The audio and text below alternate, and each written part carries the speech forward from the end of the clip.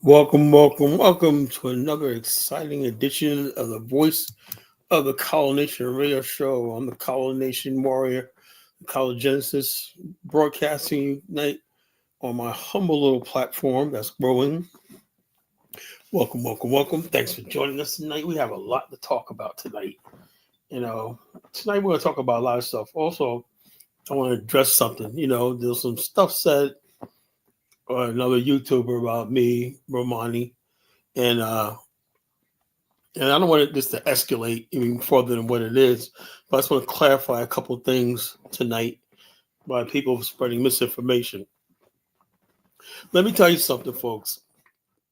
On my platform, in my presence, I believe nobody is above criticism, but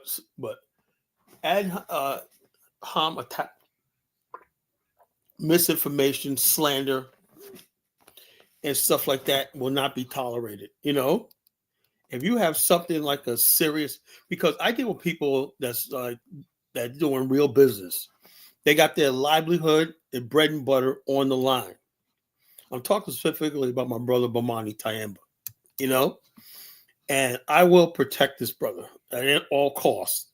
Okay, I will protect this brother at all costs. To me, he's untouchable. So when you come from Bomani, best be sure you're also talking about me. So tonight we're going to talk about that. We're going to talk about a couple of things. I'm going to talk about this stabbing death between Carmelo Anthony. I had a chance to look at it and stuff like that before I gave my decision, stuff like that. It's been like a couple of weeks. I haven't commented on it yet publicly. But I'm looking at something, right? About this case was disturbing to me. There's a right-wing, coons, right-wing, racist, and all these people are calling this guy, Kid Carmelo Anthony, a thug. First of all, the kid's an honor student. And also, let me tell you something, right? Anybody who's done self-defense or whatever like that, if you see somebody with a knife, the first thing you do is you back off.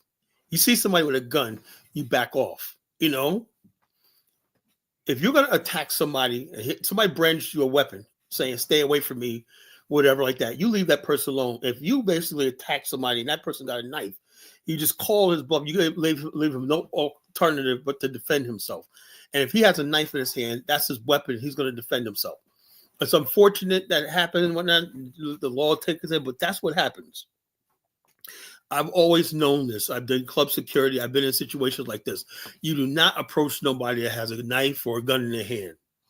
You back off, whatever like that. If you're not trained in disarming people and stuff like that, this guy basically tried to. It was like I heard there was several of them taunting him, and I know that feeling when you're being taunted and somebody's about to attack you or not. You just want to be left alone, and so you'll do anything to survive. Let me tell you something. A man over 180 pounds can kill you. Make no mistake about that. Somebody is at least 880, 75, 80 pounds is capable of killing you with a blow. Is capable of breaking a limb. Capable of taking your hearing. Capable of putting your eye out. Capable of disemboweling you. Look, getting beaten. I've been in that situation before when I've been jumped before. And I was stabbed. I was jumped and I was stabbed before. When you're in that situation, man, you just want to survive. You're in survival mode. You're not thinking about the consequence. You just want to live. So what gets me is the same people who called George Zimmerman a hero, he was just defending himself, even though George Zimmerman was the aggressor. The same people are now calling him a thing. What happened to Carmelo? He's being charged.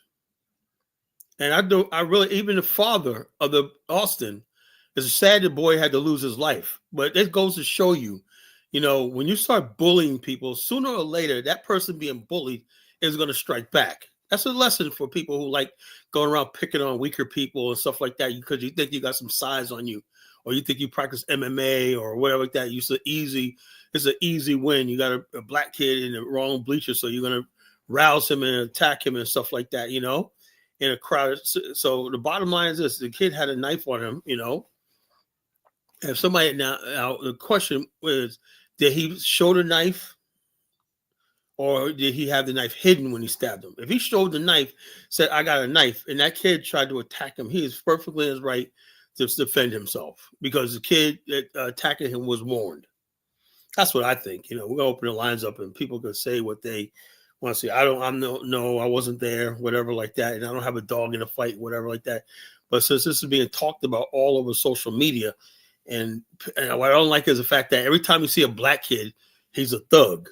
You have people like Chukwu will be up here, yeah, he's a thug and whatnot, after dumbass and all these people, all black African American kids are thugs, And if you think like that, then you're nothing but a coon, a race traitor, a racist, and people like that. So that's not the case. But I look at the fact that this kid, Carmelo Anthony, was an honor student. He never got in trouble before, but suddenly he's now a thug because he has some braids in his hair, whatever like that. He's black, So it's the situation really, really bothers me, everything like that. So we're gonna talk about that. Also, the April 5th march yesterday was a flop. All the people who it was all about people who can't understand that Kamala lost the election, so they're out there protesting. Look, the majority of people in this country voted for whatever Donald Trump is doing. That's what elections are for. He says, I have an agenda. This is what I'm going to do. This is what Kamala is going to do. This is what Biden did. This is what I want to do. Vote for me, and I'm going to implement these policies.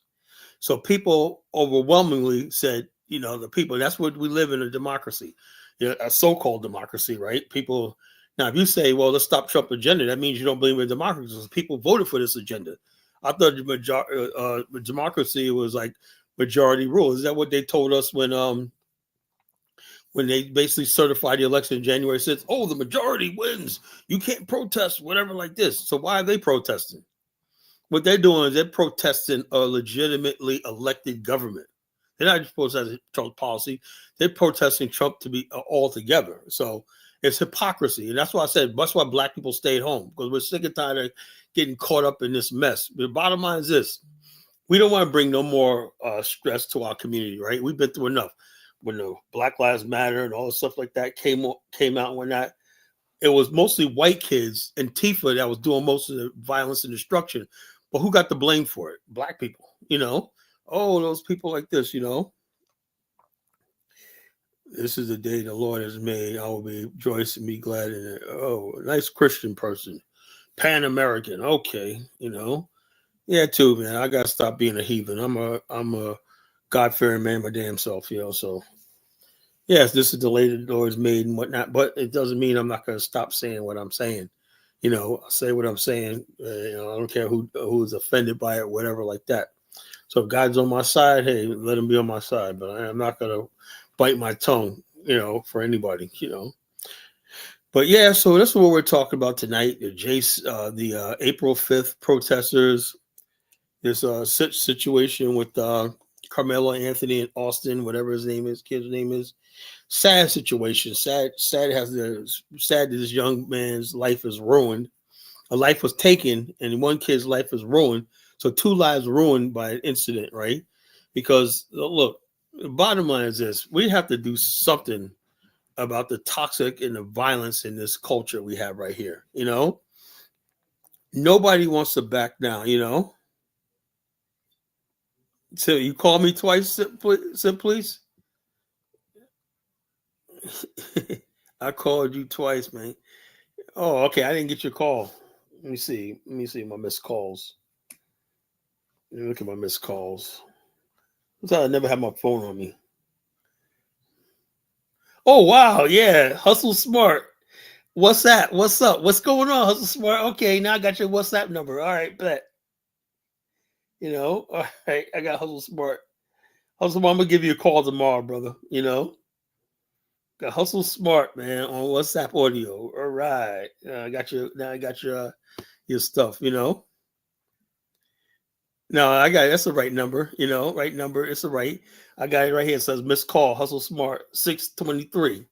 You called me at 623. I must have had my phone in my car or something like that, What I was doing at 623, I was doing something, I wasn't paying attention to my phone, 10 to 4. Okay, I'll try to call. This is my busy hours. I'll try to give you a call tomorrow, like around 2 o'clock. That's why I usually go to lunch. I go to lunch at 2 o'clock in the afternoon. So I'll probably give you a call around 2 o'clock. Also tomorrow. Look out for my call. So yeah. So I want to talk about that tonight. O'Shea mentioned me, and he mentioned Bomani, and everything like that. Bomani's communicating with him now, and we're trying to get this straightened out. Let me tell you something. Bomani is not a scammer. So anybody basically, I think Bomani just tried to call me. No, that's a day ago. Okay, so anybody basically who's trying to, he called you about, yeah, okay, but we're gonna deal with O'Shea. We're gonna deal with O'Shea Duke Jackson, and his fake ass King Ganda channel. You guys don't want to go there with us. He don't want to go there with us. I don't give a damn how big his platform is. We'll destroy him. So the bottom line is this, and me and Bomani are asking him, where's your receipts about scamming? So that's the whole thing. I'm sick and tired of niggas. All they do is run their damn mouth. No proof, no nothing. Slander people, no evidence, no nothing. Slander people's name and everything like that because you don't like somebody. You don't like me. You don't like Bomani. So look, the bottom line is this. There's a lot of people I don't like, but I don't go around accusing people of doing shit that they didn't do. Because I'm a decent person. So I don't know what the hell is he talking about. I'm scamming. We did he's not about that life. He's a friggin' plant. He's somebody that got interloped into this Pan-African space. He's a fucking red pill Tommy Sotomayor disciple who just lucked into something because it was popping at the time. Let's not go there. When I first met O'Shea like 7 years ago, about the same time I met Dynas, O'Shea was all into the manosphere and the red pill, hating on black women and talking stupid shit about black people and all this kind of stupid stuff like that. He was nothing but a Jason Whitlock, Tommy Sotomayor type, That's all the hell he was.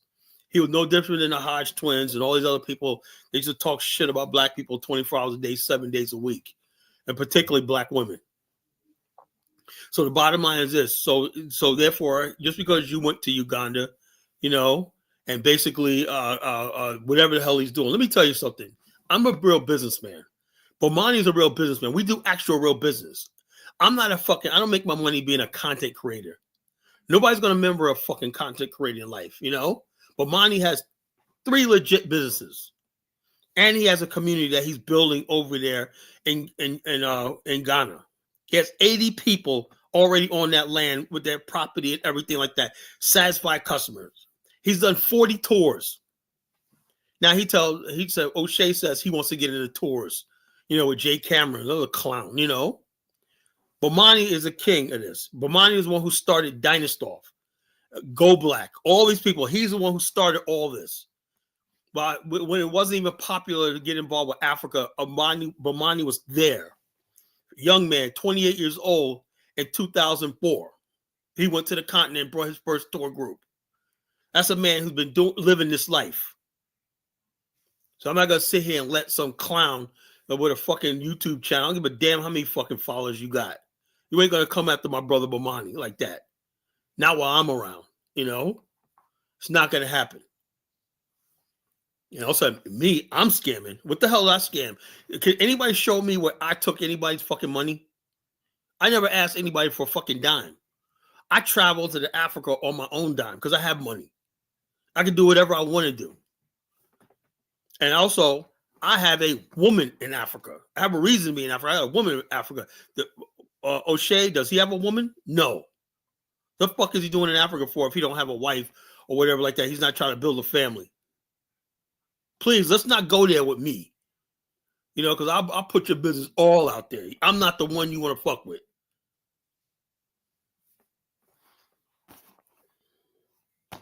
I hate these people that come out of nowhere.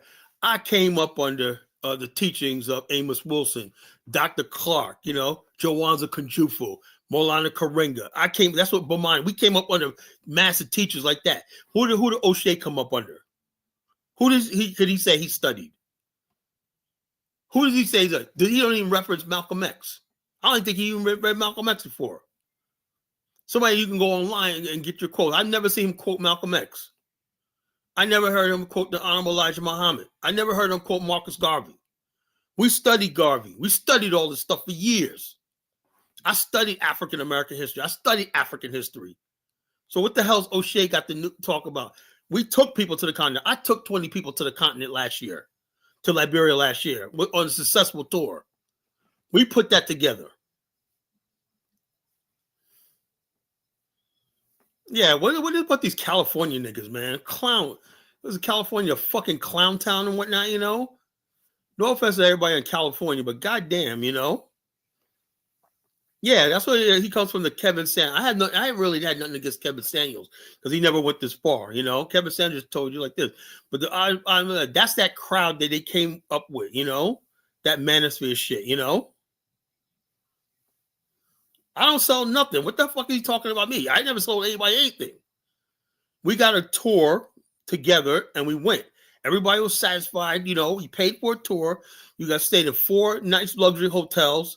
You toured the city with the historic sites, everything like that. We had a nightlife, meals, everything was included, transportation, everything went on hits. Everybody got on the plane and went right the fuck back where they came from, you know? We got people in. I was the host. I greeted people when they came to the country and I saw them off when they were leaving. I was the last person they saw when they left the country. The first person they saw and the last person they saw in Liberia was me. I was there as a host. So I'm not gonna listen to these little small boys talking with big men, with real men are talking.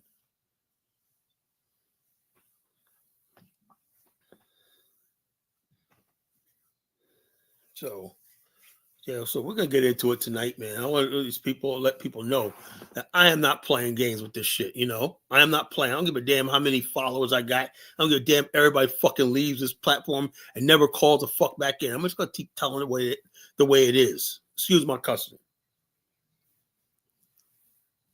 People think because they got a huge following, that don't mean shit, man. Got people going the wrong fucking direction. I could have told you, like.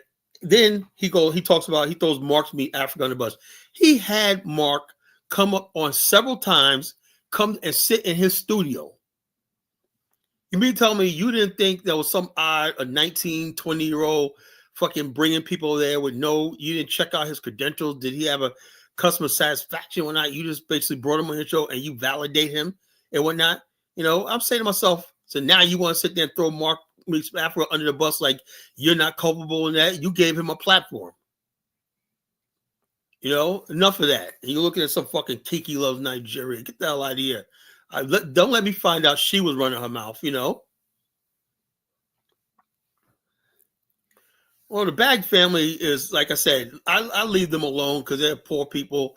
Some black people, they go to Africa because we were led to believe that Africa is our homeland, a motherland. America is racist and whatnot. And I have nothing against somebody legitimately want to move to the continent.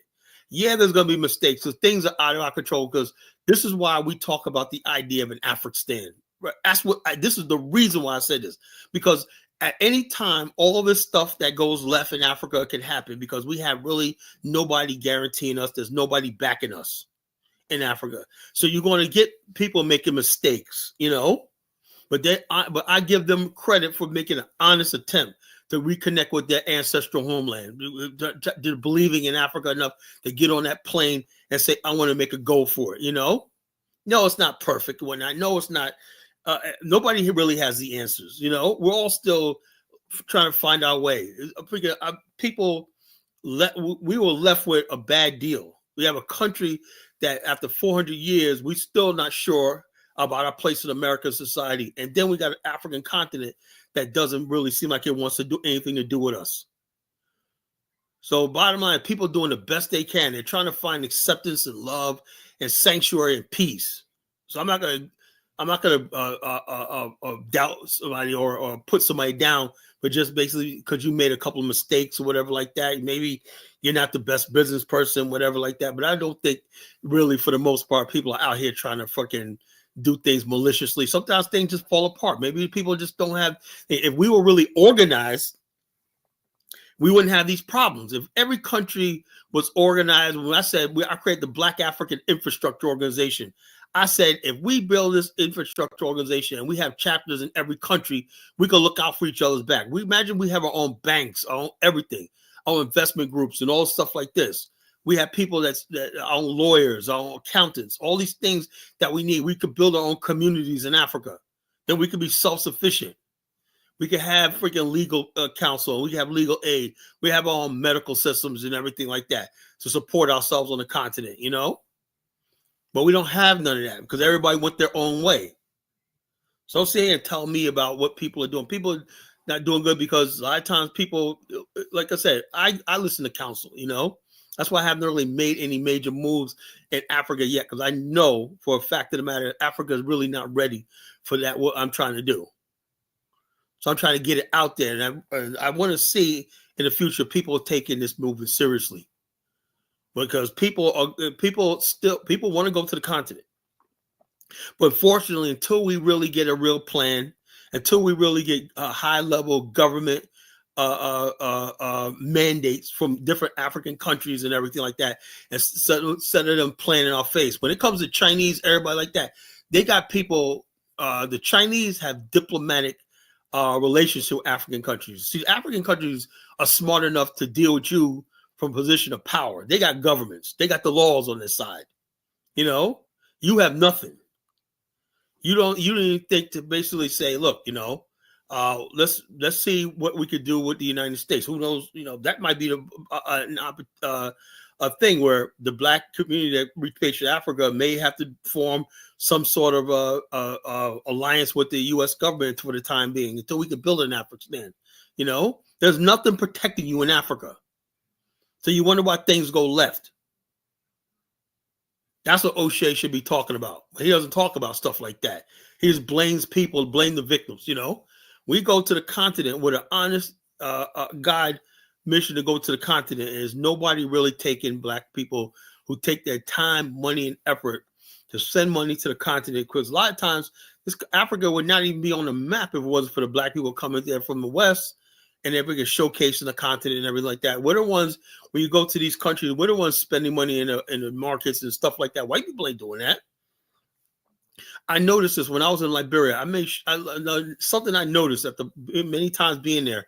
I noticed that most of the whites, Asians, everything, they only go inside the Lebanese stores. You know, you never really see a white person at an African market. You go down the Randall Street in Liberia. It's just wall to wall Black. So many people, more people I've ever seen in my freaking life. It is so packed you can't even move. Every street is choked with traffic and everything like that. There's literally tens of thousands of people per square mile, right? You don't see one freaking white face. Not one. Where do you see the white people at? Why not? You know, they're basically going to the Lebanese stores.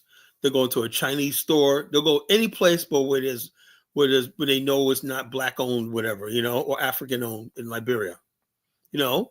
So the bottom line is this: who goes into these markets? Like people like me.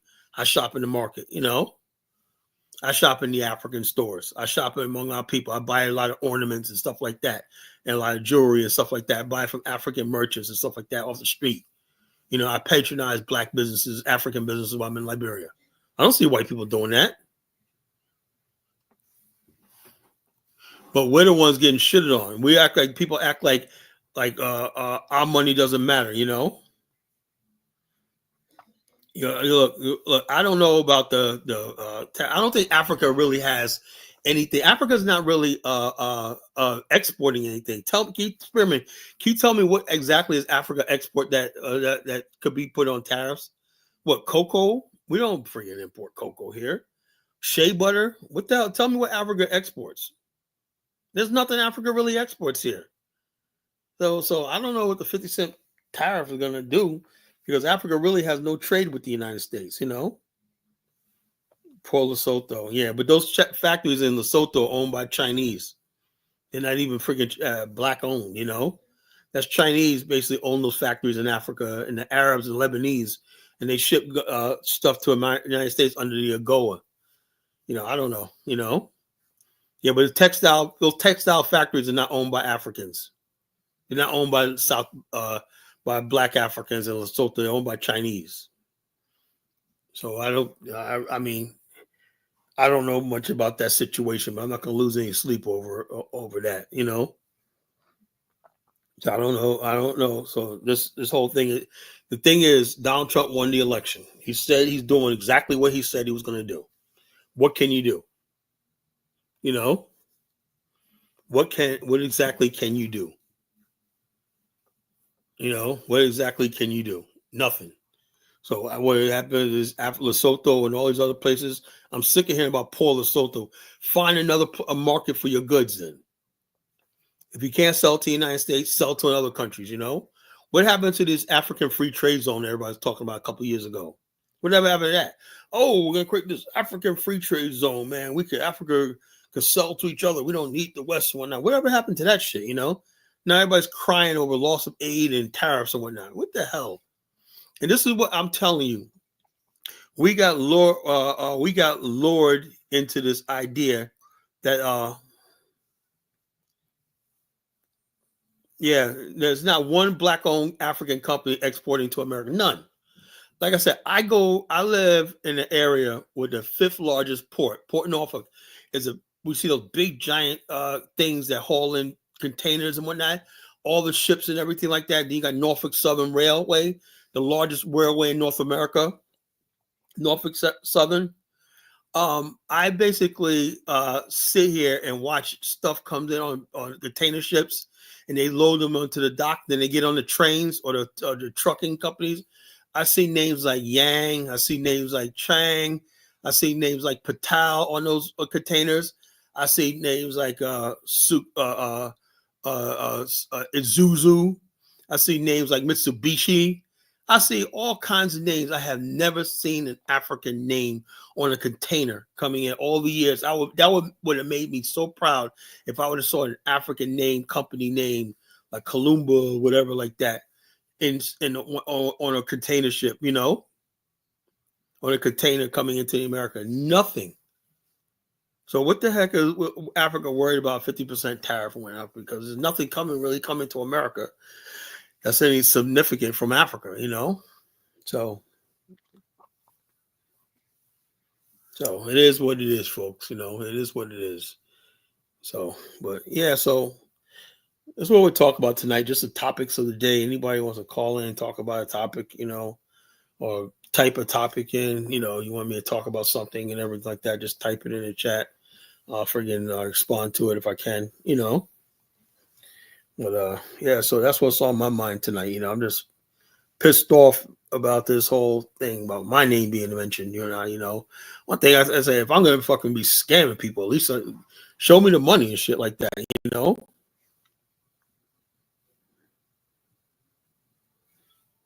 Yeah, America can be an isolationist company. Don't really need anything from these outside world. Really, America's the only country in the world that can produce all of its resources, all of its manufactured good, everything, all its crops, everything like that. For the most part, America doesn't really need the outside world.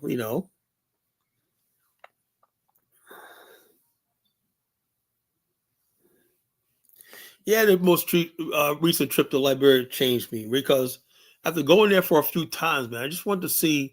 I see progress for Liberia. I see the country's getting better. But as far as like my vision of Pan-Africanism, that's dead. I don't think Africans really, really care about Pan-Africanism, Black nationalism, and stuff like that. I really just don't think they are.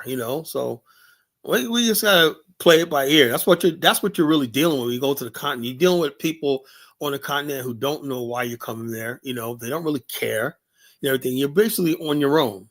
You're basically on your own. So of course there's going to be mistakes and missteps and blunders and everything like that, because you're not really dealing with people that say, something, these are people coming home. Let's provide for them. Let's give them opportunities. Let's get them in government. Let's see what that's on their mind, everything like that. Let's connect back. There's none of that going on. There's none of that. Yeah, of course we need our own enclave. Of course. That's the whole idea of the Afghanistan. We need our own enclave. We need to be able to be strong and self-sufficient and organized, at the highest level. We need political representation representing us in Africa, That's what people make this mistake. I'm in Africa. People in power look like me. That don't mean shit, So when things go left and everything like that, like it happened in Tanzania with that Tiffany banner, people are like, "Well, how did this happen? How did this happen? Why are people acting like this? Why?"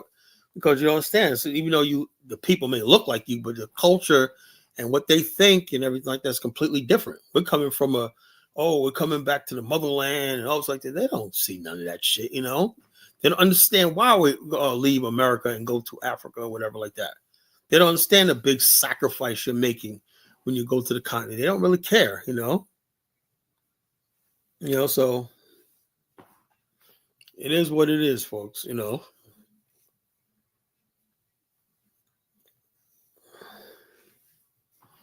So it is what it is, folks. So it is been so people make mistakes when they go to the continent. I cut them some slack. There's no blueprint. There's no book on how to successfully move to Africa or whatever like this. It has. If such book exists, please show me where it's at. There's none. A lot of our people who went to the continent before and everything like that, they worked for an NGO or they looked up and worked in government. They helped out a lot of Black people in America in the post-independence movement. Was able to get act as liaison between the United States and newly formed African countries. So there was opportunity there. Them things are not there anymore because a lot of Africans got their own people now in the States and everything like that lobbying for them. They don't need Black America anymore. They don't need Black America anymore. So when you go there, when you go into a place that they got the internet, they got all stuff like that. What exactly you need? Before it was like they needed us because we were the go-between between us, them, and the United States. That's not the case anymore. Now they got internet, they got all this stuff like that they could connect with, bypass us and everything. And many times they really bypass because African immigrants, to be honest with you, and Black immigrants have really more influence in the government than we do because they're representing sovereign states and everything like that. So they basically like Keith Ellison, he works for the Liberian community up in Minnesota. Why? Because their key constituency, because they have an agenda. What's their agenda of the Liberian agenda? Temporary protective status. That was the number one thing. We don't want to get the point. Liberia's not ready to go home like that. So in 2017, Keith Ellison asked Donald Trump to extend TPS for Liberians, and how why he did that for Liberia, I don't know, So we waited too long to get involved with Africa. We're coming in after the fact, Look, African Americans. It doesn't matter if they're African Americans or the Black Caucus. If they don't have a consciousness, right? Like what you hear from me is an African American consciousness. Those so-called African Americans in the collective Black Caucus are for who's paying them. Who's paying the Congressional Black Caucus? The gays, corporate America. All they look at this girl, Jasmine Crockett. They said she took $375 for a PAC, a political action committee. How's Maxine Ward worth millions of dollars? How's Jasmine Crockett 18 months in Congress? She's worth $9 million. These people are basically out for themselves. There's nobody. We have 45 million people. It's a shame have really no political representation in this country. None. So please, Prince of B, don't tell me about no Congress. I call it the Congressional Black Caucus. It's a carcass, not a caucus. It's a carcass. The Congressional Black Caucus.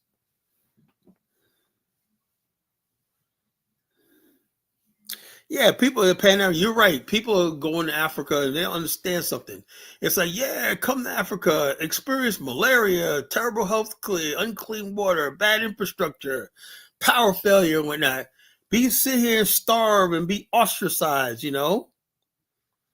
ostracized. Come on, 17, please stop it. Stop it. Stop it. She has a successful law firm. Stop it, bro. She's taking kickbacks,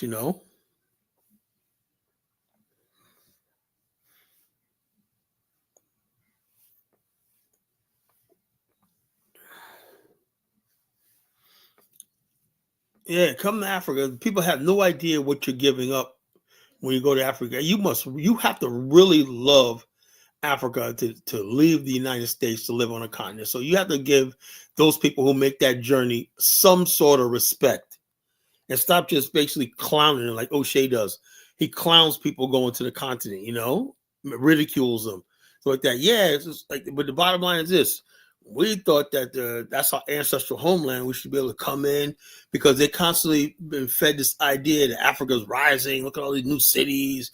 Africa's on the move and all stuff like that. We were led to believe that Africa had a place for us in the modern world. And we're seeing now that's not the case.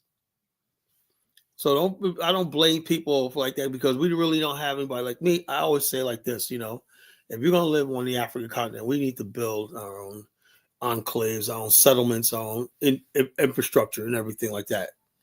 We should have our own governments and stuff like that, micro states and everything like that, and territories that we govern and whatnot, that we could bring our own people in and we could provide for our own people. We should be able to provide jobs, assistance, healthcare, education for our own people that come over here. We should have our own tax base. That's what having a municipality is all about. Have your own tax base. We could tax goods and services, real estate and stuff like that. You can't do that because most African countries, you can't even own real estate, So how are you going to build a tax base? So the whole thing is just a really big mess when it comes to the continent. I understand that, That's why Bomani and I is trying to work so hard for this idea of an African, the idea of building something sustainable for our people. We can have everything we need and everything like that. And we're getting ostracized for doing the right thing to try to save people the trouble, the thing, because people want to move to the continent. That's trying to say don't go to, that's what O'Shea's trying to do. He's there to make sure that to discourage Black people from moving to the continent. That's what he's there for. No other reason, but he's trying to discourage the whole movement. I'm not fooled by the fact that he lives in Uganda. I'm not fooled by that. He has never anything good and positive to say about Black people in America. Never. He don't talk about the success of Black people in America. He don't talk about the success of the Black people who are successfully doing well in Africa. There was a group of African American businessmen that got $250 million hedge fund into Uganda, right? $250 million. I asked O'Shea, find these brothers and give them an interview, No, O'Shea, I think O'Shea probably is African, to tell you the truth, I don't think he's African American, the way he acts like he hates, like maybe because he just, people look at him and he's been picked on his whole life and shit like that, Yeah, so like I said, O'Shea clowns people, as struggling, man. Instead of giving Ricky, so he's supposed to be educated, Instead of giving Ricky some a sound, but he could have went to Gambia and said, "Hey, brother, this is what I see,"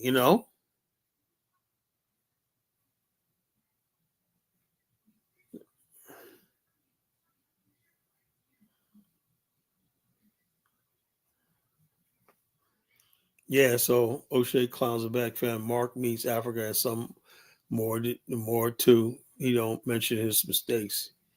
He did admit that he was called the N-word. Yeah, what the fuck you doing in Poland? Like, what the fuck you doing in cold ass Poland and whatnot? I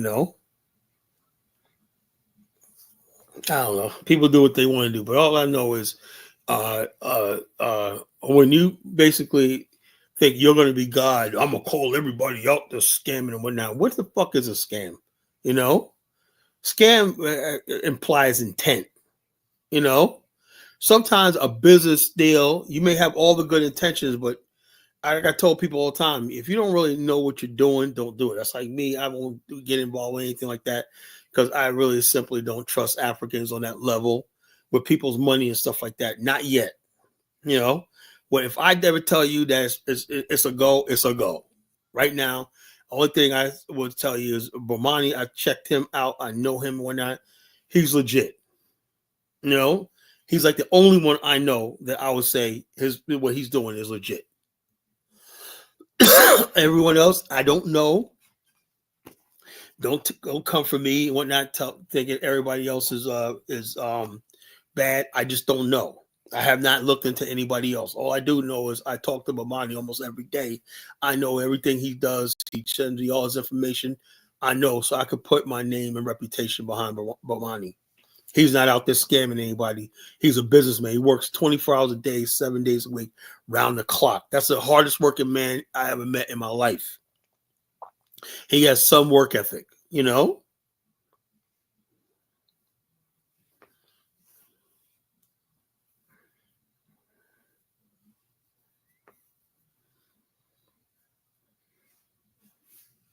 So, like I said, I don't like when if people got evidence against me or Bomani, just come up, bring your evidence. Bring your evidence. You know, that's why I banned that friggin' Zongo, you know? Oh, yeah, you was in a BAO, you did this one. Do you have any evidence? You know? People say one thing, they say hearsay, they hear half truths, partial truths, or sort of this, that, thing, and they just go with this, oh, you must be scamming, Carla, or not. Look, I got better things to do than sit here online and try to scam you broke ass fucking people, you know? I don't need your money. You understand? I do not need your money. That's why I said, me personally, I don't freaking get into this I don't get into this whole idea of trying to make money, and I just don't. It's just not me. I make my money. I have a legit business here in America. You know, I don't need to friggin' to try to get anything. Because I really don't believe it. You know, people say, "Oh, Africa has all this opportunity." I don't fucking believe it. I have not seen it yet. Everybody that does business in Africa was behind everybody like that. You know, they always make their money from black people in Black America. Everybody. Whether it's Dinus Amir, who supports his live streams, who goes on his tours, Black America. Bomani will tell you most of his clients that he does his IT business, you know, Black America. Who goes on his tours, Black America. How much business do you get from Africans? Not a fucking thing. So if I feel like this, if the money's with Black America, where everything you do, I might as well just make my money here. The fuck I need to go to Africa for? I'll go there and visit and everything like that, but think I'm gonna get rich with fucking continent where the average fucking salary is what, $20 a month? What now? Are you kidding me? You a joke?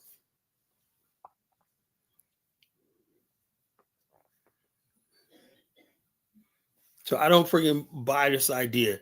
Oh yeah, when somebody like freaking Go Black, that was a freaking says, yeah, you come to Africa, blah blah blah. You know, now he's all this.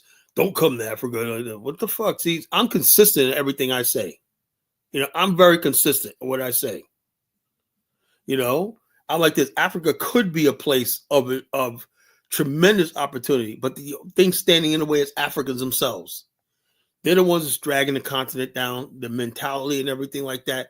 They're the ones that basically like this, because if they were smart, they would try to get they will hold this Pan-African group in America as gold.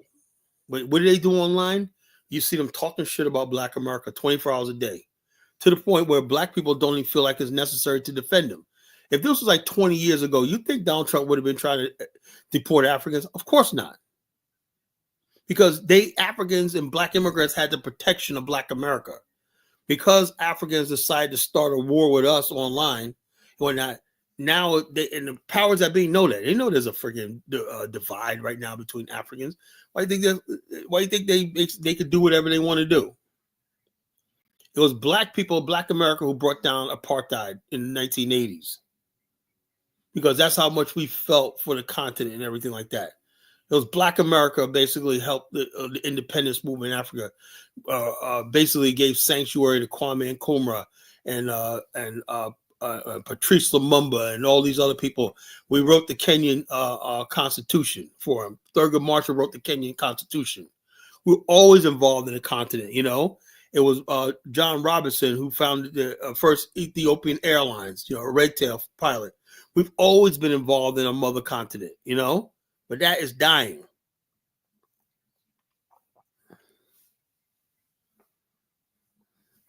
So it is what it is. So with that being said, right now, you do have people that are honestly trying to build something. Bomani's one of them. And I'm not going to let him be slandered by people who I don't think they got the best intentions for black people, right? You don't come out of the fucking red pill manosphere and get into this and whatnot, and you're going to pass judgment on somebody like Bomani, somebody who's fucking took 40 tours. Bomani's a young man. He's only 47 years old. He's done more in his life than people twice his age. This man's a single father, raises his son.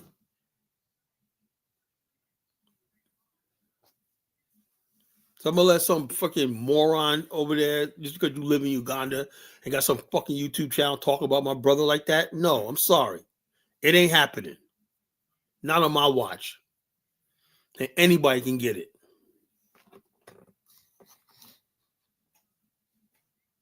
So I'm gonna get a link in the chat room, folks. You call in. You want to talk about this topic and many other. I want to talk more about that Carmelo Anthony situation in Texas. Yeah,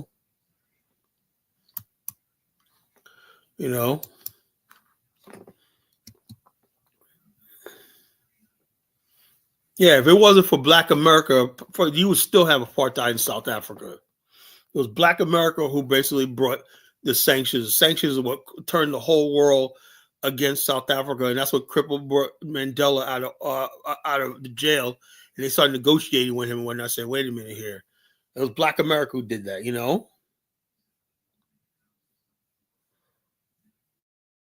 So, how you doing?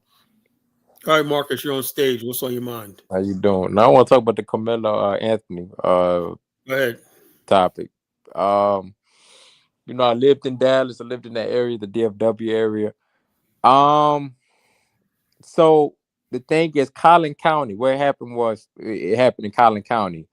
A lot of black transplants, when they move to Dallas, they don't want to be around the black people, the natives per se. So they moved to Collin County with all them little white people, Allen, Plano, Frisco, and it's historically racist. So 9 times out of 10, the little white boys were messing with Carmelo, and he defended himself. If somebody has a knife in their hands, correct me if I'm wrong. If somebody is like, did they say, did he show the knife or? I thought he just pulled it out just to defend himself. I didn't think he showed it. Did he pull the knife out and the kid still came at him? Yeah, I gotta do my research on that. I thought he just pulled it out. That's key right there. If somebody pulls a knife out, you need to back off. Yeah. Because the bottom line is, if somebody pulls it, that means he's scared. And he's trying to defend himself.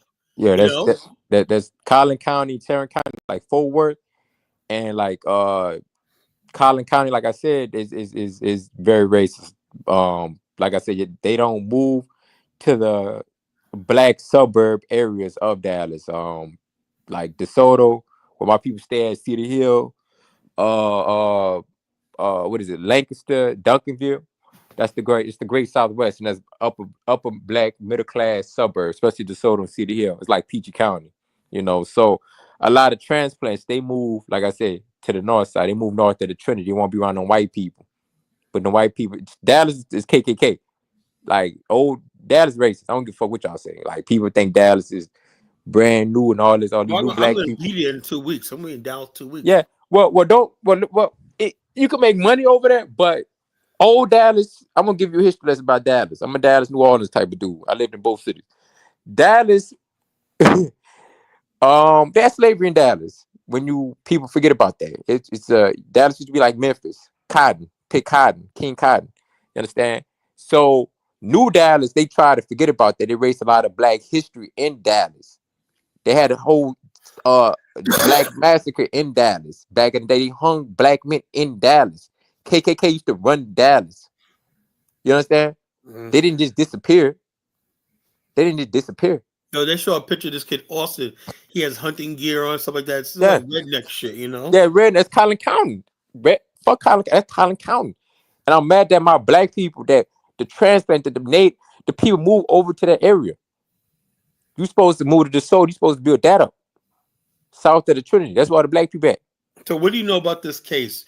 They said he was sitting in the wrong bleachers or Yeah, he something was like seeing the that. wrong thing, and they were messing with. I know how the white boys are. How to get down in college. They probably messing with dude. They should have got the police. They should have got somebody else to deal with that.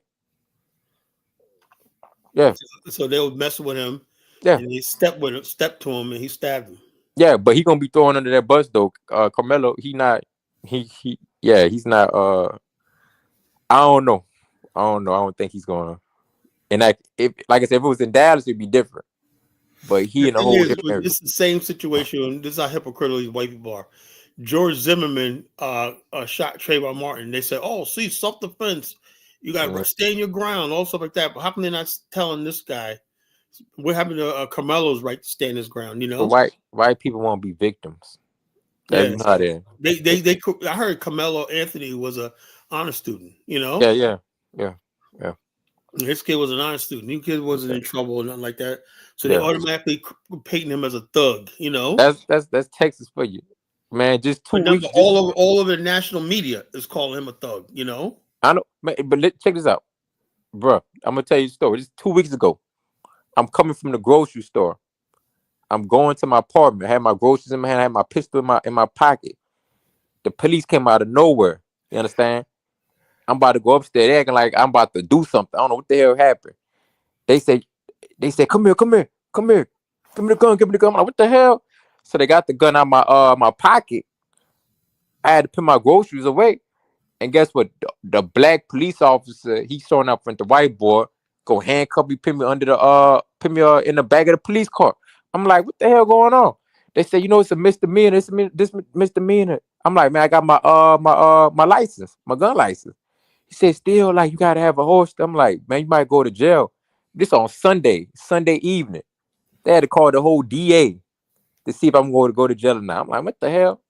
Yeah, it's getting like that though. It's Texas. You understand? They're gonna paint you as a black man as the bad guy. They're gonna paint, they're gonna try to do that. It's crazy. That's what it is. But the bottom line, I'm like this. I stay out of their face, whatever, like that. Oh, no. You guys, but they might just, you never know. They might, like what just happened to me. I'm going to my apartment, and they came out the blue. Got no record, got nothing. So they gonna try to paint you as a bad guy. They're gonna try to paint you, especially in certain areas in Texas. Texas still the South. It's the last place where the slaves became free. Don't let this new shit fool you. Principally goes, college needs to be networking with African investors. I am so what Principe from about Africa? Where is he from? African investors. I've been looking for this shit for years, right? I have yet to find really any credible African businessman, a really credible business opportunity. I'm just that serious. And all the people I know that's successful and deal with Africa, their money comes from Black America. Let me ask you this though: if you try to get this money from these Africans or whatever, they might look at you as competition. Would you even trust these people? Well, I don't look. I don't know what it is. Like when people say, "Let's invest," right? Look, the whole thing is, it's different if Africa had free markets and stuff like that, and you had a transparent system where you could invest in something, like let's say somebody's building a factory, and the factory is going to produce, like Ibram Traore is making a tomato factory. They're going to produce tomato, and they're going to can tomatoes and stuff like that. That would be a good investment to get into. Let's say you wanted to get into that. Let's say you want to, let's say we had a person who makes tomatoes, right? Mm-hmm. And manufacture a brand. And say, something? Instead of me growing my tomatoes in Arkansas, I want to grow it in Burkina Faso. I want to build that would be an investment, wouldn't it? Because you would save money on labor and all stuff like this, right? But where do you find those sort of investment opportunities in Africa? They're not going. You gotta really look for it. But the thing is, the sad thing about it is that you have to look for it. The Chinese don't have to look for it. You understand? The Arabs don't have to look for it. The Chinese and the Arabs, they got governments backing them, right? And they do their research. They know, the Chinese and Arabs, they study Africa for years, right? They got their research teams, or they got the feasibility studies. You know what a feasibility study costs? No. It's about $100,000. What is that? Explain. What is that? Okay, a feasibility study is, let's say you want to grow You said, look, let's say there's a region in Liberia that's good for pineapples, right? Yeah. You say, you know something? If I know how I worked at a factory that made pineapple juice. This is what you do. Boom, boom, boom. You cut the pineapples, you put it in here, whatever like that. The factory, the juicers, and you can put it in juice cans and whatnot. And then you got a finished product right there. A feasibility study would study the climate. They will study the market. They'll study transport. They'll study all the things that would take. And in real time intelligence, they'll say, this is what needs to happen. The government needs to do this. The government needs to do that. You need water supply needs to be better. Electricity supply needs to be better. Labor, the skilled labor needs to open this training facility for this skilled labor. That's a feasibility study. Everything to get that thing to think. Then it's up to you and luck and carrying it out, But feasibility study is what everyone does before they make a move. If you don't have a feasibility study, you don't do any major investment, And feasibility study is about that was 10 years ago. It's probably much more now. A real comprehensive feasibility study, like Liberia had a bunch of feasibility studies. The UN gave Liberia like millions of dollars worth of feasibility studies, a lot of different sectors, right? Idiots, they knew nothing with it, right? They still got projects on the shelf. West Africa in general they spent millions of dollars in Africa on feasibility studies, right? They know exactly what to do, but but implementing them is another thing, because it's like, okay, if you want to build this, okay, you got to do this to your power grid. You got to do this, the electric grid. You need to do better roads. You got to do this, you got to build, you need to get your test scores in this particular area up, and you got to set these benchmarks and everything so you can be ready and whatnot. There's feasibility studies about a Trans-Africa railway that was made. I remember back in the 90s. I had that with the Shiley Institute, a feasibility study for a Trans-Africa highway system. There was a feasibility study about diverting water from the Congo, Zambia, and all these other people, and piping the water through canals and pipeline to green the Sahara Desert. There's been feasibility studies Africa's sitting on tops of feasibility studies, right? But they don't implement them, They're too lazy. Yeah, it takes a lot of work, and but they got the manpower though. Yeah, they got everything, but just organization. Like I said, so when you have a feasibility, you know what to do and everything like that, you can implement them if you have the political will. But if you don't have the political will, that's why I try to tell black people all the time. You got to pick a country that got this shit together, Okay, and what's the closest country like Rwanda, they got their shit together. That's why I said I don't understand why somebody hate Rwanda so much. Rwanda is a model of what exactly to do in building a nation. What's going on in the Congo? That's why. Well, the bottom line. See, the thing is though, you got a lot of rebels that from the Rwanda war that's in the Congo. That's what the problem is. And Paul Kagame has got them and M23 are hunting these people down. Because if not, these people could basically destabilize Rwanda. So he has to do that, Unfortunately, it's it overruns into the Congo, but that's where they're hiding out. The warlords and stuff like that, the people who committed genocide and everything like that. You got Hutu rebels still out there. You got people out there that all they want to do is kill, burn, and loot. Just like you may have a life where you want to go to school, like that. You got people out there that got guns that all they know is pillage. They can't wait to get back to killing. That's a life. You can loot and make money and rape and do whatever you want, lawlessness and whatnot. Some people like lawlessness, Yeah. So that's easy, Yeah. Man, it's crazy. Principally goes, so you think tariffs, first of all, like I told you, tariffs, right? Africa really doesn't have anything in America that sells America. So what the hell does Africa care about tariffs for? Ain't nothing coming from Africa in the first place, We don't get any cars. The oil coming from Nigeria brought in by U.S. companies in Nigeria, So so it's like, oh, Africa got hit with tariffs. So what? There ain't nothing coming here anyway, So it is what it is. will make it look inwards. Hey, yeah, I've been saying that for a long time. Make Africa look inward. I've been hearing that since the 1990s. Whatnot. Yeah, we're gonna finally. Hey, Principal, you Haitian? He Haitian, no? Yeah, principally, yeah. Well, he got to deal with Haiti then. He talking about Africa. That's the least of a word. Hades is a mess. You got to deal with Haiti. Yeah, that's the least of your word. I got people up in the islands and shit. They telling me they all going to the Bahamas. They say Haiti fucked up right now. You got to deal with Haiti first. Then you can talk about Africa, Principal. Get stable.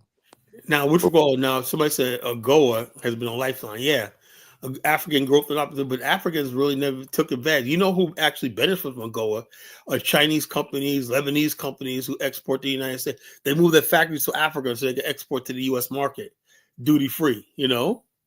It's ending in September, so Africa ain't got all right there. So the bottom line is, so even that was going. Africans didn't even get a chance to benefit from AGOA. So that's really. I hope Donald Trump changes his mind. I don't agree with that policy of getting rid of AGOA. Because like I said, that could have been a way of us getting into wherever there's a will, there's a way. Africa could have been. Let me ask you a question. You're a younger person. Yeah. Are any black-owned fashion clothing companies anymore? No, retarded. Hell no. They gave that shit away. A lot of them must. Nah.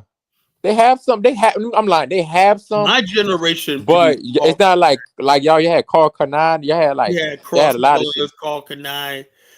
We had FUBU. We had all this Baby Fat. Yeah. All these designers were not that we like this. What is going on with this generation? Like I said, the millennial generation, like I said, O'Shea. You know what the millennials do? They're content fucking creators. I think you're talking about Gen Z. You talking about Gen Z? Yeah, and millennials too. They're content creators. Yeah, but they a millennial. They have fashion, but you gotta understand, man. We as each generation goes on, we becoming more white and white. We not like. I feel like it becoming white, and we not like our generation. Y'all want to be. We didn't know how to. This generations don't know how to draw the line. They want to be white. They want to be. They think everything now. If you don't see white people involved, it ain't cool. Yeah, we want to be. Well, not me, but this video going around Facebook, right? Yeah, I'm about to delete Facebook. I'm sick and tired of it, right? Yeah. They had this girl. She cute black girl. White guys have discovered cute black girls. You ever notice that? They discovered black girls are cute, whatever like that. Yeah. I see a lot of them. They messing with them now. I see a lot. And so this guy is 41, and he said she was 19. And I said, I wrote a comment. I said, this is disgusting. Where's your father at? He's where's 41 and she's 19. What's a 41-year-old white man doing with a freaking 19-year-old black girl? She looking for a daddy. This is sick, I'm saying to myself, this is sick. I'm sorry, man. People call me a racist all you want. I don't fucking accept this shit, It's too late. That's the world we're fucking living in, Let me I'm gonna tell you this. I got another story. I was with this black chick like a year ago, 2 years ago. Some chick I was talking to. I don't give money to white homeless dudes, but I told this I gave some money to this white homeless dude up in Houston. I was like, I usually don't give no money to y'all, but I'm kind of racist. I ain't gonna lie. I gave the money to $1 to like a homeless white dude.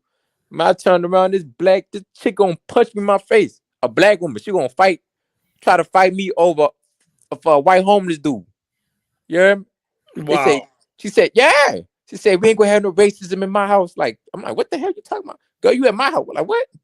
So and she Gen Z, as generations go on, they think racism over. He said, racism, it's too old, it's over with. What you talking? I'm like, baby girl, like my people my grandpa was born in 1913. I was raised by old heads from the South. You understand? My people born in 1920s. My mom and dad was born in the 50s. Racism ain't over it. When people don't fuck with you, they don't like you. They think it's over with. Pan says that sounds like living well is not being well. We're not saying about living well white. We're saying the fact of the matter is you said that sounds more of us are moving into the suburbs and everything like that. The culture that keeps black people together is disappearing. Yeah, it's disappearing. And we adopting white ways like I talked to my old heads. We had dogs up in the house back in the day. We got young people with dogs acting like that's their kids and shit. Beautiful women acting like the dogs their kids. We're doing everything they do. We doing everything, man. I remember growing up, we wasn't like that. I remember when I was a little boy, like going to the country, it was like beautiful. Like it was like we had land, we had pigs, we had all that shit. All the families together. But now we moving to the cities, we acting like them white people. Yeah, Everybody want to so act like them white boys. we basically our spending habits, everything like that. We just Yeah. basically mirror. Like I said, we see we're just doing everything to We're fit not. into the suburbs and everything Yeah, like that, suburb life and everything. yeah. So I don't know where this is going because the I can communities tell that you. we once had are dying. Because we let them be overrun with crime and everything like that. You said So what's going? Wait, what's dying? what? What we said? What's dying again? I said the communities that we once had, where Oh, black people, did their own thing. When I used to see girls out there doing double dutch, and we had a whole yeah. culture. Man, when I was growing up, What happened to that?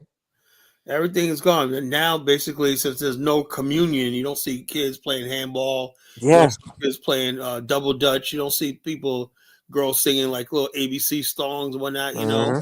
Like that. Now it's just basically people on their cell phones, In the house. beefing and whatnot. You see that? I see that in Houston, Texas. You see that, right? Yeah, So yeah. spring break, Well, whatever. we still have. Listen, we still got the third ward. So down south, we still somewhat have our communities, like you're talking about. But it's slowly moving. If it's not the white people, they're gonna try to use Mexicans or different foreign type of people to try to take over your neighborhood.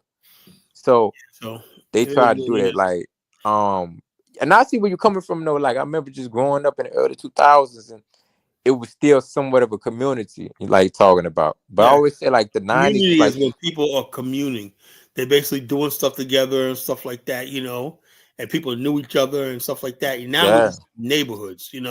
yeah, Everybody just doing their own thing, whatever like that. And then we too independent.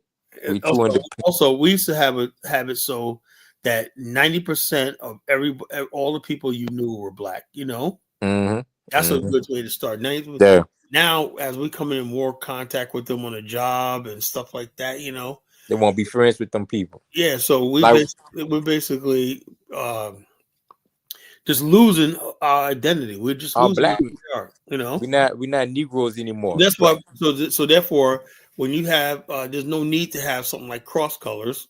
Yeah, There's no need to have Caucanine. yeah, There's no need to have FUBU. There's yeah. no need like that. So the bottom line is this: I asked the question. Okay, the one thing that survived this was shea butter. Shea butter. People laugh, man, but is that the last thing that we have that we can make? What happened to Jet? We used to have Jet magazine. We used to have all that stuff. Just still there, but it's not really. But I'm saying like this: A lot of we people. used to have famous Amos Cookie was a black-owned cookie company. But when that, yeah. What happened? Like when he sold it? You can find them somewhere. Every once in a while, you might see them. But the thing is, we do not Guys, have not from stop. anything of value. Who? You go to the grocery Pan store. American. What you talking about? Check us out. You ever go to the grocery store? You see the Spanish section, the Asian section in the Yeah, grocery market, in Walmart, whatever like that. yeah. The imported canned goods and stuff like that from Who is you guy? all over and what the world whatnot. Where is it? Even the African? Where's the African section? You don't see it. Well, not well. I'm down south. We do have like our little sections though. I ain't gonna lie, in our grocery store. You see canned goods. Oh, they got some dude from Chicago. He got some. I forgot what his name. Yeah, they got like one or Yeah, two. I think we do have. Maybe correct me. We do got a couple of food Yeah, companies that make stuff and stuff like yeah. that. We got a couple. If something that we could basically bring is say, oh let me give you an example. A friend of mine, my good guy Nee, one of his boys is a Ghanaian American, right? He's Ghanaian American, right? Yeah, And the thing is, Africans have an advantage over us because they got land back in Africa, right? yeah, He has a factory that makes those squeeze juices things in a little container. yeah.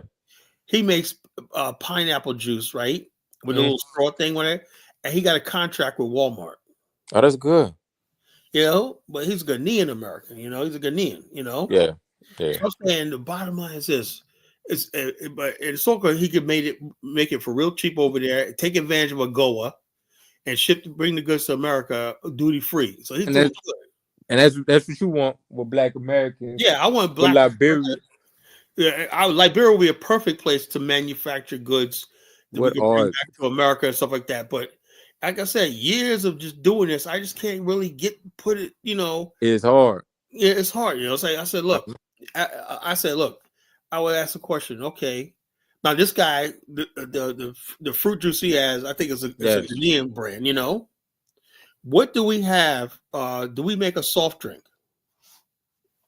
Nope. Do we? We do have a Harlem. You ever heard of Harlem Brewery? No. Okay, Harlem Brewery was a brewery beer company, right? But the thing is, I tried to reach out to them, right? They were like, "Oh yeah, blah blah." It was about a lady, and their bottom line, they were just so, you sort of when you sort of had a factory. It's in Harlem, right? Harlem Brewery, right? And they got a contract and everything like that. But I'm saying to myself, let me see if they're still around. Let me look them up. And I said to myself, the way they were just acting, so I said, you got a golden opportunity to friggin' get that on the shelves or everything like that. And they were just going like, okay, I think they inherited it or something like that.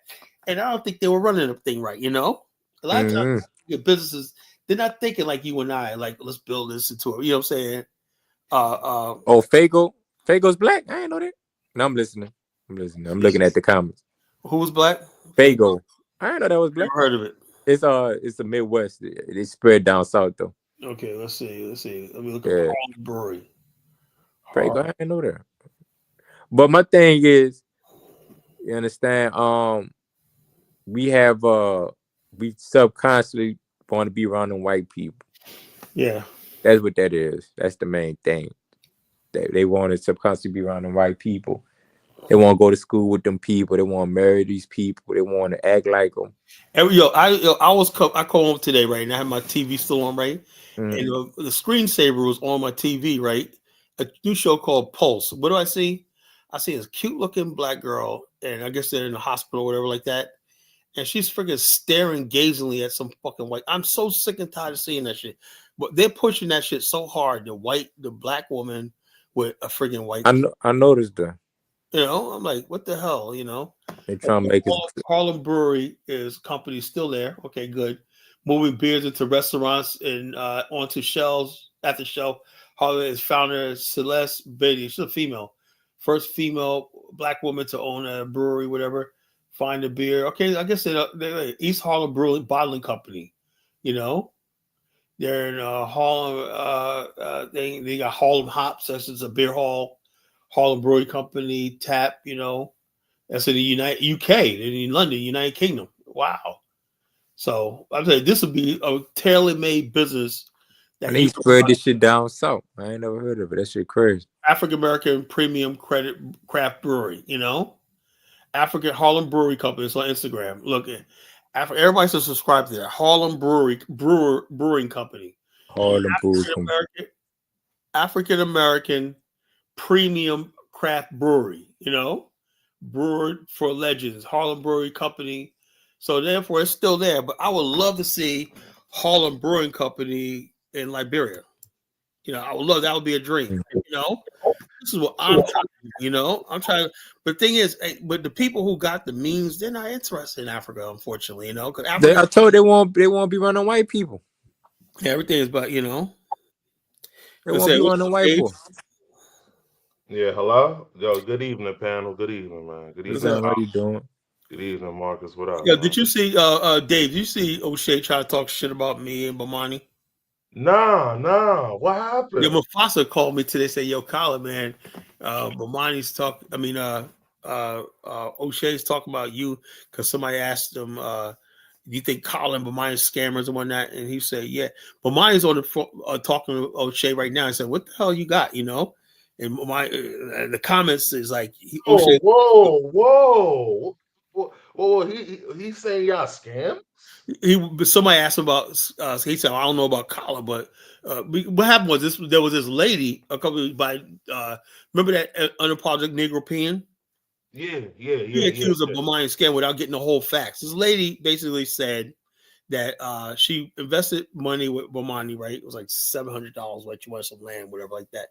And then she backed out, said, "No, I don't want it." She wanted to go to a Sable, whatever like that. So Bomani said, "I'll give you your money back, but minus administrative fee, which is standard, right?"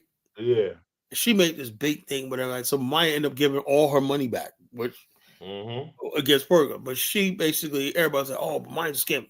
And then basically what happened was she tried to pay off a police to arrest Bomani in Ghana and whatnot, And then Negro Peon try to say Bomani's on the run. You know, you had people in the comment, yeah, Oh I man. can't wait to arrest him myself when I hand him in. I was like, Oh hey, man. not what happened, you know. And then also a few months later, he was back in Ghana. You know, Oh man. he was back in Ghana. You know.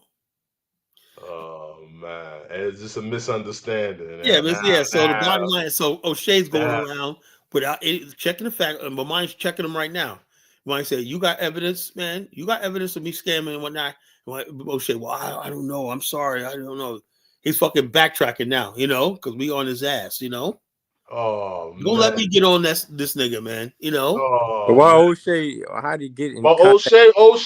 O'Shea lean more FBA, man. He's on the FBA train, man.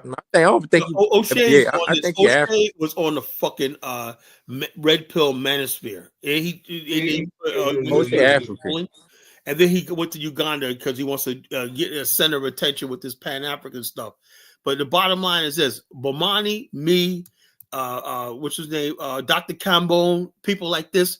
We came up in this fucking movement, you know. We came up in this movement, right? You don't just come out of nowhere with no credentials and whatnot. Who has O'Shea studied under? Who did he read? Who does he reference?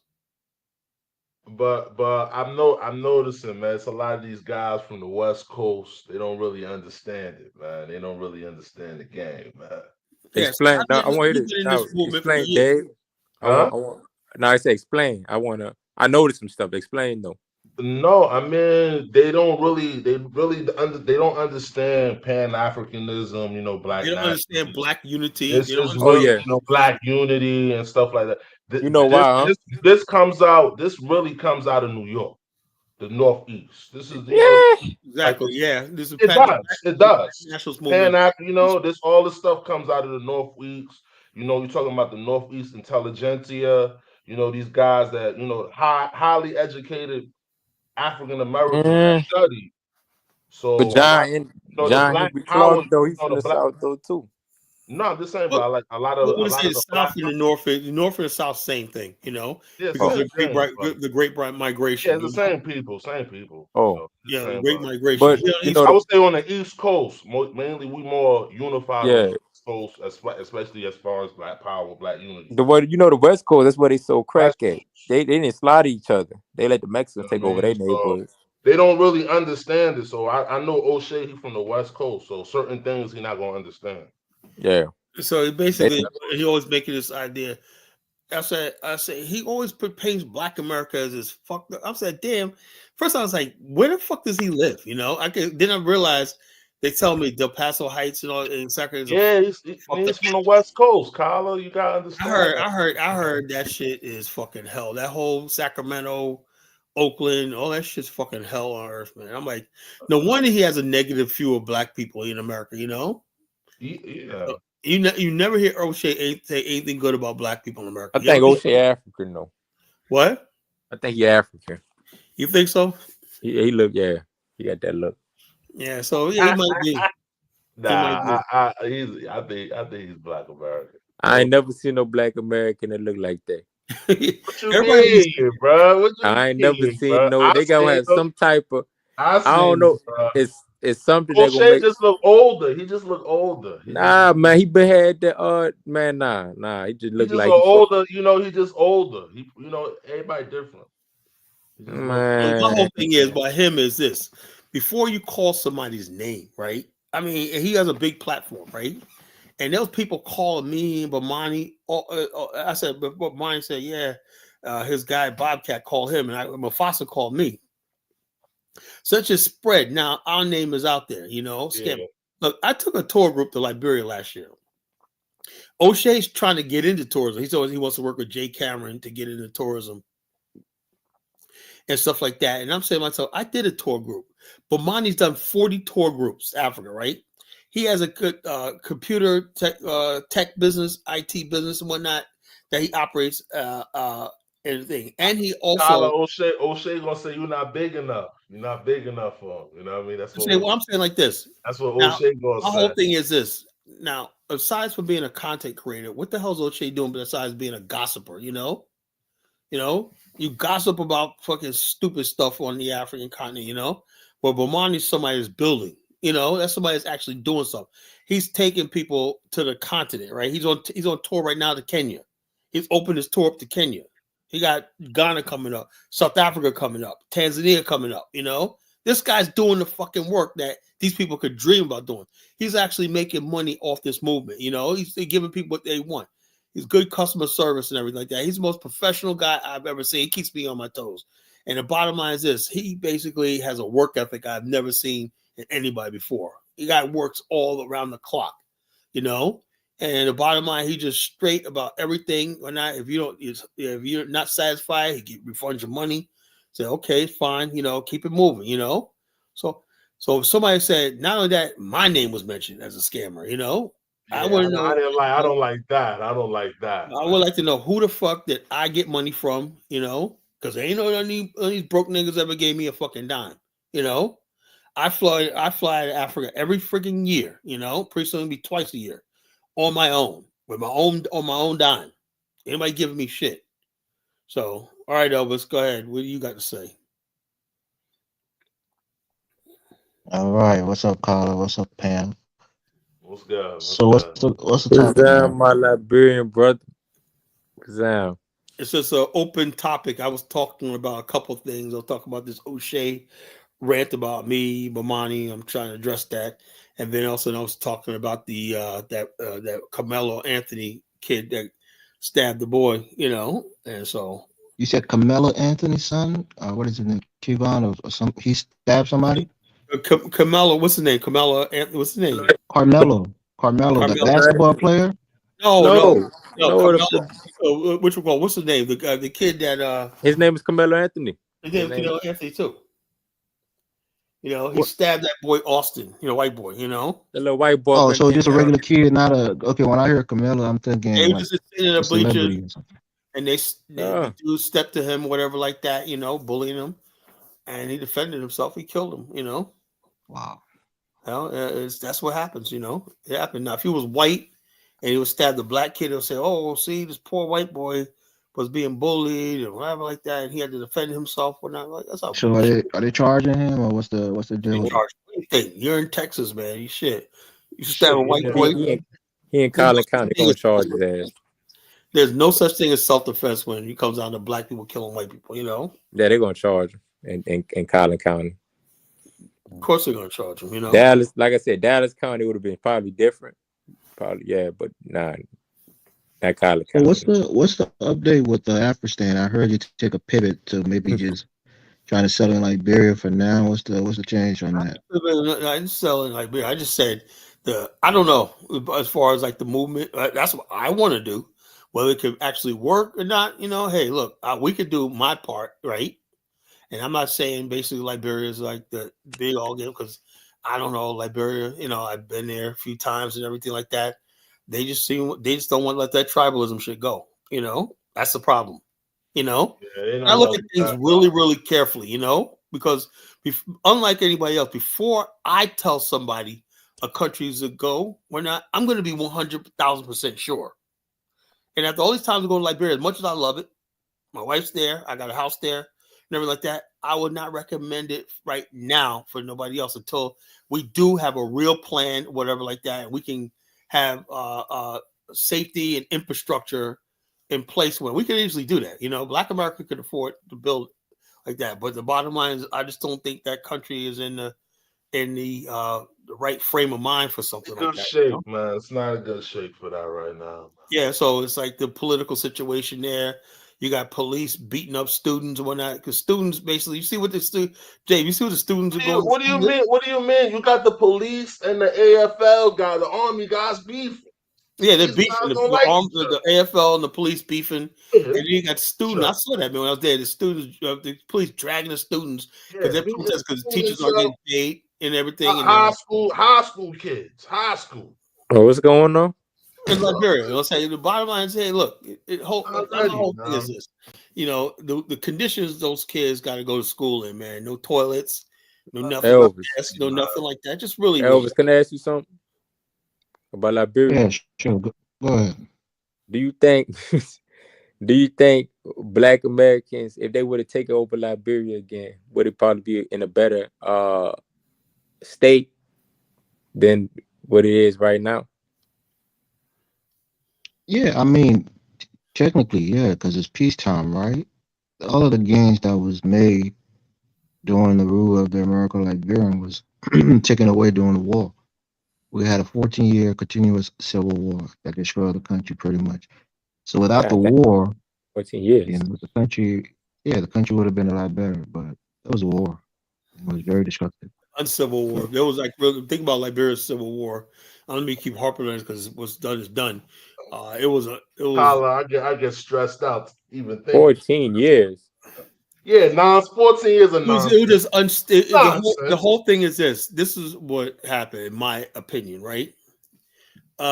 Unfortunately, when you have like, even though I think Tubman was a great man, whatever like that, I don't think they really was thinking, that if they would have basically put Analyze themselves, it. I think if everybody want to analyze it and critically think it, I think wouldn't have went through. It wouldn't have went through. but Dave, this is what I'm saying. If they would have had did one thing right and did one thing, say, if I was a young man from a rural area, what would be on my mind, right? That's what you always do. Remember in The Godfather says, always think how your pops always told me, always think how your enemy would think, Yeah. They didn't even bother thinking that, okay, although you have these long-term plans for the country, right? If the masses of people don't feel like they're a part of it, no matter what you do, no matter how good you think you are, they're going to revolt against you, For 14 years. They should have saw that coming, They should have saw it coming. That no matter how good the country was going on and stuff like that, right? But it was going to happen anyway. Basically, it was going to happen. Yeah, it was good. So they rebelled because was going to happen, What you call you ever you been by smell no taste? I finally see what that was. My driver goes, "This smell." I said, "So that's this famous smell no taste, where U.S. military base used to be, going towards RAI airport, right?" Yeah. Said, my driver said, "That's smell no taste, right?" You know what smell no taste meant? That means they used to smell all this good food and everything coming. They can smell it, but they can't taste it, Yeah. So they rebelled because they were not part of. Like, I'm not. Look, that's enough, man. If you got people that basically feel like they're not a part of enjoying what you have, but why didn't they form their own? But why didn't they form their I own was country? in conversation a couple of weekends ago with one of the chief organizers of the Rights Riot, Decon Carla. She's older now. We were having a conversation, was on a show. And the thing about this is it wasn't so much about a revolution, like they wanted to remove them from power by force. It was that they wanted to be included and, have political agency. And had the government done that, it's a smart move. Like we've talked about it. You keep your wealth that you gain over many years and many decades. You may not have the numbers to retain political power, but you will have the wealth of the country. You will have the elite in terms of education. Let me ask you a question, Elvis. Let's be honest with ourselves, right? Let's be really honest with ourselves, right? Only a few of the so-called American Liberians were at the pinnacle at the top, right? They weren't born homogeneous people. Don't even talk about, I would say 5% of the American Liberians were really, these guys were like the guy, the Cheesemans and all these other people like that, the Chester, these guys were excellent, the Padmores, excellent statesmen, that basically, if you look at Liberia, it was like way ahead of the rest of Africa as time. And also, like I said, there's a thing where in Africa, everybody wants power, Everybody wants power. And I just think personally, hindsight looking at it, right? That what the so-called American Liberians should have just did was at post-World War II, they should have just tried to come back to the United States, Why you say that? That's what I thought. They should have just came back to the United States and handed the country over to the native people. Why? And that's a cowardice. That's a cowardice. No, I'm just look. I am dead serious. But when it got colonized. But let me say this. And they let me left. And say they why I left. say The that. British would have came in. The British, the French, the Somebody would have Portuguese. came in there. Came in. Let me say why I say that, Carla, because again, Africa was changing. There was a lot of coups and revolutions going on in other countries that have been ruled by colonial powers. And I think in coming to the 20th century or the 21st century, a lot of countries, a lot of people in those countries wanted to be represented through the democratic process. So I think the fact that you don't have the numbers, you have to resign to the Well, the fact that bottom line, you're hold not on. going to have political Another power thing they should have over the did was majority. they should have did was Tubman had the years. He could have brought the people from the United States, the Caribbean, and they could have became the majority. They could have split the country in half. They could have said the Yeah, why coastal did Liberia and the rest of it. Would you have satisfied if the country was been split in half? The native people control the interior, with all the minerals. Let them have all that. But why are you so stuck on the fact that the American Liberians had to have political dominance? But because the bottom line, because because they have a different Liberia culture. fucked up right now. We have a different culture. That's why. Liberia, See, I'm and gonna that's the tell you the truth. problem. I We mean, have a whole. We have you a had Hell, 133 years of That's rule. all. That's what I'm saying. Tides We were had a changing. different. They had a Others were different. going to take They, But over. well, hold on. Kyler, Liberia fucked up but right now, though. hold on. But let's be honest now. We forget the whole purpose of government. You see, others are talking about rulership. That's what they always say. The whole Rulership, man. But that's not what government, government's the for. whole Look, purpose, hold on, Government's an hold up. administrator. The whole purpose of government is to run efficiently, run effectively, and just run. That's what it was running. The government was running efficiently and effectively. I mean, And Dave, you don't know those what you're things, talking. why? You don't know what you're talking about, brother. hold on. Those things when it got achieved anyway. You understand Dave, me? you had a man Hold who on. ruled for 27 years So consecutively. fucking what? It was Okay, ran so efficiently. there you It go. was It It was wasn't. There ran was a lot of efficiently. no. It was a It lot was of ran cronyism. efficiently and There was a lot of effectively. Liberia, corruption. You're not Liberia basically. understanding it. Liberia. Hold up. Liberia brokered the largest investment in Black Africa. You know that, right? You can go and right there when you're driving up past Freeport. That Bong Mine Railway that goes to the port right there is still there. I remember I watched a video when they built it. That rail, when you go underneath the rail, Dave, when you go right, you go up country. That rail line is still there. The Bong Mines was the largest investment in Black Africa. Kwame Nkrumah couldn't get an investment that size. Nigeria couldn't get an investment that size. Not even South Africa. So how was Tubman able to broker something on that scale? Kylie, let me ask you something though. Yeah. So if Liberia had a close relationship with America, why No. didn't Liberia? Actually, to tell you the truth, to be honest with you, Liberia is actually closer to Germany and the Netherlands than it was America.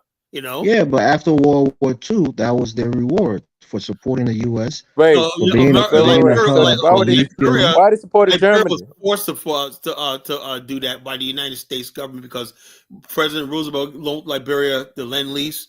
They built the Freeport of Monrovia and Robertsport and the airport. So therefore they had to do that. Right? But the bottom line, Germany did way more for Liberia than America did. Liberia's connection is with Black America. Max Bond turned Liberia College, a little college, into a world-class university that educated Max who? heads of state. Max who? Max Bond. He was an uncle of Julian Bond of the Congress. Liberia's under the curse of William Tarver, so Liberia got to go back to America and African American before it recovers. So as long as the native people rule Liberia will never recover. I'm just gonna say. Well, I would say like this: if the native people basically built their own independent Country, yeah, they need their own little nation state. Yeah, their own little micro states and whatnot, in there and everything like that, and they could have been a confederation, Yeah, a confederation. then they could, or they could have, they could have been like I'm being honest. Why do you think the American Liberians are the Congo people incorporated the native people? Because I have Do you no think? idea. Yeah, do you think it was because they wanted to have rulership over They those believe people? they believe in this stupid idea. Equality. They believe in Black people Pan-Africanism. They was gonna believe in work. Pan-Africanism. They That's should have. all. This is what they should have done with the Native Liberians. They should have had like what they did with the Native Americans, like not kill them, but had their own like little land No. type shit. What I wanted to That's at what that you have to time. understand, Marcus. These No, people what had I their wanted own to. kingdoms and chiefdoms, and Yeah, check this they out. were Elvis, taken over by the American Elvis, Liberian and How the made hell? But how can American Liberians take over the kingdoms and frontier shit? And they forces. They barely. went in there and they took over the land because they wanted to rule those Elvis people. doesn't tell you is How did they take over? natives still control most of the land, even to this day. They still have most of the land. That's not what we're Most of the talking land about, Colin. But They lived on the land, yes, but they had to pay taxes. They were subject to the but rules and the tax, laws they of the weren't really government paying in property Monrovia. tax. They had to pay hut tax, you know. Hut And tax. if they went on the French side of the border, they would have to pay a head tax. You know what the head tax is? That means if you have 10 people living in a hut, 10 heads with tax. In Liberia, they only gave them a hut tax. You have to do something because that You money gotta get some type of money. roads and stuff, you know. Yeah. My thing with the Liberians is like y'all didn't want to be ruled by the black people, but I feel like if the British or the French If it ruled was y'all, y'all white wouldn't have people, done it'd nothing. be alright. If it was Not even apartheid, not even true, brother. Liberians were Yeah. ruled by the quote unquote black people for 33 years. The issue was when the sons of these native people Elvis, stu- let's be honest with ourselves. The Hold on, native people Carla. Let me just live under have 10 tribal law. seconds. Let me have 10 seconds. When the sons of these native people started to get education and they realized that they were not being represented in government, they didn't have political agency, and they started to agitate for it. That's where the problem came from. But you That's need all. to kill. They had to kill the people though. They could have just. Marcus, Yeah. let me that's bullshit. Let me tell you something. In Liberia, you got 16 tribes. You know how many political parties they got? No. They got 22 political parties. They got more political parties than tribes. So how any tribe gonna get representation today? Yeah, they know. Did I say tribe? Did I say anything about tribe? You said you don't have representation.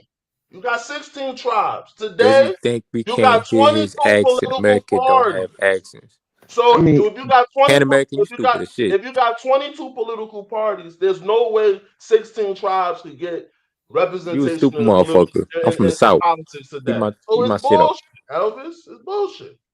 yeah, it's not true, Dave.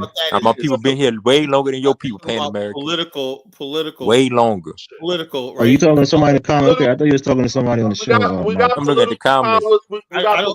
Look, I don't think. I just think. And probably been the worst flavor than your people. What I'm saying is this. Check us out. French, Spanish, and Americans on my people. My fault. I'm looking at the I comments. think that might be Chantel or Lisa. Chantel, if you hear my act, she from New Orleans. Chantel she better know.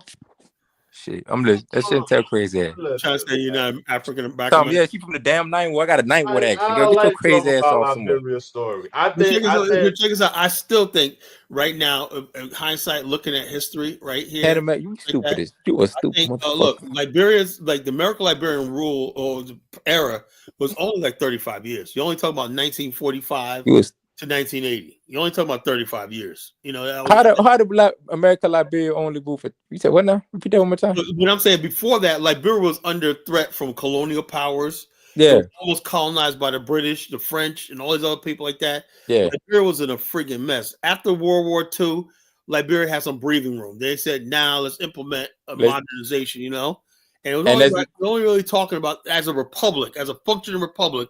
You only talk about 35 years. That's it. Of stability. Of stability and growth. That's it. You know. And they should have just let that shit ride out. What they should have did was, like I said, I see now, and I'm saying to myself, you know, I guess they were so in love with this country when they really thought this could work. You know, they should have just basically tried to. And the thing is, I think the United States owes the American Liberians, the Congo people, if they want to come back to the United States, they should be allowed to. You know, that's what I believe. You know, I do believe. I see people. I see my people right suffering in that country. They got no political representation. You got people have been back. They got American Liberians over there. Yeah. You got people have lost their land. They're hiding. The Caesars. They're hiding. Yo, Why check this they out, hide? Dave. You hiding. see the Caesars? Why? They finally got all that fucking land back. You know, they had people Why squatting. are they hard? Why are they hiding? Why they Dave? hiding? They ain't hiding, man. Why Why they they hiding? hiding? Because they feel They being ain't hiding, persecuted and shit like man. that. You know, they got to They hide. being That's oppressed not. by the That's natives. not true, man. Yeah, What are you Yeah, they talking? What are you it is. oppressed, talking about, man. They Carlos? The natives oppressed. are I oppressing know them. my family in Yeah, they Liberia is a African oppressed. Liberian. Yeah, so My aunt, they're being believe, persecuted, yo, Carlos. hold on. Why is it that They my got wife's no family police. is all living in Let Rhode them Island, try to right? run for a representative seat. Let Pan-Africans. one of them try to run. They gonna lose. They're gonna lose because they probably don't have the base. It's all about base, Well, brother. the I bottom mean, line, you so you the say bottom these line things like they're being Wait, hold on. anytime, So persecuted. It's not anytime, true. with Kyla, you so had a guy Elijah Cummings. I listened to that guy talk. That guy is brilliant. You know, that guy could have really took Liberia. Alexander Cummings. And this guy, and also now you got people out there online. Yeah, we're gonna bring Weir back and whatnot. You know, I mean, so if that happens, Liberia is finished. You know, really, why you say that? Why you say that? Why you say that? Yeah. Look, the bottom line, you got this CDC goons, right? They had control of the police. You understand something about in Africa, bro? Thing when you have people who are literate, primitive people, almost right, and Oh, they you give them primitive. the power of state, that's dangerous. Yeah, that's You know, dangerous. that's That's dangerous. dangerous. That's what happens to mass killings. Because it started being You know how many tribal. people are killed and Genocide started disappeared under happening. Blair's And government and everything? And I like George Weah, but the bottom line, I see those guys. I used to see go about in front of the CDC headquarters and whatnot. They're a bunch of fucking clowns, a bunch of goofballs. You know, They thugs. these guys are freaking running a country. I mean, this when people see international communities are stupid. When they come there and they see these people like the former finance minister, you know, and they basically see these people who can't fill out proper documents and they don't know what to talk about. You know, like this Carius Gray. When they see people like this, you know, they're saying this country ain't serious. Now with Buckeye, it's why all his life they take him seriously. That's why he's getting a lot of stuff done. yeah, They at least take him seriously. Who you put in front of you is how the world perceives you, right? And you got people out there that just so we just want Weir back when that. I was like, okay, that's what you want. That's what happens when you have when with the majority, like my Uncle Steve told my Uncle Charlie told me, he said, look, he's in Brewerville. He said, man, I would love to stay here. He goes, I gotta go back to Minnesota. He goes, look out here. He goes, that's who he goes, you think I'm ever gonna have anything? He goes, this is all these people gotta vote, you know? He goes, we ain't got a chance here. He got a nice house in Brewerville, man. Freaking shit's nice, man. It's like futuristic. Nice house in Brewerville. You know, he said, this is what you're subjected to, man. These people right here. Love them, but these people ruling over us, man. He goes, nah, you know, I gotta go back to Minnesota. I come here like twice a year, but I go, nah, you know, simple as that. It is what it is. You know, like I said, Liberians, beautiful people, man, but you ain't gonna get people. You ain't gonna get Elvis. I think we should rename Liberia and just just settle it off and for all. Just give yeah, just Liberia. basically change I the name. agree. Hold up I the agree with you, flag. Dave. I agree with you. Hold up the flag.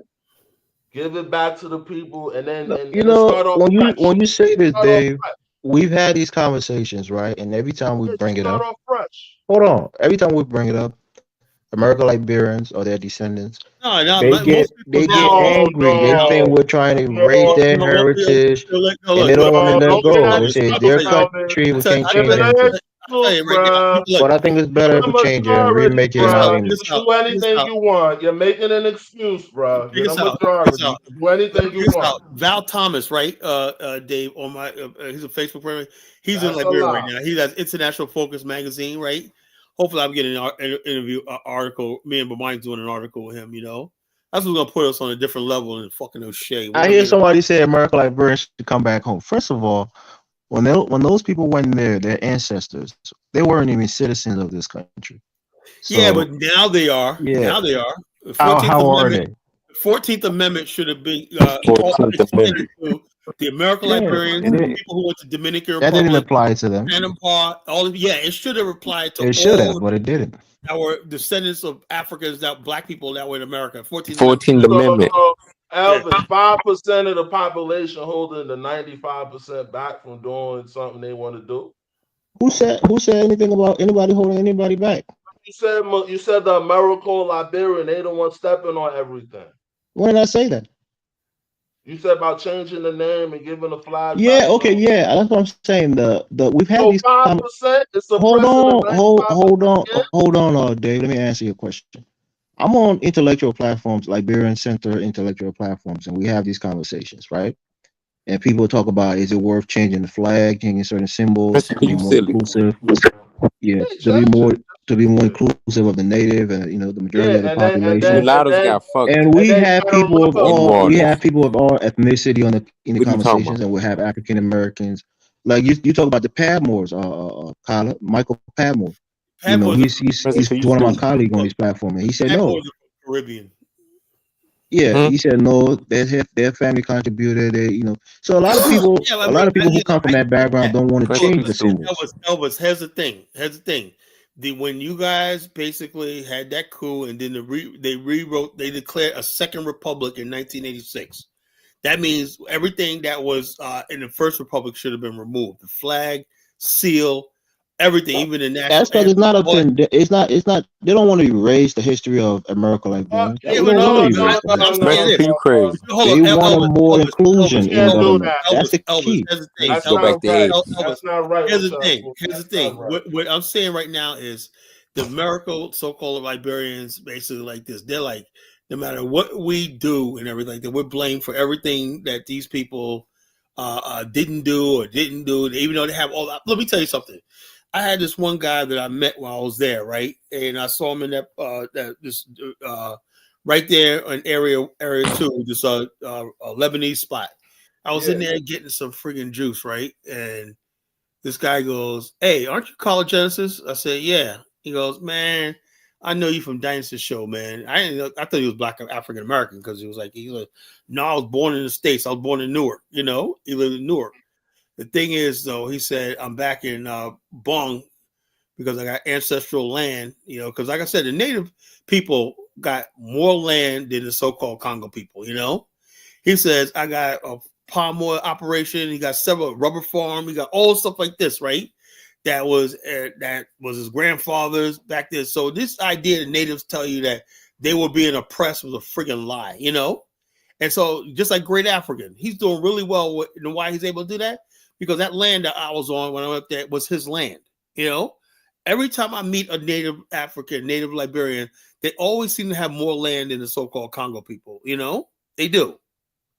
Now a lot of Congo people own a lot of buildings in Monrovia, rundown buildings in Monrovia. But when you go to the rural areas, that's all the natives. Nimba County, all natives. All the hotels you see, all natives. All the new hotels that pop up in Liberia, all native Liberians, right? So you got all these native Liberians getting rich and whatnot, because they're discovering that they could turn their land into private property and get mortgages and loans on it and stuff like this, right? And people seeing all this going on, they see this as a country basically, but every time you look around, right, there's this underlying hatred for the so-called Congo people. And I know it's all rooted in this hatred for Black America, that's what it's rooted in, And so it all go back to the hatred of Black America. It translates, unfortunately, to the hatred of the Congo people. And now the Congo people try to distance themselves from Black America. That's what they think it is. And then They're in the middle. I told you I know a lot of them. They in hiding. They in the middle. They can't identify with us because they're gonna They look. really hard. We're gonna look at them as African, and they can't identify with the natives because they're gonna be looked at as Congo people. So they just in the middle. Oh, we gotta save them. Shit, they being It's persecuted. fucked up, right? It's so fucked up. Some of them say I'm a bossa man, but you're not really. And you know something, Dave. Check this out. I'm gonna get Lewis on in a second. Right? Hang on, Lewis. Get this. Now the same situation is happening in South Africa. Black people. Let's be honest with ourselves. The Black people in South Africa fucked that country up. That's it. Why you say that? Because the bottom line is this: there was several things when the Black people took over in South Africa. They didn't know how to manage expectations, right? Instead of investing in Africa, building, connecting Soweto with, let's say, Harare and Maputo, and surrounding and building Black private sector infrastructure, right? Like that. All they want to do is squeeze themselves into the white infrastructure, right?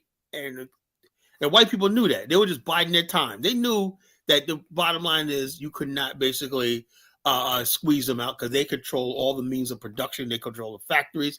They control the railways. They control everything that goes on in South Africa, controlled by the whites. So basically, black people didn't really have a chance. They didn't have really the money, the tax base. They still don't have, couldn't build the houses they want to for the black population and whatnot. You know, they don't have the tax base. South Africa, only like 10% of the people contribute taxes on a regular basis to the country. That's ignorant. Most of those people are white, you know? So they knew they were just biding their time and everything like that. And so it is. But the thing is, though, the whites have now are so powerful right now, right? They got Donald Trump backing them, right? And they basically, I'm listening to that dude, Ronaldo, that's on Gowls, that's on South African guy. I've been listening to him for years. Me and him been going at it for years, you know, Ronaldo. Anyway, he said AfriForum had in the U.S. State Department understand what's going on in South Africa, genocide. When, in other words, basically, they're not going to let what happened to the so-called American Liberians happen to the Afrikaners, right? That's the difference between American Liberians and Afrikaners, right? Afrikaners have European powers, American powers backing them. Nobody's backing the so-called American Liberians. What was done to them was so unjust, you know, unjust. Yo, bro, I know some of them. They got homes, bro. People squatting in their homes, bro. Yeah, Caesar, yo, Mr. Caesar, right? Caesar Beach. They just got the last bit of squatters off their land. They love it's Caesar's Beach. People squatting. Some of them got land. People building houses. A lot of people got land in the interior. They got land in the town and everything. Yeah, but they go squatting on the land that the do nothing. What you gonna go to? Who you gonna go to? You just there. You homeless. That's sad. Go to, bro. There's no justice. There's no justice. They took their cars were taken away. The position, the women were raped and everything like that by those soldiers. So, yeah, a lot of family, a lot of family heirlooms is missing. A lot of history books, journals. Well, shit. Black America just helped them out. This shit sad. What we do? We didn't even know nothing about this, man. You know, we ain't do. I ain't even know that. Though, it's underlining. That shit sad. Yeah. Hello, guys. Yeah, what's How up? you doing? Yeah, real sad story. And like I said, rather than go through this, you got people. You got, not to cut you off, you got people even here in America that can't go back because people squatting on their shit or my family, my wife's family like that. You got people in Broadville, they digging up graves and shit like that, stealing out of graves. It's a fucking mess, man. So the bottom line, it is what it is. That's what the world wanted. The world hated that people so much for building a black civilization, right? They turned the natives against them and whatnot, and the world was against them and everything like that. And that's so who turned the natives against the the West? Look, I saw evidence of this, right? Right after that coup happened, right? There was some white Peace Corps workers in the hinterland, Lofa County, right? That had shirts called April 15th, Liberation Day on. That was the day when those people were lined up on the beach and shot, And I said to myself, I guess they didn't think this was going to surface years, decades later. The whites were my boy Bobby William Gray. He said he remembers back in the late 70s, right? He's older than me. He said he remembered back in the late 70s, all these white people showed up in Liberia, right? He said they were doing boating and jet skiing on the Farmington River and stuff like that. And everybody kept saying, where are all these fucking white people coming from? Why are they here? They were all in Firestone. They were all in Harbel. They were all over the place and whatnot. They were all in the villages and whatnot. What they were saying to native people, I have no idea. But all I know is a couple of years later, you had the rice riot, and then you had the freaking coup. Color. All right. Hello, everybody. What's going on, bro? All right, bro. Listen, I thought we've got to learn from history. Whatever situation we've had, we've got to learn from history. We've got to look at it. Case study of Liberia in particular, saying, okay, what went wrong? Who done what? And this is this. We did that. Right. Okay. With all due respect to all the efforts made by the African Americans who came back to Liberia, where they went wrong in Liberia, and I'm surprised no one picked this up, especially when the word Pan-African became popular. Where they went wrong. Pan-African was suicide, bro. Right. No. Hear me out. Where they went wrong is they should have done more, right? And it's a critique I got. I know people get upset. They should have done more to have educated the native people to bring. Yeah, but here's the thing. No. Hold on, let me say this. Right? Let me say this.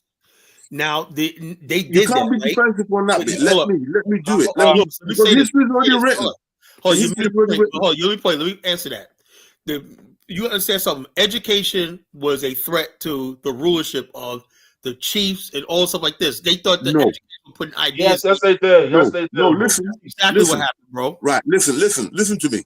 Modern education was not unusual to the native people. Yes, If it you was. look at hang on. If you look at the rest of Africa, West Africa, and I'll Most use of my Africa at that time only had 10% literacy on. rate. Come on, man. No, hang on.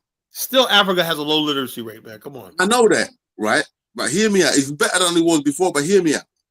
When those white people got into other parts of Africa, and white people were in other parts of Africa. How you think they were able to rule Africa? No, hear me out. They were How do you think? Africans weren't. Right? How do you think all the other chiefs and the other people were brought into the fold in other parts of Africa, even before independence?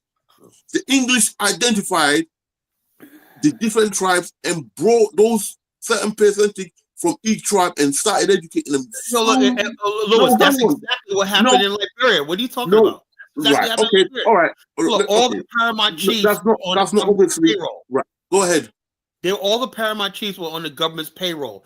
Every time No, that's not what I'm talking about. You see, no, hang on. They knew all about the government. Look, please. they knew all about Hear the me government. out for a minute. This is your show. A lot of their kids were educated. Listen. Carla, please listen, brother. This is your show. You've been on it for a while. I'm catching it late, right? But I know the gist of it, and I've been listening. Right? Hear me out, brother. Because it's Liberia is something that really interests me. I've yet to get your book, right? Read it thoroughly. But I've looked at documentaries on it from the BBC where I can catch it. Okay? Oh, don't look at it. No, hear me out. I know the propaganda of BBC, but hear me out. We've got the situation of people getting modern education right away from the southern part of Africa to west to east. We know how they've done it. Okay? They brought the missionaries in and they taught them most of the school how to read and write, because that's the basics of communication. Okay? We had people like Dr. Robert Mugabe going to missionary schools to be educated and so on, and these two came out on the Pan-African side. Kwame Nkrumah and many of them.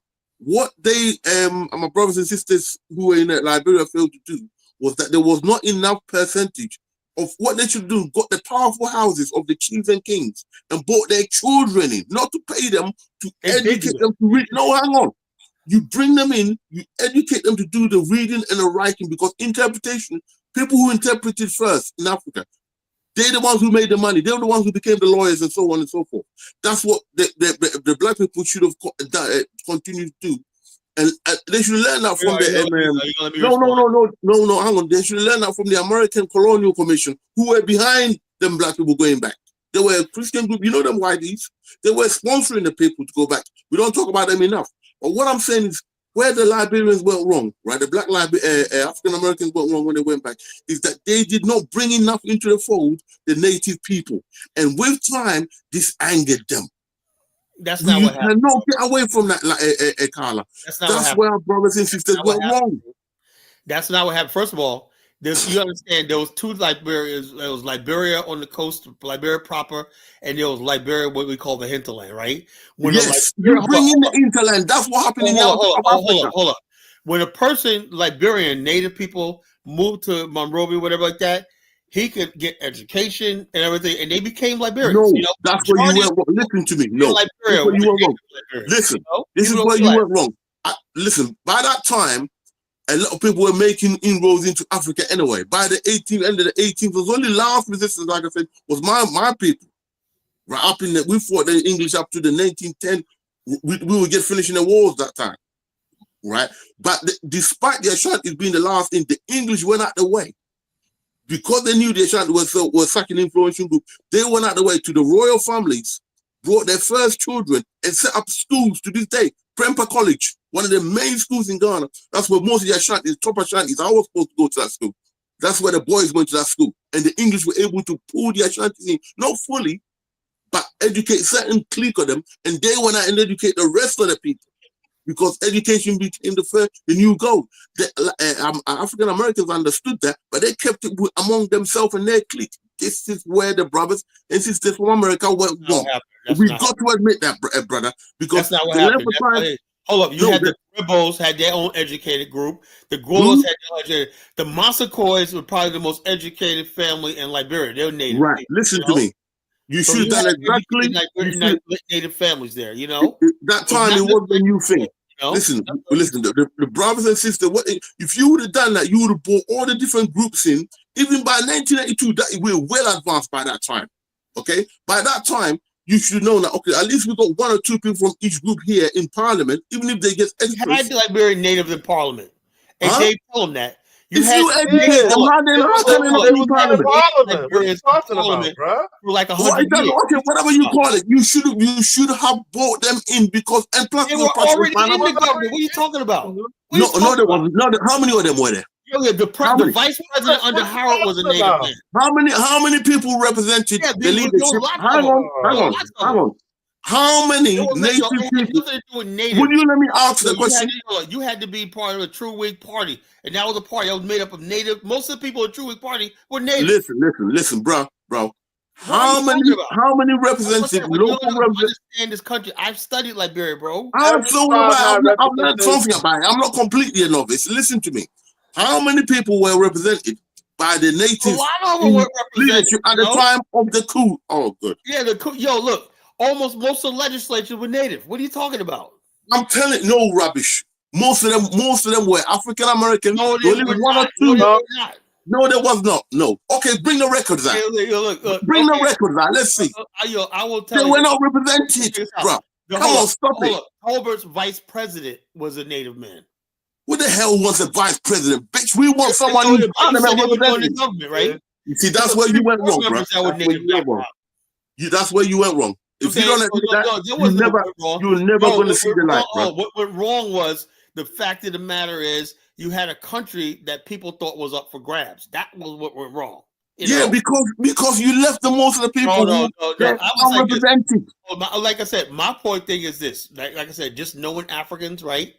I think our people at the post-World War II, right, should revisit the 14th Amendment in America and made the case that they could come back to America. No problem. I don't think I'm not worried about it. That's not the point. The point is that sounds like sour grapes because you can't rule. You don't have power. There's really no go back to America. It's like let the native people. They would never have done. They would never built anything. Because everything you see right now, that's not true. Because the minute, listen. The one thing the English people realized, they were practicing something, and you could even see it in the biblical text. When the Romans invaded Israel, okay, they got the Israeli governors, right? I don't mean the white Israelis. The native at that time, whether you believe they're black or white or not, they were black. But that was the first colonization in the Bible when Christ was born. You saw the king that they had, King Harold. If you look at his record, and he's got records, believe it or not, the Greeks have it, the Romans have it. They actually sent white people out there to learn the culture of the Israelite people. Okay, so they went to the same school. Paul went to the same school as King Harold because he mentions him later on who they were taught under. So the English went in there to learn about your culture. Hear me out. First they fight you, they get into your culture, and then they make sure you can communicate, you can read their letters and so on, and they educate you how to read and write. I gotta get some more people And then in the leadership, you bring them into the fold. That's why the Sanhedrins and the Sadducees and all that were set up because the Romans put them in charge.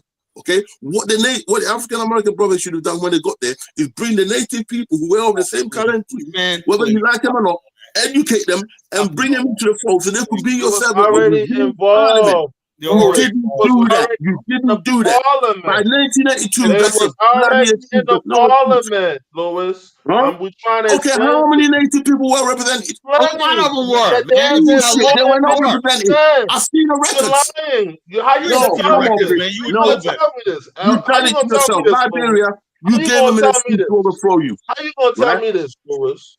And my mother and them, they native. How you gonna tell me? My grandmother worked in the ministry. She was one of the directors. She was a native woman. So, bro, they were not represented. Listen, they were not represented. I know it's on record. Okay. They were not properly represented. Okay, all the leaders that you had. Listen, how long did you rule Liberia for? Ain't nobody ruled. We administered it. We built a republic. Okay, how long did you administer for? How long did you administer the country? They rule. So how many years did you administer for? Hold up. First of all, they built the country. Why would Okay, you how build many years did you do it? Whatever you call it, how many years did you do it? built the country? There would be no Liberia without them. Okay, yes, how many years? Okay, so what it doesn't matter if it's 1,000 Oh, you years. see, now you don't want to answer. You see, when you're not honest, this is what happens.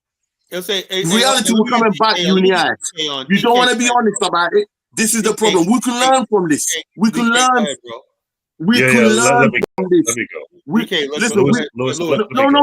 Let's make a point. Well, let's not hide away from our mistakes. Right? Listen, listen to me. I do not agree with any stupid coup d'etat. Okay, I do not think I'm here supporting coup d'etat. 45 years. Africa has suffered from coup d'etat. Hear me out. Listen, I did the research. I did the research. Practice genocide. I did the research. They stole all that land. They did all stuff like this. We know the history. Listen to me very carefully. Look, 45 years, Lewis. 45 years. Kyla, I did the research. No, you didn't. That's rubbish. Kyla, what time did you get to the country? And what time did you start ruling your part of Liberia?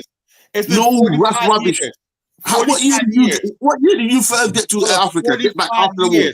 Liberia was only modern Liberia was only. I'm not talking about modern Liberia. Don't give me all excuses. You see, black people training. Don't give me nothing until 1945. I don't know. No, now you're making excuses. Liberia wasn't even developed in 1945. Okay, what year did you get to Liberia when you decided to move to Liberia? Doing it. Well, see, now it doesn't matter. Now you say it doesn't matter. Come on. Those are the people trying to. Let me come in. Let me come in. Let me come in. I don't care about none of that. My problem you should do because that's what led to it. Wait, Lewis, you talk. My problem is this: Liberia, the American Liberians, where they fucked up, is that I don't have a problem that they ruled, but my problem is when they came, after they came to Liberia, they never followed the successful model like Israel, where they never had a real, how do you say? They never had a real effort to recruit more Black Americans. That's what they made. That's one of them. That's one of the mistakes. For me, Liberia died. But that's not your main. If you wait. Let me finish. Liberia died in the 1920s after they rejected Marcus Garvey's plan to bring Black Americans there. They rejected him, and that was on his deathbed. Are you sure they done that? It died because they were never going to get enough people to come there where they could get a sizable minority. I don't think there were even more 10% of the population. It was like 5%. But in that, one of them more people joined. They wanted to try to become majority. They should have gave the country up. Yeah, because of that, they had to have those natives in their military, and that was suicide. Yeah, that was suicide. That should never. Yeah, happened. But so you're saying that the native people were the enemies? They shouldn't have served in the country's military that they're part of. Over me. That's suicide for them to serve in their own country's military. Yeah, without animosity. I'm not giving those savages. With that animosity. Oh yeah. Listen, if you want, my point is when they came to Liberia. When they first came to those coasts and they saw the natives were selling slaves, they should have something in their mind should have triggered to say, "Oh shit, this is a hostile force." Yeah, President Gardner said that. He said we can't trust these people. That's what he said.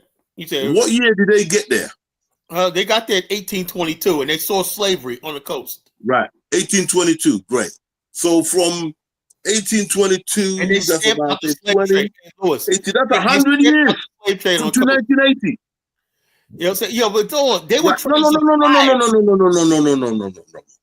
That's 100 years to 133 years, Louis. Right? 133 years. Of America. 130. Thank you very much, Elvis. They had to survive. Listen, Carla, listen. Carla, listen to me very carefully, brother. With fucking African savages. What the hell you want? Listen to me. So okay, they're supposed to hand themselves over to me, bro. Savages who want their women and force them into slavery, back into slavery. Okay, listen to me. Right, the white man was watching the situation, and by 1982, when there were enough grievances from a couple of natives who had basic training in the army, it wasn't hard. You made it easy for the CIA and do a coup. Samuel made Doe it was easy. paid $500,000 by the Americans to orchestrate that coup or not. They was hungry. They had no allegiance to the government and stuff like that. That's the Right. that's the biggest lie you The told on worst your thing to platform, Carla. was you That's the ever, biggest lie. you ever, You think if hold you on. only Samuel if you Doe only 10%, Samuel if you Doe only wasn't even 10%, the orchestrator of the coup. He You wasn't say, the look, orchestrator of the bottom line is coup. this. If they, So why would you Elvis, say that? hold on, Lewis. yeah, it's If CIA America who done was it, so bro. bad, then hold up. Why if it was like what you say, then what they armed the native people for? Why were the native people armed? You said there was only 10%. You need to win people on your side, my friend. Oh, You didn't win enough of them people on your side. I just think it was a bad idea. They should have never tried to build a country with these people. Well, you see, saying that with With these hindsight, people. Yeah, why? Because that's they're different. the You gotta do enemies, it at the right? time. No, because They're the they're fucking enemies. bunch of savages. How about that? You see, Yeah, yeah, well, no if you problem, say no that, Carla, problem. fine, but they incorporated them. They It's wanted true. rulership But over hear me them. out. They wanted them You to pay went, that's where taxes, you went wrong. so they You incorporated them into the You country. some fucking savages, man. Don't invite people into your country and be their ruler if you don't like them. Yeah, I'm Oh, sorry. no, So It's by different. your logic, they should have left them alone, let them keep their land, and yeah, they did not that. bother They them. tried But to do they that. went there Look, and subjugated they them. gave them counties and whatnot and said, "Hey, look, govern my yourself." point is, When they all flooded. Look, let me tell you something, Dave. When I was there over there, Randall Street, Michelin, right there and whatnot, is fucking hella. Literally wall to wall people. My road wasn't built for that. You can't even walk. You can build new cities onto what the old one. We've got to And I'm forget saying that myself, sometimes. that was Let's like, deal with that what right we've got there. now. You look at Liberia. That was once a beautiful. Monroe was once a beautiful city. So Carla, my problem is this. I go back to the reason. Why did they reject Marcus Garvey? In my opinion, Yeah. I think And they he did was that a Pan-Africanist. because wait. I think they did that because they even saw Black Americans as a threat to their power. Yes, They yes, did. They yes. If that's the reason, threat. did they You go to couldn't keep that Liberia going just forever. You to couldn't keep that clique be going forever, basically bro. an oligarch among themselves Yep. and hold on to power? Yep. Did they That's go there exactly for what the wrong happened. reason? Hey, DK, that's exactly what happened. And the You're whole right, thing bro. is You're what they right thought. about that. Like I said earlier in the show, I said what they thought was, instead of basically like in The Godfather said, think how the enemies think. They really thought that basically you have Native man. They had pictures of Native man as soldiers, first soldiers. These guys had bare feet. They didn't have no shoes on, but they walk around with. The first couple of African armies didn't have that. Our original warriors didn't have. We're walking barefoot. So what I'm saying is this. Also, my point is this, right? You thought that they thought what they thought it was Liberia was gonna be like America, where you got people coming from all over, and they suddenly become white Americans, stuff like that. They thought Liberia was gonna be a little America, like where people could be amalgamated and whatnot, and they didn't understand that was Europe. America brought Europeans to a foreign land, you know, and Liberia was basically of people who are settled on the continent and people who are indigenous to the region, right? The indigenous people are never going to basically change themselves from a force they considered from the outside, America is different because those people crossed across the Atlantic to settle in a new land. But native people are already on their land. They should have put that up. So therefore, it's less likely they were going to buy into this whole idea of Liberia. To this day, they don't buy into it. So as Dave said, why don't they just give the flag and all that shit back, because they rejected Liberia, Yeah, just give it back. Just give it we back had- and let it Not go. true, Carla. They rejected being second-class citizen in their country, not being included in the political system, not having access to education and the economy. They rejected those things. Not the idea of the country. The idea of the country is noble. Elvis, people in Liberia still reject Liberia today. The owner of the Calabas is native Liberian.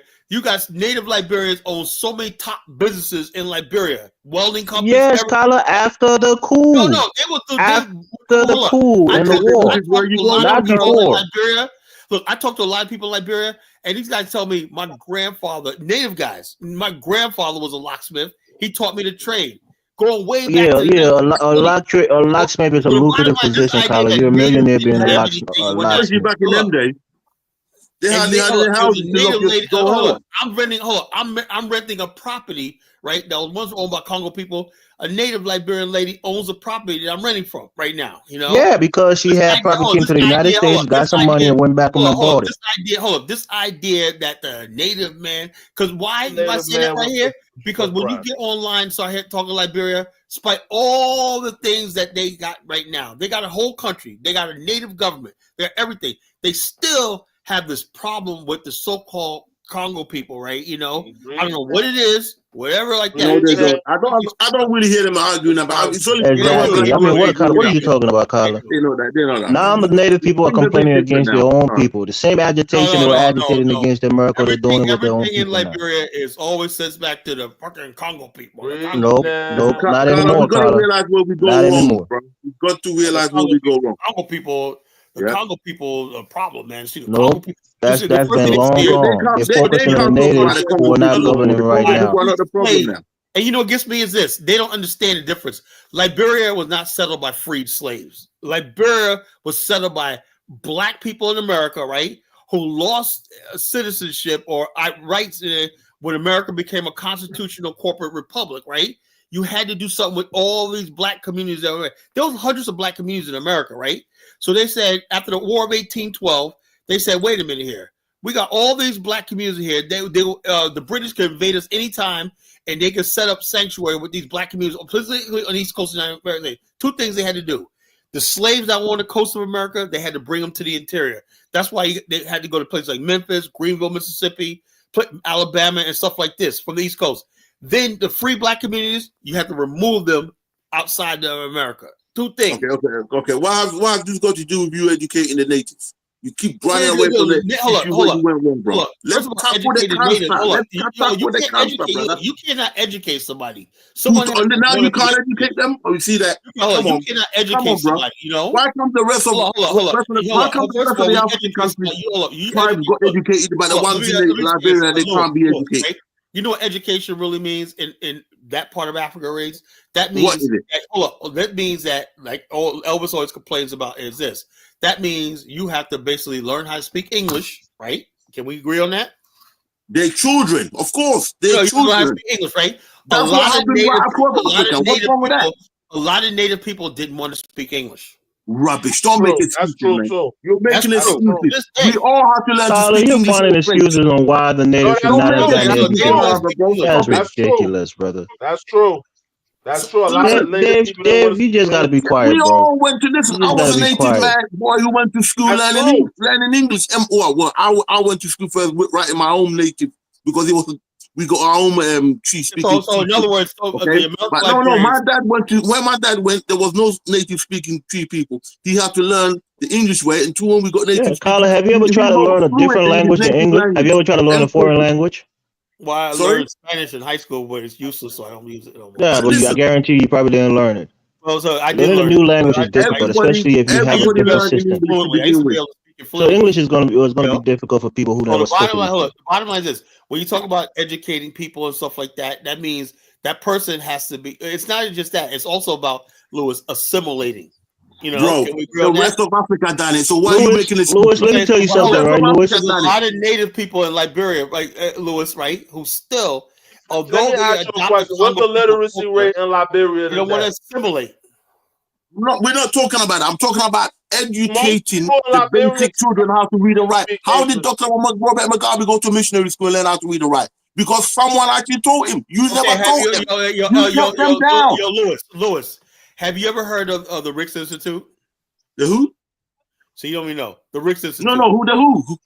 The Ricks Institute was found. It was a guy named Ricks who was from Petersburg, Virginia, African American guy, founded a technical college, and half his students were native, half his students were settler background. Okay, no problem. Okay. I'm not familiar with them. It's not new. Educating people ain't new. Ricks Institute was an exclusive. West Africa. The College of West. It was an exclusive school. It wasn't a school that anybody could go to. It was a very expensive school that the elites send their kids to. It's not the elite. It was Cunningham University, Booker T. Washington University, Booker Washington University. Right? I'm not talking about that. I'm talking about teaching the natives, and American Liberians. They're still there. The effort to teach the natives how They to were read and there. write. We had Bring so them many to Lewis, people Lewis, that were the chiefs, missionaries. Yeah. right? The chiefs in the villages, right? Louis, Those people of I mean, power, those people of authority in their villages, they Yeah. send their kids to go live with America, Liberia, to go to school. And those Thank kids, they you. were Thank chamber. you. They were Thank chamber you. boys. They That's were how they the done ones it. taking out the No, piss in the please. morning. They were the one Please. cooking. Thank They were the you. one doing the Oh, brother, errands, stop, only though. so they could go to school in Right. Liberia. I know a lot of them Right. personally. I know a lot of them personally. Right. So, Louis, you're saying Yeah. this, right? You're Go making this ahead, brother. point. Today, Liberian people have a low literacy rate. Yeah, Today, and it's because of the 45 situation. years. That's So, not the so, point. so Let's not it's get Yeah, away and from the point. we complain We're about it. not trying to get When we away talk about from the these things, point. we complain about it. has We complain about it then, and we're Listen to complaining me. about it now. So it's Listen. not like we Listen. accept it now that it's Listen to not me. happening. Listen to me. still not happening. Listen, Liberia, the people in Liberia are not different from the other Africans around the continent.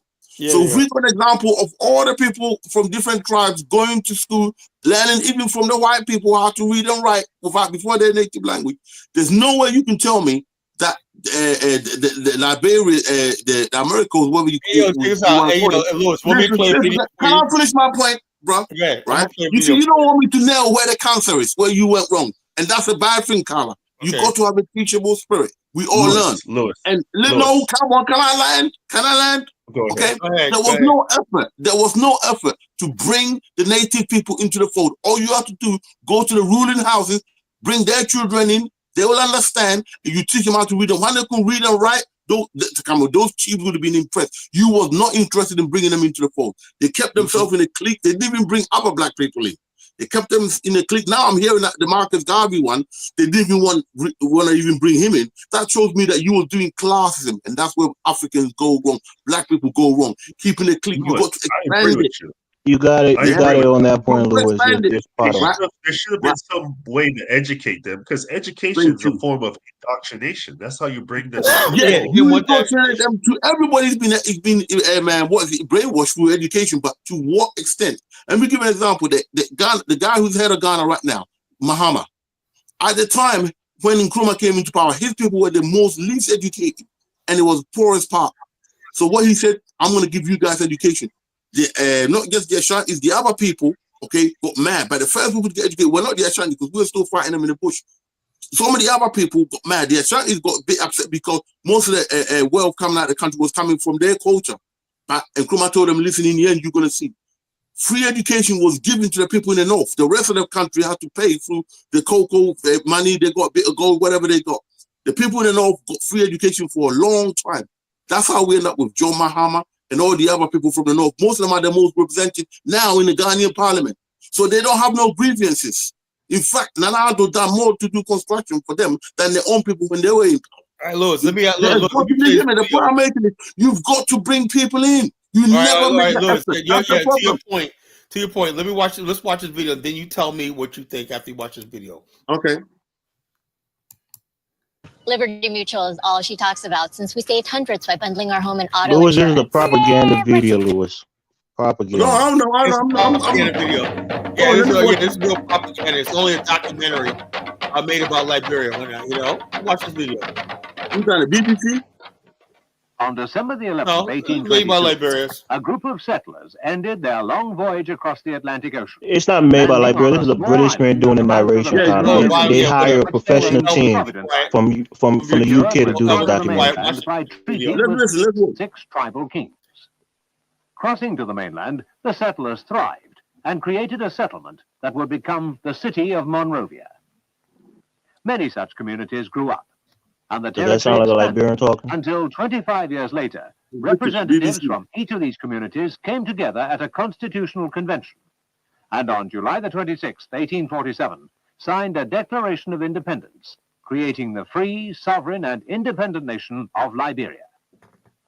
That was 127 years ago. Okay, actually 1974.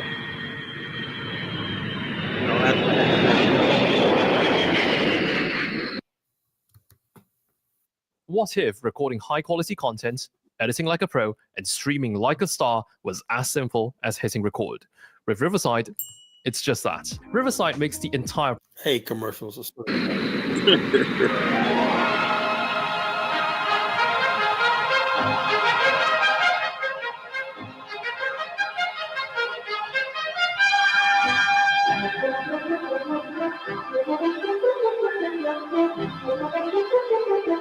I've seen this one. This ain't the one you really want to play, bro. You should play the other one.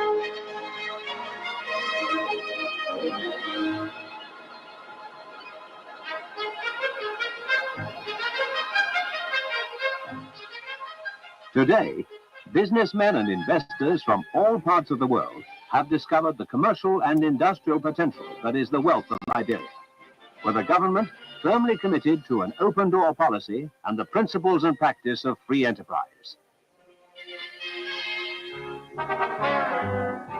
We got Queen Monrovia used to be back in the days. Monrovia, capital city of Liberia. Its 150-year history reflected in a graceful cultural heritage.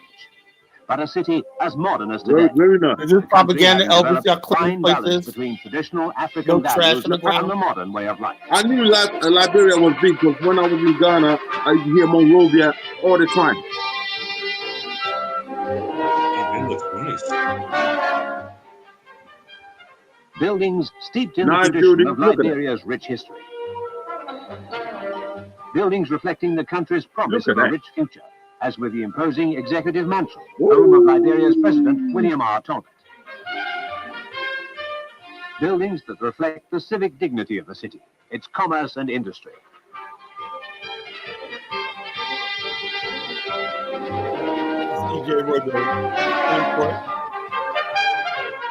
For the well-being of its people, the J.F. Kennedy Memorial Hospital, one of the finest in West Africa. Overlooking the city is the renowned Ducor Intercontinental Hotel, with a welcome for the visitor. One of the many fine hotels in Monrovia. Yeah. Looking out across the Atlantic Ocean, the Ducor Intercontinental also looks out to one of the islands first sighted by those early settlers 150 years ago, Bushrod Island. Today, Bushrod Island contains one of Liberia's many industrial estates, with a diversity of industry catering for much of the country's needs and providing exports, adding to Liberia's healthy balance, as with this soap factory. Yes, soap. Yeah, that's timber.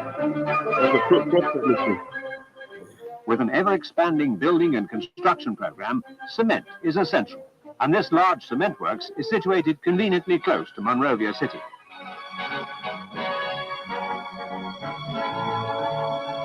Serving the building industry, too, is a window and sun louver factory established by the Mesurado Group of companies, an entirely Liberian-owned enterprise providing employment for many hundreds of Liberians. You know, all the people working here are native Liberians. Who owned that company, Carla? And who was his brother? Affecting even further foreign exchange by having its own can manufacturer. Okay, there you go. So they're not allowed to own it. Why did the native? It's a monopoly. It's a monopoly. It's like Donald Trump's brother owning the biggest company in the United States, and he gets all the perks on his brother, who's the president. Envy and jealousy. You know, that's what destroyed. That's what destroyed Liberia. It's nepotism. The guy had 13 members of his family in government. Colbert had 13 members of his family. What do you mean? So what? So what? You hear this, Lewis? So what?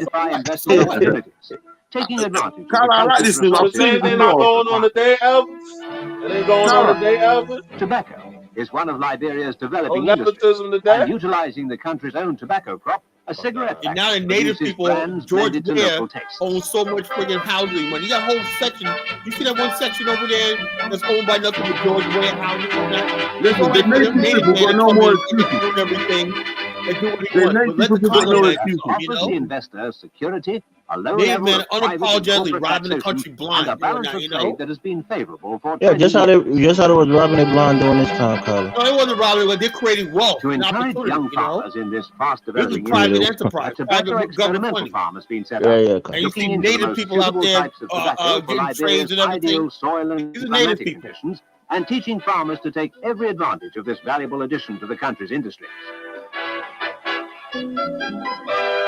President William R. Talbot. Again, this is a staged video. This is not how things really work. This is a staged video. Only your mind is instituted by it's a staged video, Carla. You don't know the history of the country. You just started going to Liberia in 2000. Don't think you know. Financed with funds. What we need to play is the other video you played the other time. of the Torah and all that in church and all them. The people in their country's future. When he talks about the actual native African Americans who went there. Also instituted a program of rehousing families formerly living in overcrowded areas. And on new housing estates such as Gardinersville and another named after the assassinated leader of the Guinea-Bissau liberation movement, Amilcar Cabral, families can be raised in pleasant, healthy surroundings, preparing for their inheritance, which is the wealth of Liberia. My whole thing about tonight is black people going to Africa. I'm trying to change my mind about that, you know? Realizing the what's going to happen is younger this. generation Okay, Carla, you know this one. President Talbot refers to the youth of Liberia as his precious jewel. That's going to shock a lot of people, right? Anytime black people in America... On the arms of their escort. Yeah. Was it this one? No, it's a different one. Yeah, play that one. That's Liberia. This is Queen Elizabeth visited Liberia, the only black republic. Oh, okay. We're not, you know, we're not. But anyway, my whole thing is this: if black people from America go to Africa, right? Naturally, they're going to succeed, whatever like that, and it's going to cause is animosity, jealousy. No. I'm dead serious. Everything you're telling me, bow down to you and kiss your feet and whatever like that. That's not going to happen, man. You know. Listen to me. I tell people that's all the why time, you have That's why you have leadership. You manage. Ain't no leadership, nothing. Yeah, I want my leadership. I want my leadership to come from me. You know. Right. Listen, that's your personal ambition. Right. Or Liberian leader. You know. That's your personal ambition for African. That's slightly on there. Yeah, whatever. Even if you live in any place like that, look. Okay. Bottom line is this: as long as Africa, like it is right now, right, where people sitting there doing nothing, just like the native Liberian, right? And somebody comes and say, you know something, we could build factories, we could build this, whatnot. Naturally, the people who are achievers and producers, right, are going to succeed. You know. Well, they have to come to the foil, or else it's not going to work. So in other words, basically, what you could ask us to do is say, you know, black people in America, come to Africa, live in huts, live in the gutters and everything. No, like that. Nobody's asking you to do that. No, listen to me. But that's what you said. Those American Liberians, Lewis, were exceptional black people. They were exceptional for black people. We know Liberia. We know the success of Liberia. The point I'm trying to make is, what were they supposed to do? Right. No, listen to me. The native people couldn't keep up with them. What were they supposed to do? No. There should have been a concerted effort to bring the native people in. That's not their responsibility. Lewis, that was not their responsibility. It was. Okay, Colin, it's not the responsibility of white people to educate black people, right? Not the responsibility of white people to do anything for black people in this country. I mean, what are you talking about? You went to public school, Colin. You went to public school. Hey, Dave, you didn't go to private school. What are you talking about? Black power, black improvement, right? Self-determination, all stuff like this. Listen to this, Lewis. It's not the government's priority to educate its citizens. I mean, listen to yourself, Colin. Always go back to the. Do you see black people in Philadelphia, in Atlanta, educating themselves? Always go back to the problem. They got state-funded schools, federally funded schools. That's how they educate themselves. The government of the United States don't say these are not our problem. We're not supposed to educate black people because they're not us. What kind of mindset is that? University, Tubman, Booker T. Washington University, CWA. What was all that, Elvis? These are government funded schools. What are you talking about, Carter? They have the power. These are government funded schools. The University of Liberia. What was that, Elvis? Those are government funded schools. Yeah, that's what I'm saying. So you said the government. So the government does have a priority, like you just said. That's not their problem. It is their problem. How did all those native people get the money to study overseas if their government wasn't spending money on them? The government will spend so much money on native education, sending overseas and everything. So I don't want to hear that. As they should, and they should have done more. That's what the people were saying. All about Elvis. It's the government priority to do it. All about this. It's the responsibility to educate. It's all about jealousy and envy. That's all. It's all about envy and jealousy. As long as you got, that's all. Okay, Tyler, we're the jealous one now, Tyler. We're in power. We have the country. Never getting it back, so we're jealous. I don't want it back. Okay, then. So stop complaining about it, man. Stop playing these videos like 100 times. Nothing's going to change. You know what I'm saying? You want it back. You want it back. So that's what it's all about. No, that's because you complain about it every night. Leave this alone. They never get in the bag. It's in the hands of the native. They're going to improve on a year over year, and it's only going to get better. We're tired of is people shitting on our people's legacy in that country. Who shit on your people's legacy? You brought this conversation up. You always like to bring it up and complain and whine about it. We don't want it back, you know. Okay, then stop complaining about it, Carla. Stop whining about it. We're so look. They're not your ancestors. None of your family members ever went to Liberia. When I'm driving down Tubman Boulevard and I'm seeing kids that should be in school, 12 and 13 and 8 years old, out there selling plants and a soda, loads of bread on water. That angers selling plants and a soda. Carla, that's your problem. There are kids on the highway in America selling bottled water. What are you saying? You said a lot of those videos on YouTube. Kids in Metro Atlanta selling bottled water on the side on the highway. What are you talking about? Kids selling Girl Scout cookies to raise money for a trip or something. Carla, go on YouTube right now and type in black kids selling bottled waters on the highway. Kids out there, Lewis, selling friggin' everything on the friggin' blow for red, everything just to friggin' look like they want to eat and whatnot, you know? That's sad. Yeah. I've seen that, but I've seen how you can get rid of it. Nothing's new. It's poverty in Africa. It's all over Africa. I just like Liberia. Get over it. As the country improves, okay. As long as the native men running that country under the name of Liberia, it's never going to succeed. They need to change the name. Whatever you said, Dave, but they have the power now. They're building homes. They're accumulating wealth, just like the American Liberians did. There's nothing you can do about it. So you go there and visit.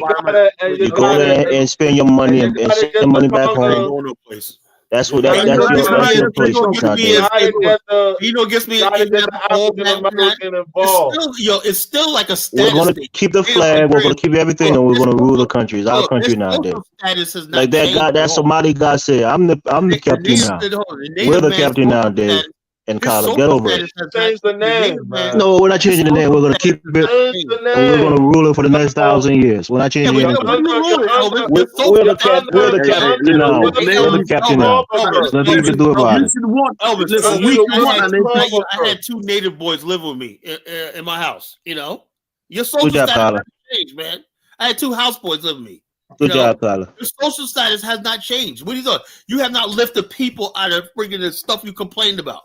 Carla, we got the power now. We got a native president, native vice president. Oh yeah, we got the House, Senate Pro Tem. They got all the money. They're advancing. They're accumulating wealth. That's what really matters. Can I say something real quick? That was the case. You would be there right now instead of Minnesota. Hey, I'm enjoying life here too, and I have homes back home. Things that I have back home, I probably wouldn't have had in the 70s or the 60s. So I'm doing well, Carla. My family's doing well. I go to Liberia. You can't even afford to go there. You know. Whatever you say, Carla.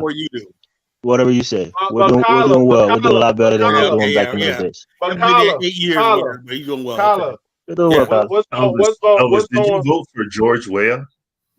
Of course, he's with George Weah. What's going on? What's going on? Listen, what can we move it on a bit? What did I want to try and sample? Carla, you should need to do a show on this because you and Elvis are the experts on this. What did George Weah? Because don't forget, I'm a former soccer player. I'm a big fan of George Weah. What did he do really? There's accusations now that he was given $5 million for Invisible Park. Only $3 million got spent. $2 million disappeared. You know, but I'm not over his governance. What did he do? Be honest with you, right? To be perfectly honest with you, right? Even though I don't think it's much better now, it's cleaner. They clean it up. You know, to be honest, perfectly honest with you, right? I really was actually shocked when I went there. He was president when I went there, right? And I just thought, oh my God, this place is gonna fall apart. Actually, it wasn't that bad, you know. It wasn't that bad. I'll be honest. So you weird done all right. I'm honest, you know. At least it wasn't that bad. But people telling me behind the scene, they'll saying this is what's going on, blah blah blah. But you're always gonna get that though, Carla. Yeah, but don't forget, Weah wasn't a poor man. He done well for also what I heard was all the COVID money, right? Somebody said they ended up writing. They said the bags of money that they were getting at the airport for COVID. They all that money went right. Bro, we heard that in Ghana. Come on, you know what Africans like. We gossip and bullshit, bro. Man. That's Africa. And this is during the election year, Lewis. But propaganda was high during the election. This is it. Listen, I don't listen to opposition. Listen, when people are in opposition, think about this, right? George Weah lost the election by 17,000 votes, about a percentage point, and he turned over power. Okay, that means the people really went the other way. Everybody was mad at him, wanted him to stay there and contest. Said, "No, I lost. I'm giving the power away." Yeah, which I like, right? He knew better. Okay, this new guy coming in, he's got experience. I know that. What is he putting in place that's really gonna? All I know is, look, if you go there now, and the friggin' the highway that was, I mean, it's a long ways from the airport to Painesville, Monrovia. It's like a the new airport they're building, right? And check this out. That road is almost complete. It's nice. It's good. Both sides. Can you show it? The natives are doing development in the country. The foreign powers are doing development. And I'm not saying you don't want to get a native. No problem, Carter. They're building roads. They're making incremental improvements. They've been building that road since my Ellen. They're making incremental improvements, brothers. Right, Carter. Can you show it? Can you show me that? Show us that road. Can you show us that road, Carter? The one they're building. RAI Highway, man. It's RAI Highway. Yeah, type it in. Let's see on YouTube, bro. Let's see it. I gotta look for it, man. The Roberts International Airport. Give the people hope. Keep hope alive. Keep hope alive. Well, the bottom line is, like I said, the road's being built. When that, it's like I said, slowly but surely. Like I said, the country was all they do is follow the template that was laid down for them when they built the country. No. Let me be honest with you, Kala. All of those projects that's going on is from my Ellen government. It is Ellen started. They don't need no template. They can develop in their own unique way. Nothing. They don't need no template. Come on, all of that is from my Ellen. Yeah, let me play this number. I want to see the new Liberia, bro. I know this one. I'm looking available to meet the demands of the country at reasonable cost. I'm looking for it. Man, I know BBC movie when I see it. Agricultural development project. Testimony to a far-sighted administration. Further to the south are the famous rubber plantations of Liberia, cultivated by smallholders and large estate owners alike. Liberia is one of the world's most important suppliers of natural rubber. All right, I'm gonna play a video.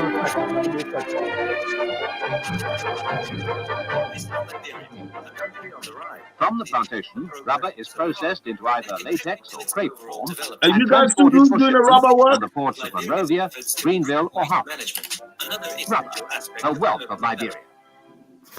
Timber. Liberia as well. Are they still producing rubber on a big scale? Yeah. Good. When you drive through Harbell, Firestone, you can smell the rubber latex.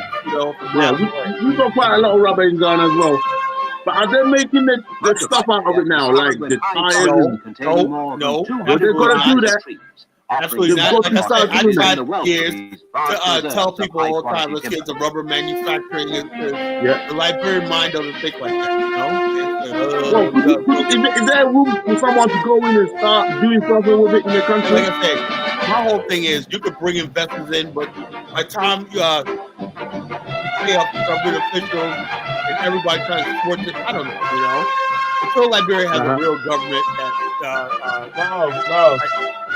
You know what I get mad about African countries is that they fail to do the full production of the product. They don't even know. They just want to ship it out raw like this.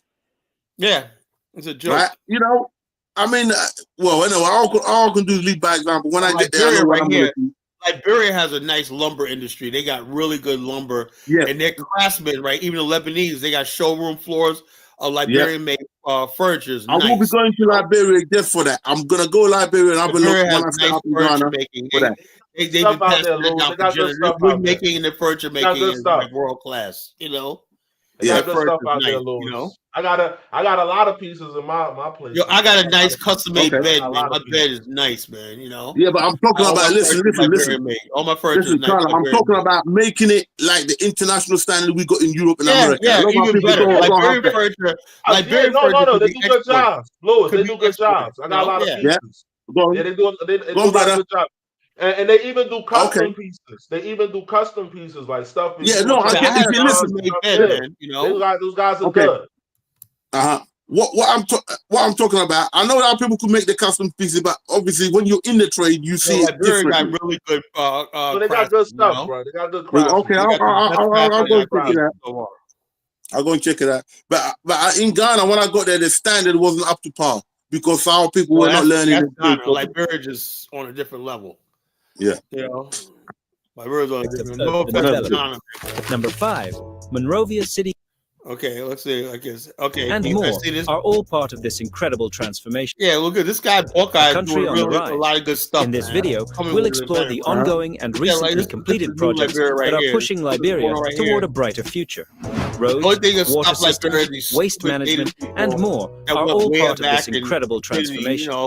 Squatting on land, stick with us and get the inside scoop on the future of Liberia. Subscribe now to stay updated on Africa's amazing progress. Let's explore some of the most important ongoing projects that are shaping the future of this beautiful nation. Number 1. Road construction. RIA Highway. One of the most exciting projects underway in Liberia is the construction of a new 4-lane highway that will connect Monrovia, the capital city, to Roberts International Airport, RIA. This project isn't just about resurfacing an old road, it's a complete upgrade of a crucial access route. By transforming this road into a modern highway, Liberia hopes to reduce traffic congestion in and around Monrovia, while also making the airport more accessible for both locals and international visitors. The project includes a host of additional improvements, such as modern drainage systems, new streetlights, and upgraded traffic management systems. These changes will make travel smoother, more efficient, and safer for everyone. Once finished in 2024, this highway will not only improve transportation, but also boost business and tourism in Liberia, making the country more attractive to investors and travelers alike. As we move forward, let's take a look at another important road project aimed at enhancing regional connectivity in Liberia. Number 2, Ganta-Tapita Road Project, Phase 1. In eastern Liberia, the Ganta-Tapita Road Project is well underway.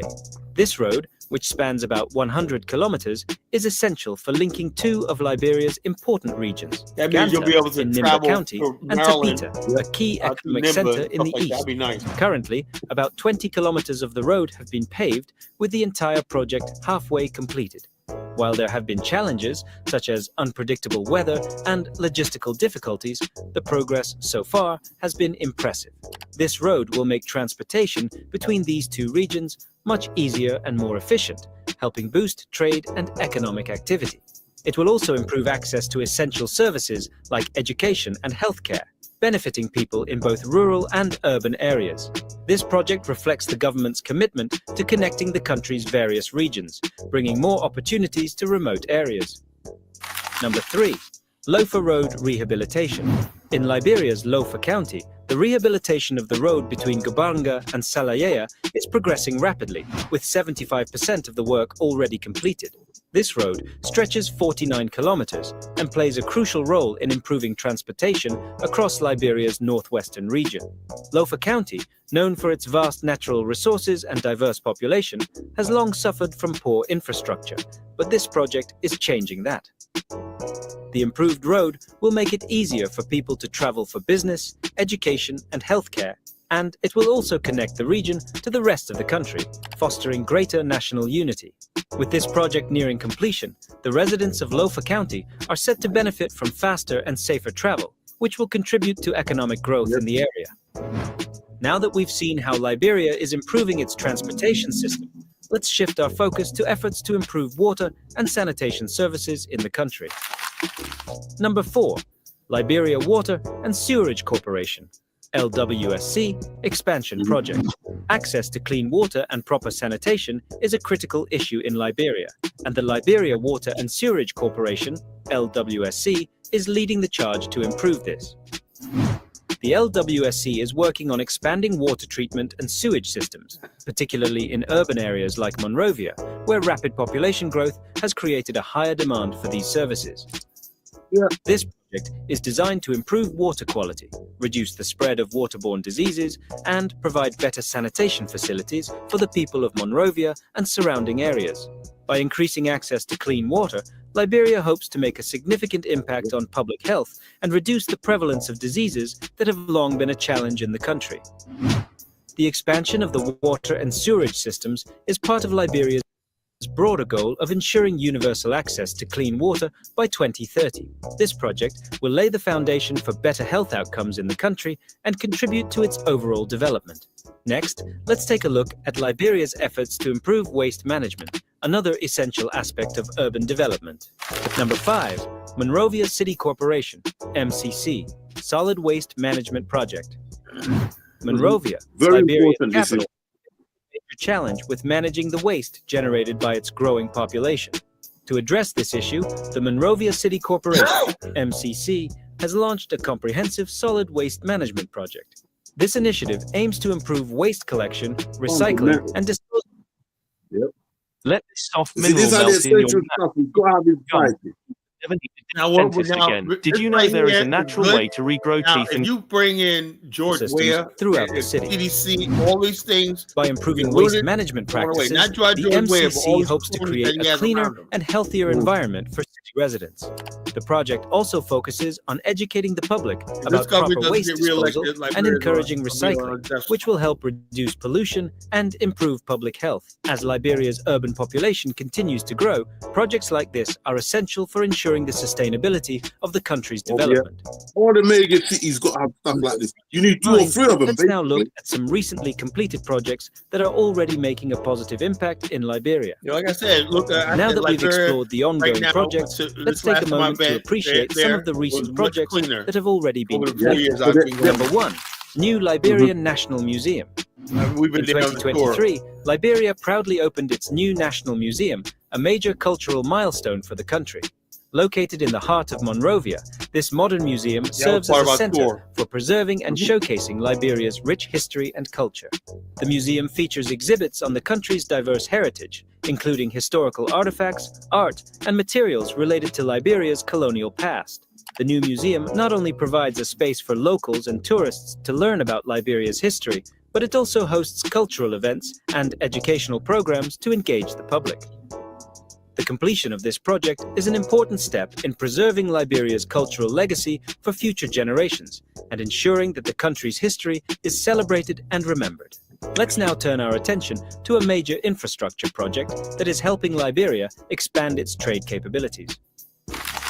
Number 2, Monrovia Freeport. Expansion. Another significant achievement in Liberia's development is the completion of the Monrovia Freeport expansion project in 2023. The Freeport of Monrovia is one of Liberia's most important seaports, facilitating the import and export of goods. The expansion of this port enhances Liberia's capacity to handle larger vessels and increases the efficiency of operations. This project included upgrades to the port's infrastructure, expanded cargo handling facilities, and increased storage capacities. These improved. Liberia was the only country in Africa that had its own maritime fleet, that sailed and exported, shipped goods around the world, at one time. Back in the day? Yeah. Before the invention of the container steamship. In the 19th century, Liberia used to export everything from cotton to cotton, coffee, and a whole bunch of stuff. Are you guys still doing cotton production? They do it, but the bottom line is now that things are more, supply chain is different. It's not like it was before. Man, listen, some of this fundamental stuff, we got to get it back, bro. That's why we got. That's why we import. And the whole thing is like the people who use cotton, they already got their contracts. They buy cotton, buy the whole thing. They don't really need. Because the problem we got, you know how much secondhand rubbish we import into Africa? Secondhand crap. Nah, these people running the port. No, I mean the cotton. I mean, if we produce cotton, we can make our own clothing. Cotton can make textiles, but before you do that, you need a market for your goods. Liberia, I'm seeing why am I seeing people wearing FUBU friggin' stuff? It's secondhand stuff. We got to stop bringing that crap in. You know how much of a mountain field that is becoming a problem for us? They're dumping their crap onto us. And we end up throwing it away. What can you do? People rather buy that than and buy. There's a lot of Liberian made stuff, but on a large scale, you know, most people like importing stuff. We, You know, we need a sweatshops in our place because we can't keep importing crap. No wonder why our bloody gut is getting filled up with bloody old improvements will help streamline the movement of goods and boost Liberia's economy by facilitating trade with international markets. The expanded Freeport is now positioned to become a key regional hub for shipping and logistics. Finally, let's look at a major energy project that will help meet Liberia's growing electricity demand. Number 3, Mount Coffee Hydroelectric Power Plant.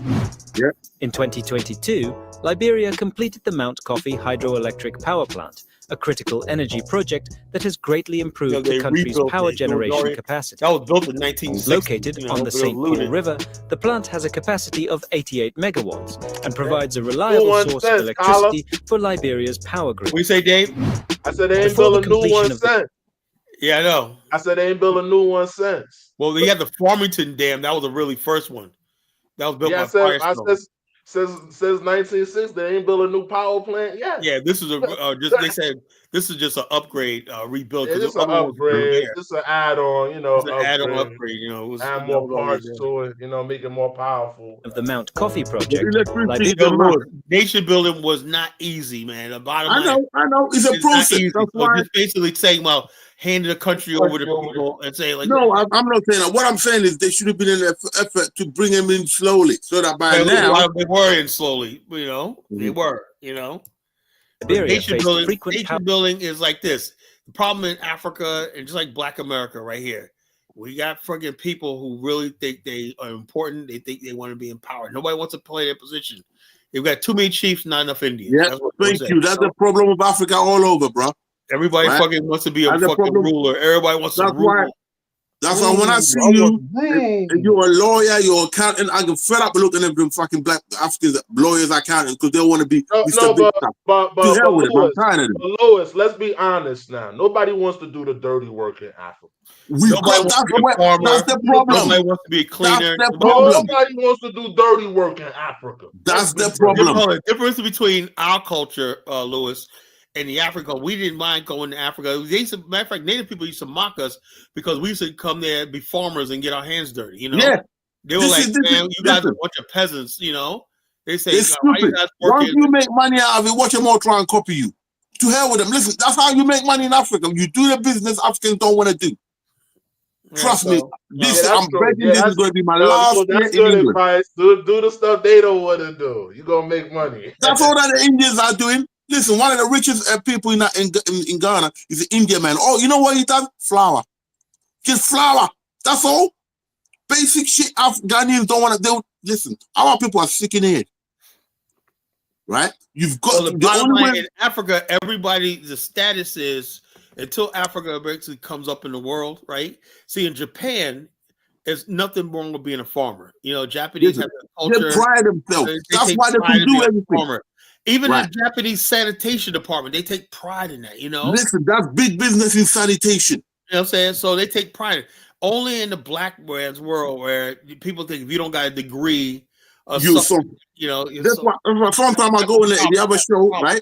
I go in the other show and I got this idiot telling me, oh, why you're a bus driver and this or you're this. My friend, one, you don't know my trade. Two, there's money in bus driving if you own the bus company, dumbass.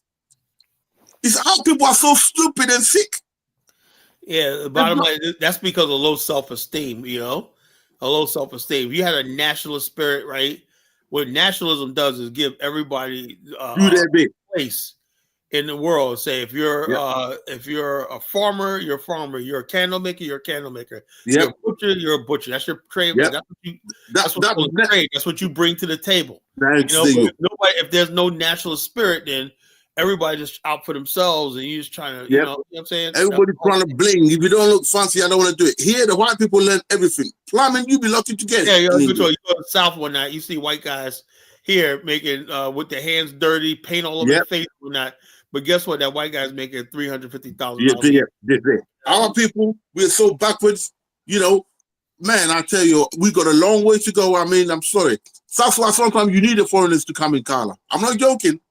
I can understand why some of our You got to bring him in. I just don't want our people to get caught up in this. Just like I said, No. earlier now talking about O'Shea, right? And he's talking about me and Bomani and stuff like that. I'm surprised, yo, Kyla. I'm so surprised at that, yo. I'm so you stay in your little corner. We don't do nothing. We stay in our little corner. You know what I mean? So the bottom line, when somebody mentions my name and don't know shit, you know, hey, you know, we got problems. Don't worry about that. I do worry about it because Bomani has a business when you know, I have to, we have to because we got reputations and stuff like that on the line, you know. So I gotta address this, you know.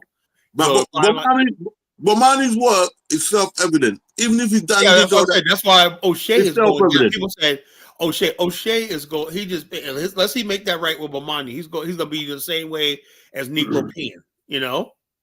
Negro Pen disappeared because he went after Bomani and said, "Well, when the add the receipts up and whatnot, yeah, Bomani's legit." But somebody's legit, and you come at them with slander, and if you don't rectify that, you're going down, you know. And so, like I said, all the years I've known Bomani and whatnot, that guy has been nothing but straight with me and straight with everybody I know, and a real good businessman, real good everything, you know. So if somebody just slanders somebody, he just recklessly mentioned people's name and whatnot. Bomani. Did I hear he mention Did he mention a guy called Danny from Ghana? Is he a real estate guy? Did he mention someone like that? But he was talking about Bomani, you know. That's what I heard. Because I heard him.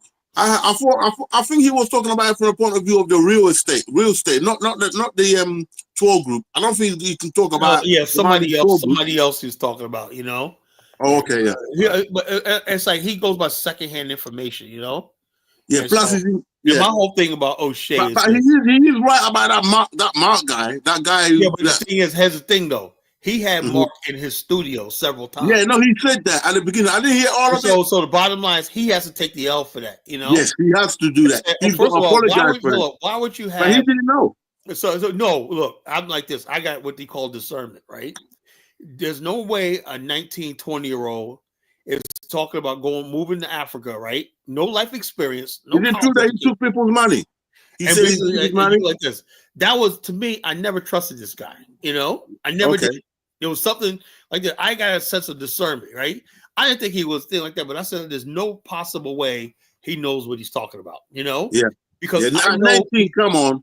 At 19. I know these countries, right? I know these countries, right? When someone tried to tell you, because you know who basically opened my eyes about Tanzania? Remember that girl, Tiffany Banner? I remember the name. Yeah. Oh, okay. That 19-year-old, this is a 19-year-old girl. She went over there and she was telling the white people, "Take your hands off these black children." Remember that? Okay, yeah. Turned on her or not? You know, she had a couple of incidents there, and then basically somebody made the comment about you're a freaking slave, whatever, like that. And I'll say to myself, you gotta stay. So even though they're black, they got an Arabized mind. And Muslims, listen, Arabized mind. You know, wherever you got heavy Muslim influence, they are colonized by the Arabs. I'm not buying it, right? Yeah, so it's a little. I'm worried though. Black people automatically go to Africa, and they automatically assume just because the people look similar to you, you think like this. And I know better than that. You know, I know better than that. That people, just because people look like you, don't mean they have your mindset. You know, like me personally, even though I think a Liberian culture is similar to ours, I have a problem when I see an old white man with a young Liberian woman. Of course, that's a red flag. You know? I'm saying like the African, and I'm saying like the government's got to step in. The government's got to step in on that. The average African, they don't have a problem with that. The average African, like, you know why? They in poverty. That's why. The poorer the place, the more you see that. I don't mind. It's not even about that. The fact of the matter is, if that was a older black man going to, let's say, Ukraine, and had that's going to be a problem. Remember that dude that was hugging that brother that was doing a fashion guy? I forgot what he did, whatever like that. He was in Greece, and he just a girl took a picture with him, right, and hugged him. And these guys for Slovakia, whatever, killed him. Remember that? Yeah. Listen, I'm not interested in white countries. I'm going to look. So what I'm saying, my point I'm trying to make is they killed him straight. White men could go to Asia. They can go all these countries and mess with the black women, right? But the moment an Asian, African, or somebody goes to a white country and mess with a white girl, well, like that, you know, they're watching you from the word get-go. What else gets me is, why don't the Africans see that? You know, why is it that they come to your country and have their way? I'll tell you why they don't see that, right? It's because one, poverty, because the government is not doing much for them. So if the white man come and do a little bit, they're like, "Chap." That's what it is. So therefore, like I said, Lewis, right here, I don't come from a culture of poverty like that. You know, we know this. I'm not used to seeing my sisters. Even though it's going now. Now we're starting to see more of it. White guys pursuing black women in America, you know, older white guys. But for the most part, you know, it's rare. It's not like a normal thing. I don't sit there and I'm in Harlem, right? And I'll see some white guy come up there with a freaking black young girl under his arm. Yeah, he wasn't there. He wasn't there trying to make it out alive. You know. Yeah, he wouldn't try that in Harlem. Community messing with our freaking women. Yeah, and stuff like that. Until we get rid of the poverty, this is what could happen to you if you don't solve that out. Even if you got poverty, it's got to be a thing where, you know, our women all over have to be. Some of our women are complete sellouts, you know. Did you see the O'Shea show the other day with a Kenyan woman who said she went on that pop the balloon thing and said that she don't want to go out with no black person because the guy's skin was too. Some of our people are completely up there. They're gone. That's what these women are. But the whole thing I'm trying to say is, we have a culture, Black America. We have a culture where we just don't. Even though we're tolerant of it, but we're just not really accepted. You know, in our culture. We're tolerant. I'm tolerant. You know, but the thing is, though, like I said, I seen this video with this girl. She's 19 and her boyfriend, a white guy, 41. I wrote in the comment section. I said, "Girl, this is an abomination. Where's your dad? Where's your father at?" You know, and a few people like my comment right now. You know, you're like, "Oh, look, a 41-year-old white man has no business with a 19-year-old white girl or black girl, whatever." You know, you could be at least 20 out, 22 out. In Africa, that's not unusual. That age group. It could be, if the man can look after her and he's not perving over her. Especially if he's white, they praising that. No, man. Listen, as long as the guy got money, but it just happens to be, I know white guys here who are in nearly 60 who actually prefer, they like black ladies, they've got money, they go out there, they meet them sometime online, then they go out there. Most of them, they want a proper relationship. Most of the time it don't work. It's like a try and error. I mean, that's one thing, man. But the thing is, though, that don't mean I have to like it, you know? Yeah, no, I don't. I don't like it. Do whatever they want to do, but like I said, me personally, I don't like it. You know, stuff like that. I'm uncomfortable with it. Right. You know, listen, for instance, with me, I won't say nothing. Different ways, I get it. With me, I'm 55. I'm single. I haven't married. Okay. Now, I'll meet someone. Okay. To me, as long as they can't be under 20, they can't be under 22 basically. They've got to be at least that age, 23 or 4 up. Most of the time I like them 27 up around there. Okay. Now, I don't have no problem with it at all. So I'll make sure that I haven't been in that situation heavily, but if I do, I'll make sure I know their parents know me, right? And you know, I'll get a person that I can look after her. And I want her to be able to stand on their own 2 feet. You know, similar to what you got there in Carla, but you got a girl who can read and write. You know, it's different. Sometimes you're in a position. If you can look after the girl and you're not taking advantage of her, and her parents are involved in it. I have no problem with people want to do it. You're grown, do what they want to do. But I'm just saying the fact that when I'm looking at this white guy, he looks like a friggin'. Yo, yeah, Carla, you're gonna see a lot of that. You're gonna see a lot of that. A guy that looked like he's racist, you know, for one thing. Carla, you know? I don't even date black women that used to date white. Yeah, because look, I'm saying like this: if you got a 19-year-old girl, throw you away. A 19-year-old girl, I throw you away. You got a white guy who looked like, you know, what it is. He can't score with his white women. You know, that's what it is, right? So basically, these guys are all the time. You keep hearing about these white guys unaliving their black spouse. You see this all the time. You know, what the hell happened? You know, it just happened recently too. You know, it's the poverty. Mm-hmm. And plus, you gotta understand now, there's a lot of single white guys here because of the women nonsense that's been going on. So you're gonna get a lot of them traveling now. Enough of them been to Philippines. Now Africa is the new frontier. Yeah, so now that complicates our idea of what we call Pan-African. And another thing about O'Shea, right? Mhm. He made a comment a couple of years ago. If you don't have something against seeing white guys or black women, don't come to Africa. Who the fuck is he? What did he say? What did he say? Don't come to Africa. If you what? If you have a problem with seeing old white men with black women, that's what goes on out here. You got a problem. Well, actually, on that one, I will have a problem with that. But on that one, he's talking about the reality of that. Like I said, a lot of white guys. He was saying you got a problem with it. Yeah, because it's going to be so common. That's what he's saying. No, I think what it is O'Shea is a swirler. No, he's only recently become a Pan-African. You know that. Like this. There's got to be something, right, Lewis? Like I said, this is a battle for the soul of Africa, right? It's a battle, right? My whole thing is this. In America, do as the Americans do, right? In Africa, I think the black man should rule. That's what I believe, Of course. If we can't rule there, where are we going to rule? Huh? If we can't rule in Africa, where are we going to rule? Well, we don't rule Africa, right? White men come in there. By and large. Now they're taking our women. So what do we got? We've got to. That's what the That's what the stakes are. Right. We've got to industrialize and improve our situation. Well, okay? There's never going to be enough. You can't industrialize the situation if you got people who are constantly freaking always trying to make another group of black people the enemy. Paul Kagame is the enemy. America, Liberia is the enemy and whatnot. Black America's enemy. Well, they can't make that excuse no more because they've had long enough ruling by themselves. So my whole thing is while we're doing all that, the friggin' Afrikaners are planning on trying to get the support of the. South Africa. I've let go of South Africa, bro. I would arrest these people for treason.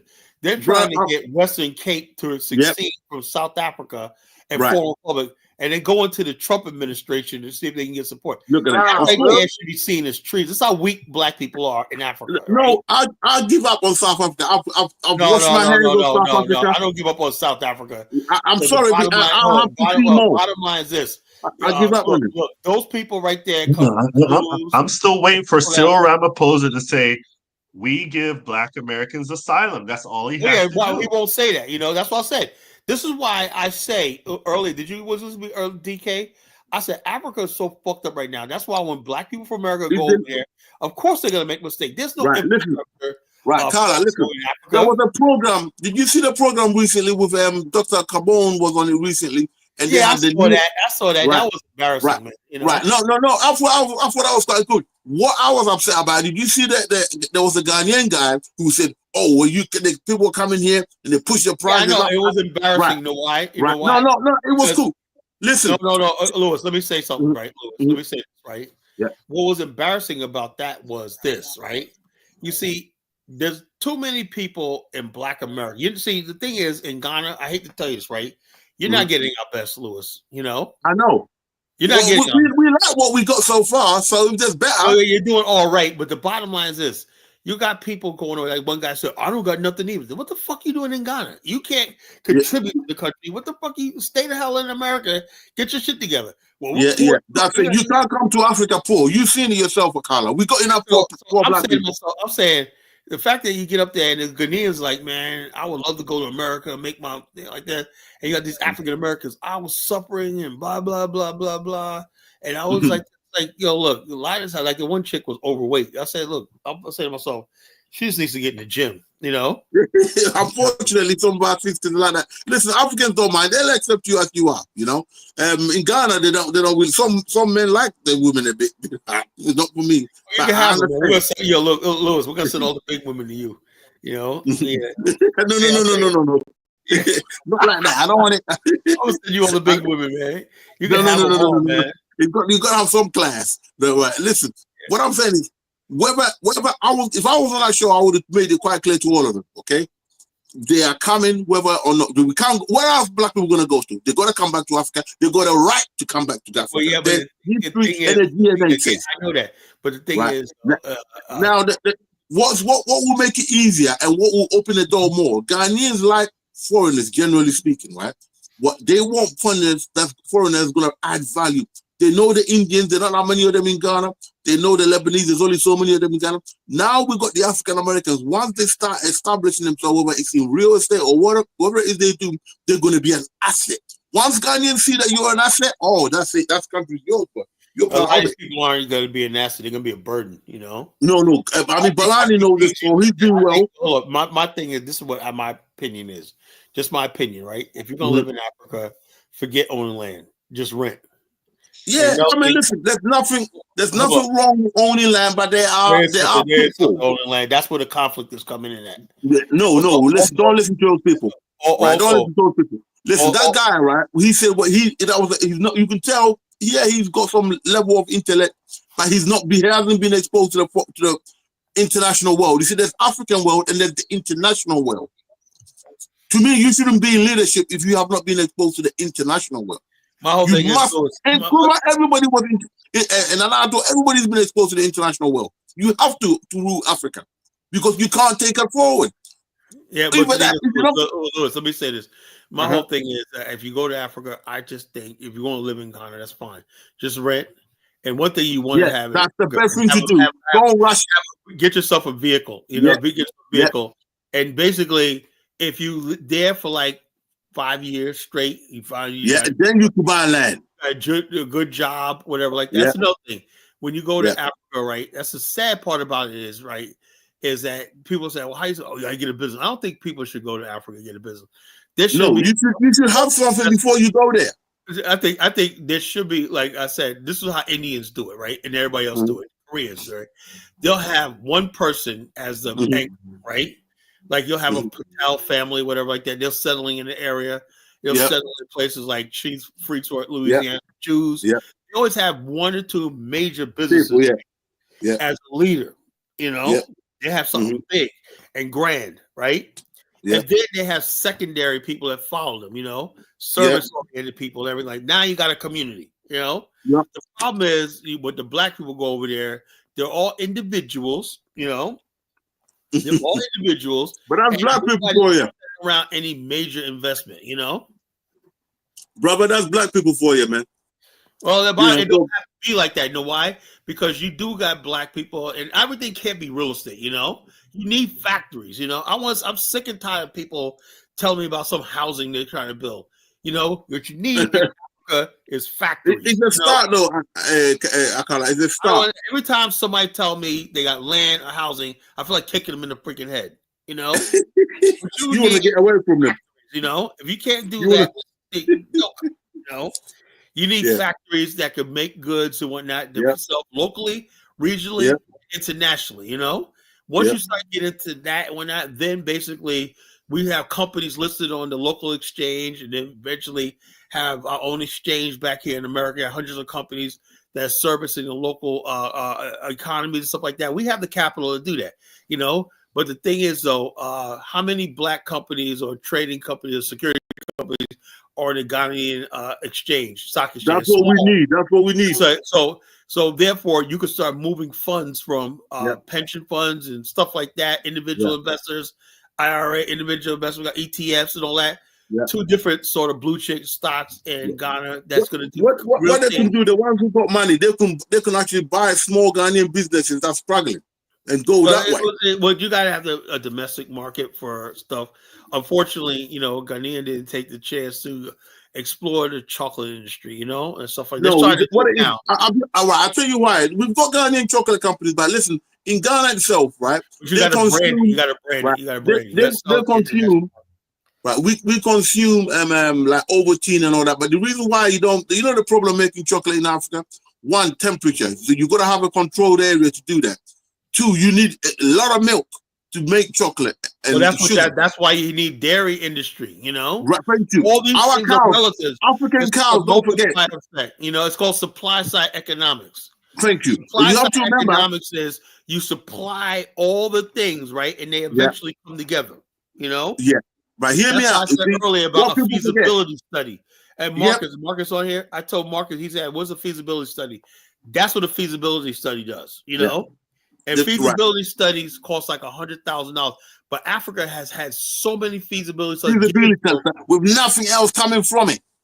You go to the University of Ghana, there's loads of it.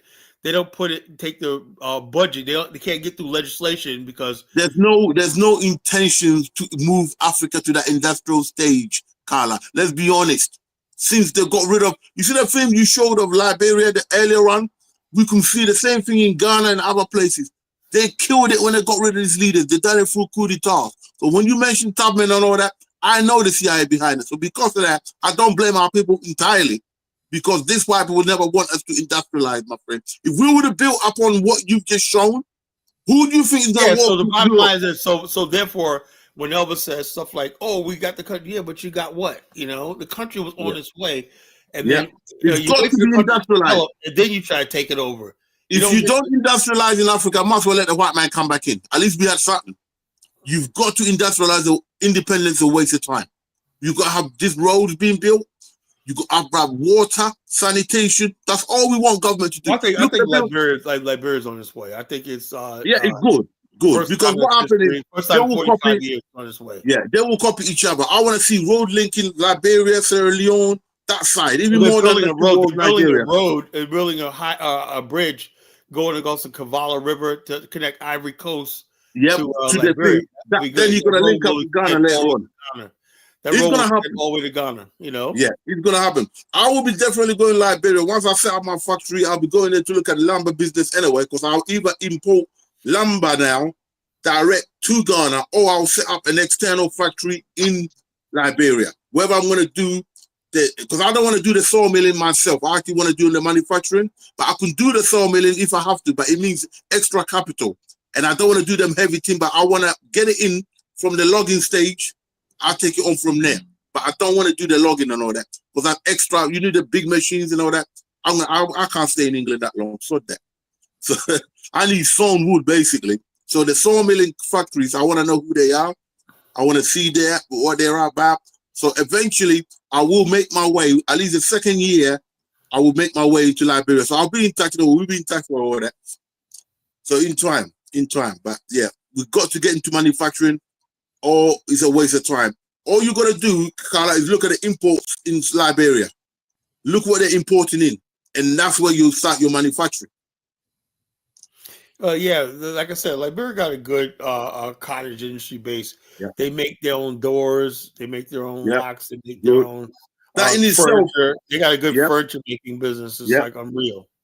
That in itself, like I said. But the thing is, though, even though there's stuff like this, you gotta say something about like African culture in general, right? Nobody basically pedestalizes manufacturers, you know. Well, that's the only goal. thing they pedestalize in Liberia is a politician, you know. To hell with them. You get center of attention. You get you see, this is my car.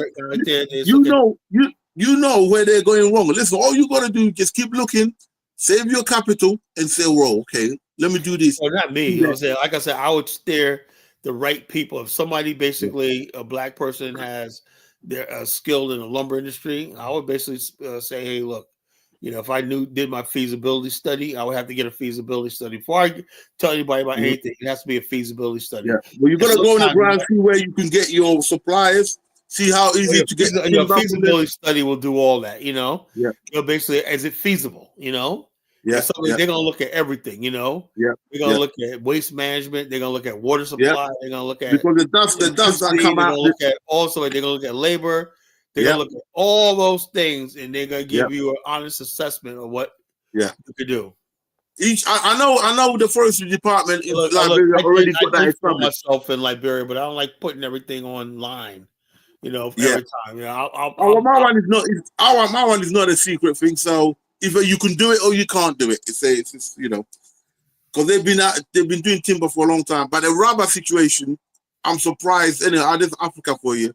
We should be making trainers and everything that comes from the rubber, tires, which already Firestone. That just makes too much sense, you know. Yeah. The bottom line is this. Also, my guy Dion that came on tour with us one night, and me and him was getting into the craft business, importing Liberian crafts and paintings, stuff like that. I just said that's good. That's good. Yeah. Anyway, he showed me this thing where you could take old tires and rehab roads. Yep. Take the tires, put them in potholes and thing like that. And we Fill do. up dirt and Yeah. gravel. Do you guys have a The bitumen? tires provide ballast. Do you guys make bitumen in Liberia? We don't make anything in Liberia, you know. It's But basically Ghana are lucky. They got a bitumen factory now, a huge one, huge. yeah, so the bottom line is Liberia got the rubber, but all you got the factories. All you need is a tire factory. Yeah, and you need buyers and stuff like that. You need distribution. You know, all the tires in Liberia are imported. You know, yeah. Oh, you see, that's a big opportunity for someone to be. Yeah, but the bottom line, we need our rich men to be. The government got to direct. The government has to direct. You need the government. Why? Because the government will do is they'll come in and limit or put tariffs on imports, right, to discourage it. It's very stimulate they can go private partnership with a private company. The government have a certain percentage. You don't let the government run it because they're gonna steal the money. Let the private entity have more. I would say you just let the whole private sector run it. And then what I was thinking was Liberia needs its own stock exchange, right? You can basically start with government owned, and then after, like Singapore did, then after a while the government listens to hand it over to the private sector. They sell some to a discount, some to institutions, some like that to a thing. That's what Kenya did. There's a lot of countries did that. Liberia does not have a stock exchange, you know. And I was you gotta have that. You gotta have that. I'm sure they will do it in the next couple of years. It's not that hard to do. But all the people that could have built the stock exchange were driven out of the country, you know. Liberia, had it not been for that coup, Liberia would have all that by the 90s, we know if it hasn't been for most of the coups in Africa, you know. Liberia's coup was really devastating, you know. Yeah, that was really. Let me tell you something, Lewis. How devastating that was, right? Yo, Kala, not to cut you off. I heard they wanted to kill 200 people instead of those 17 people. They wanted to kill more people. They really were planning, Lewis, a genocide. They wanted to American Liberia. 200 people. They said they brought it down to 17. But they wanted to kill their family. They wanted to do all this. They wanted to kill so many people just for being born, you know, because they had a little bit of money, because they were prosperous and they created a little bit of wealth. See, this is how sick Africa and black people are.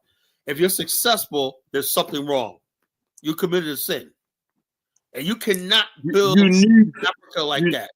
You need successful rich people in the country. Well, the bottom line what I'm saying is, our ancestors who built Liberia did the right thing. They were successful. Now, instead of native people following in their footsteps, they didn't want to change their techniques and whatnot. They didn't want to do modern farming. They didn't want to do all the stuff like this. They didn't want to get into science and everything like that, right? You go to science and technology. That's what. Not only that, Lewis, right? They thought that the Congo people had so much money, right? But they didn't understand something. The Congo people's land was deeded. That means they had wealth and assets. They could get loans and everything, right? Yeah. The native land was communal and traditional. They didn't have deeds on it. So therefore, it looked like the native people were poor. No, all you have to do is get a deed done.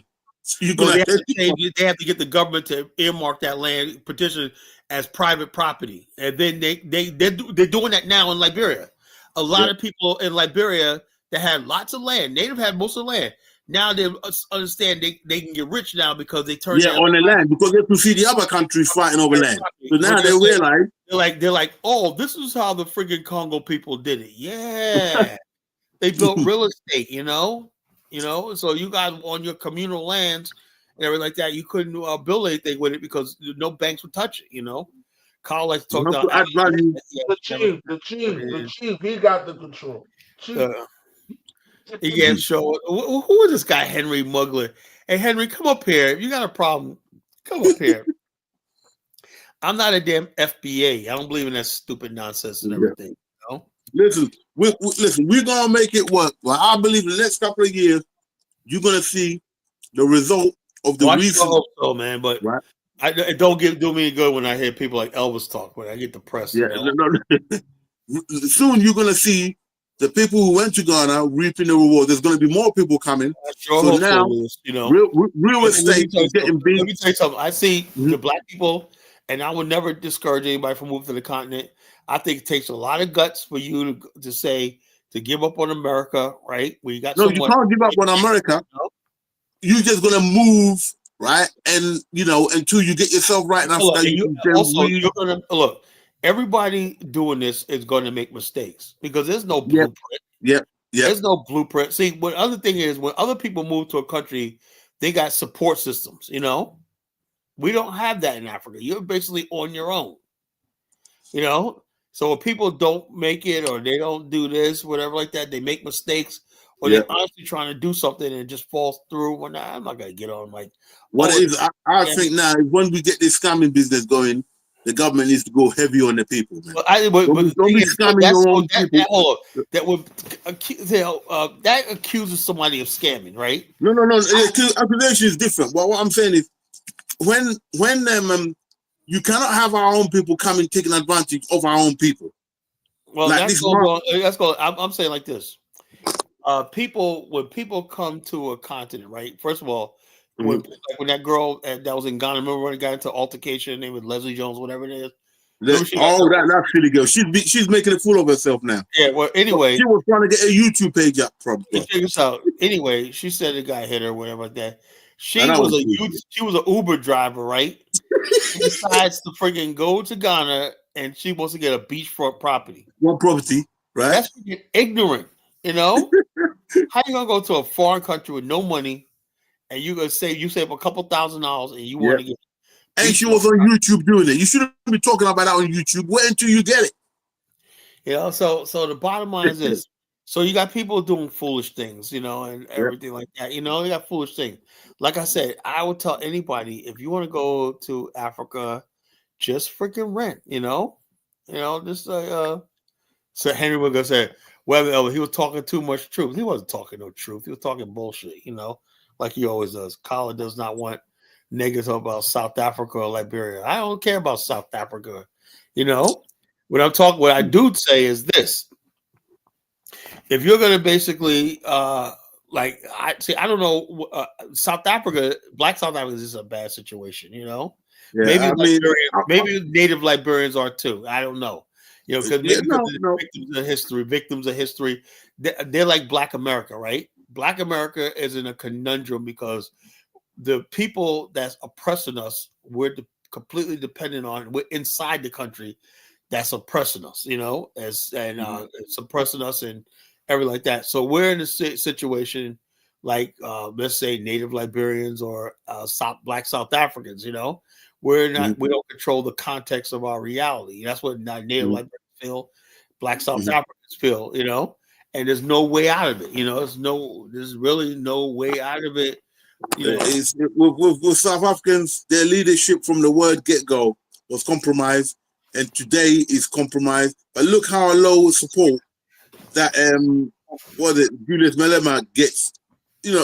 Come on. When people are like that, made up their mind, leave them to it. But let's be honest with ourselves, right? Although I support Julius Malema, you can't. The stuff he says, right? Let me say this, right? You cannot you have to understand something. Removing white people would be like removing one of your lungs. They're major. Listen, I think it's best to go. You can survive on one lung anyway. Listen. But I'm saying Trump said he's going to put a plane for them. Trump said he's going to put out a plane for them. South Africa is a highly developed first world country, right? They live on the grid, 90% of people. That's not. Yes, it is, but listen, it's not unusual, right? Look, but what I'm saying is, if Trump is going to give them a way to come to America, they should be welcoming that. That's going to go left, right? because Trump is thinking he's going to get all these hardworking Afrikaners and whatnot. He's going to get. Listen, most white people don't get on with Afrikaners. I know Afrikaners will come to England. They can't get on with the native white people right here in England. Because they got an attitude. They got a big attitude, bro. Who would get along with the Afrikaners? Ukrainians. Ukraine will be a good country for them, because it's racist. Because that's where them people come from. I don't care. I guess I don't even want to hear them. It's an offense to me. I told one of my best friends, I said, I don't want to do it. Those South African boys, they terrible. I met them. Listen. I don't want to see them on a continent. I treat them the way they treat me. Okay. If you don't like, you need to be on my country. Lewis, check this clown out. Black Americans didn't even build Liberia. You go to Liberia, right? That's completely. You got time to look at them fools. There were no white people in Liberia, bro. White people didn't fund Liberia. Liberia was completely funded and built by black people. You know, they built the friggin' Black America. Liberia is nothing but an extension of Black America. The architecture, everything, the buildings, everything is Black America. You know, same architecture, same housing, everything like that was 19th century Black America. You know, so the bottom line is this: why is people always hate what we built and everything? That's a problem I have. They still can't get over the fact that this country was founded by Black America. How now they got no excuse, Carla. Now they in charge. They got no excuses. Let them do it. And so, but Elvis, I mean, Lewis, this is what we hear all the time, right? And all me and Dave and all of us trying to do is say, we know we're never going to get the country back. We know that, you know. What we're trying to do is protect our people's legacy. We know our people were good people, right? That built that country. They did the right thing and everything like that, right? But what destroyed Liberia, same thing that destroyed Liberia to this day is envy. Like my wife, right? I got a nice house and whatnot. She said, "There's so many people, babe, that's jealous." I said, "That's a jealousy is a Liberian trait, man. It's built. No, not just Liberia, man. It happens. It gets that we're a bit lucky in Ghana. There's more wealthier people, so it's not unusual. No, Liberia got wealthy people too. But I'm saying is Liberia is just a friggin', they just, I don't know. It's like when you look at the but they don't hate you when you're there, though, Carla, do they? What? They don't hate you. They don't hate you when you're there. Because I'm Black American. That's why, you know. If I was a Congo man, or Dave knows, if I was a Congo man, I told you the Congo people in hiding. Yeah, they're hiding. They won't even tell you they're Congo. I know they're Congo. I could tell they're Congo, you know. But the bottom line, I could tell, who's Congo. But the bottom line, I can tell a Congo woman from a native women always got shit on top of their head. They carry stuff on top of their head. Oh, the Congo women never got into that. Congo women just act like a regular Black American girls, They're like just regular Black American sisters and whatnot, They're all hip hopped out and whatnot, wearing skirts and like that. Native women, they wear them nice, sexy African skirts that wrapped on the waist. Yeah. They always got a vase on their head when they look real sexy when they do it, Yeah. But bottom line is this: you see the native people, you could tell they came from the countryside. And Congo people, you could tell the Congo people by the way they keep stuff like that. You could tell the Congo people. But the thing is, though, everyone basically has the same sort of accent, so you really can't really. Let's tell the accent. Congo man, everybody, people just automatically say because most Congo people can speak Bassa. Yeah, okay. They just go along, play along like they're Bassa or something like that. Yeah. Or they'll say they vie and whatnot. They play the game. So that's the difference between Liberia and South Africa. A white South African could never be a Zulu. They can't do it, can't fake it. The Congo man could always pretend like he's a native, whatever like that. You really can't. You can't tell. You can think somebody. You can't really tell by skin tone because there's a lot of light skinned native people and there's a lot of dark skinned Congo people. So you can't really tell who exactly. You can tell by the names too. Yeah, some of them. I know. I got a friend. Her last name's Freeman, and she comes from the Freeman family. They came over there, I think, in the mid 1800s. So like they're a lot over there, man. They there. Check it out. This guy Henry goes, "What is the jealous about? Liberia is such a bad situation. Liberia used to be on top, and you shame, and you're ashamed to turn the camera on. Listen, the foundation of the country is still there. I got plenty of friggin' video when I was there. Why do I need to show everybody everything of this private? I was with my wife. Show that, man. You ain't gotta show that, man. You gotta show a little bit of it, Carla. Because a little bit. I'm gonna put a video of me in the just for the show. Just for the show. Color Lodge is nice, man. But the one video I can't show because we was on the outside big screen projector. Okay. Outside. It was on the hammocks, whatnot. Yeah. And we're watching the movie Bad Boys. Yeah, you sure looking something, Not today. Not today. Later on, another time. So it was so much fun. I had so much fun up there. Mhm. And so the bottom line Okay. is, I was staying in Owl Lagoon. Tell them about Owl Lagoon. Thing. Yeah, That's that's a nice hotel. nice, man. Nice over the waters, over the lagoon. Yellow Lagoon. Is that Yeah. a holiday place?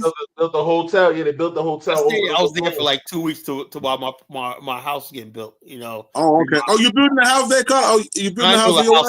I rented a place for paid it for a year and I remodeled it. You know. Oh, good. Oh, okay, nice. All new appliances, everything. You know, it's all brand new shower. See, look, I gotta have certain things. I need a shower. Oh, cool. Hey, listen. I need a shower. I need a refrigerator. I need a shower. A stove, right? AC, you know. Listen. Yeah. That is what we call infrastructure, right? When you building generator. I live in a nice neighborhood, nice area. Because Liberia, one thing about Liberia is the infrastructure is really, really good. You got the grid, the power grid, the transmission lines go all the way down to the airport, right?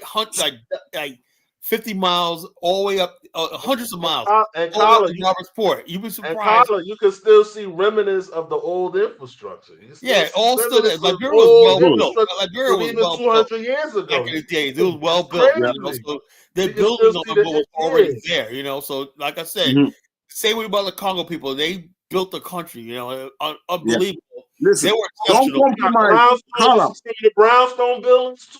Yeah, a lot of the brown. And also, Liberia is the only place in the world that got Blackstone. That Blackstone thing. Blackstone, and they built all the buildings and everything like that. Got that beautiful Blackstone, and when you cut it, when it's cut, it's white. It's beautiful. Don't compromise. Don't compromise, Carla. Don't compromise on your creature comforts. I've seen some of the nicest buildings in the bush somewhere with all the creature comforts, the bathtub, a shower. It's all right. Don't feel guilty about that. I get it. I get it.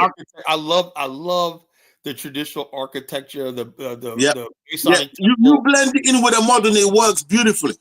So I got also the house we in. I like how in Africa they build houses out of cinder blocks and cement. Yeah. So houses last forever. You know. Yeah.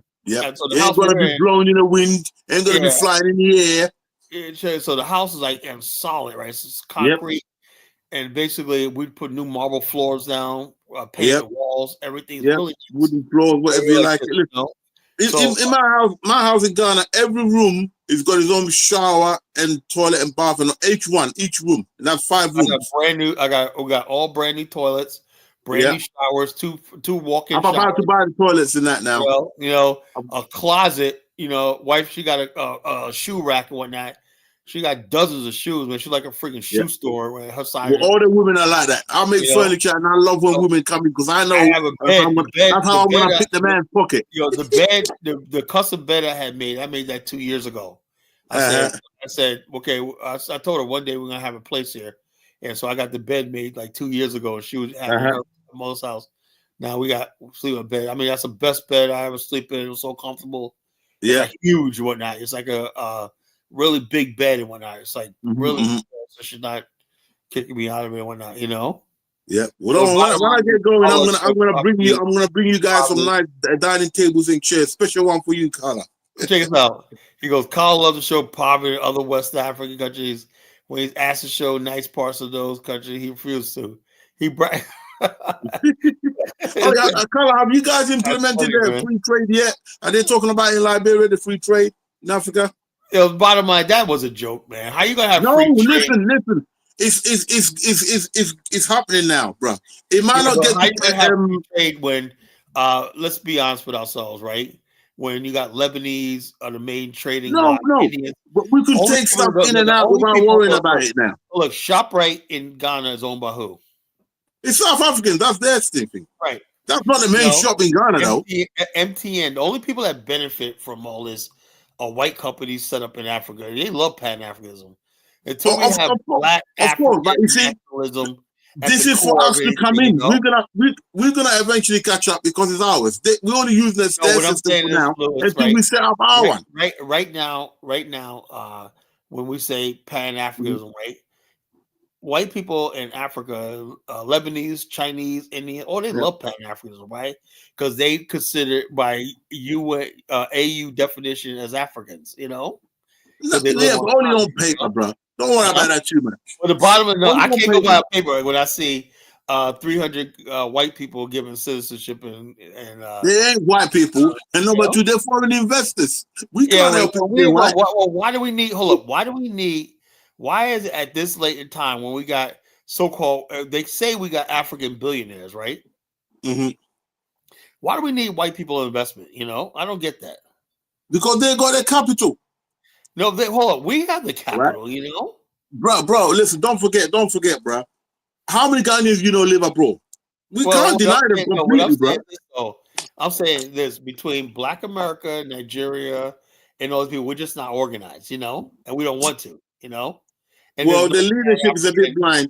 There will be more of us going. We don't worry when white people come and do that because they're doing it. They're doing it for business. We live in their country. We married some of their women, so it's not a problem. Investor, when that bottom line is this, I think Black people are too dependent on foreigners. Every time I look at Liberia, I can't stumble when I'm stumbling on some Chinaman.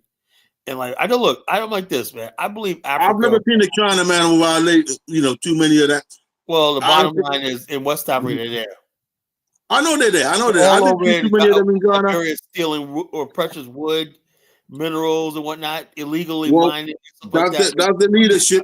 The leadership allow them. Down on them right now, you know. That's the leadership. The redwood is precious. You shouldn't let them just take that, but they will. Bottom of they're legally doing it because all they have to do again is pay off some chief, whatever like that, and they can do whatever they want to do. That's why I want to get rid of tribalism. I want to get rid of all that. You can't get rid of that. Get rid of all that tribalism. You won't get rid of it. Influence like that in order for the state to live. You know, one thing. What you gotta do, Carla? You gotta work with it. No, you can't work with it. You can't work with it. You gotta put that stuff away. You know, because let me give you an example. Everybody in nature lives in tribal groups. No, we don't. Yes, you do. You're African American. I don't have a tribe. Yeah, African American tribe. That's not a tribe. You're not a tribe. Okay, what is Bomani then? You give me a tribe then. Okay, a tribe means that you basically a tribe is like the most primitive state of man, you know? That means you band together. You can have two people come from the same friggin' genetic makeup, right? But one person lives on this side of the river, the other person lives and because these people has contact with these people, lineage with these people, that person over there is your enemy. Well, the people no. Hold on, here's the thing. And any other civilization, right? What was it? Spartan tribe, was the Athenian tribe, right? When they were confronted by the Persians, they band together. They said, "Wait a minute here. Although we don't like each other, you're on the side, the Thracians and the Athenians, but we got a common enemy, the Persians, right?" That's what we can join the independent movement. Let me finish what I'm saying. Same thing what happened with the Han tribes and whatnot when they band together against the Mongols, right? As they said, look, we don't like each other, but the greater threat is these Mongols. We got to build this wall, you know, the Great Wall of China. The only place on the earth where the two groups of people who are similar to each other saw an outside force as their friend and the person next to the enemy was Africa. With the exception of Queen Nzinga, you know? No. Yeah, that's the truth, Louis. That's the truth. Pan-Africanism, Pan-Africanism is a Western concept, you know? It doesn't matter. It works in Africa, it did. Carl, I gotta go. I'll catch you guys in the next show, yeah? I'll go friend for me. All right. Catch you guys later. Philosophy. Right. And it died in Africa. Can we agree on that, Dave?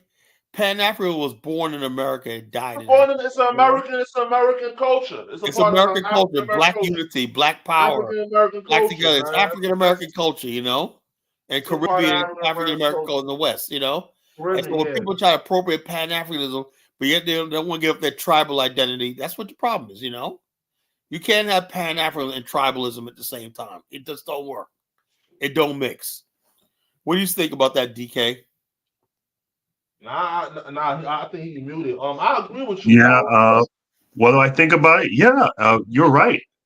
They're just too tribal, and that's why I like. Pan had never been a Western concept. This is what I'm talking about, man. Let me mute this fool.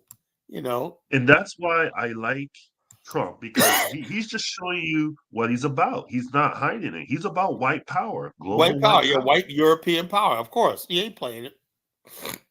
No, and like if white people lose this country, man, everything they fought for will be down to two. He ain't gonna let that happen. You know, Pan-Africanism was simply black people realizing. You know, Pan-Africa was born on those slave ships. Yeah, Pan-Africanism was born on that people slave that ship. were enemies in Africa, but they were chained together on slave ships, and they came together and worked together to against their common enemy, which was the white man. You know, and that's now what Pan-Africanism is. You know, nothing else. Africans like that. Africans like my fellow Igbo Chimamanda saying stupid shit like, "Oh, we don't see color in Africa." You just I hate that. Yo, they always showcase it. Ever since she said that, man, the world white supremacy have been elevating Nigerians. You ever notice that? Yeah. Oh, we don't see color and whatnot. Well, we do. You know, don't tell us about you don't see color in Africa. You know, there's a reason why there's no major investments in Africa, because they see color. You know, they see color. You see, there's a reason why Donald Trump is restricting Nigerians from coming to this country, because they see color. You know. Exactly.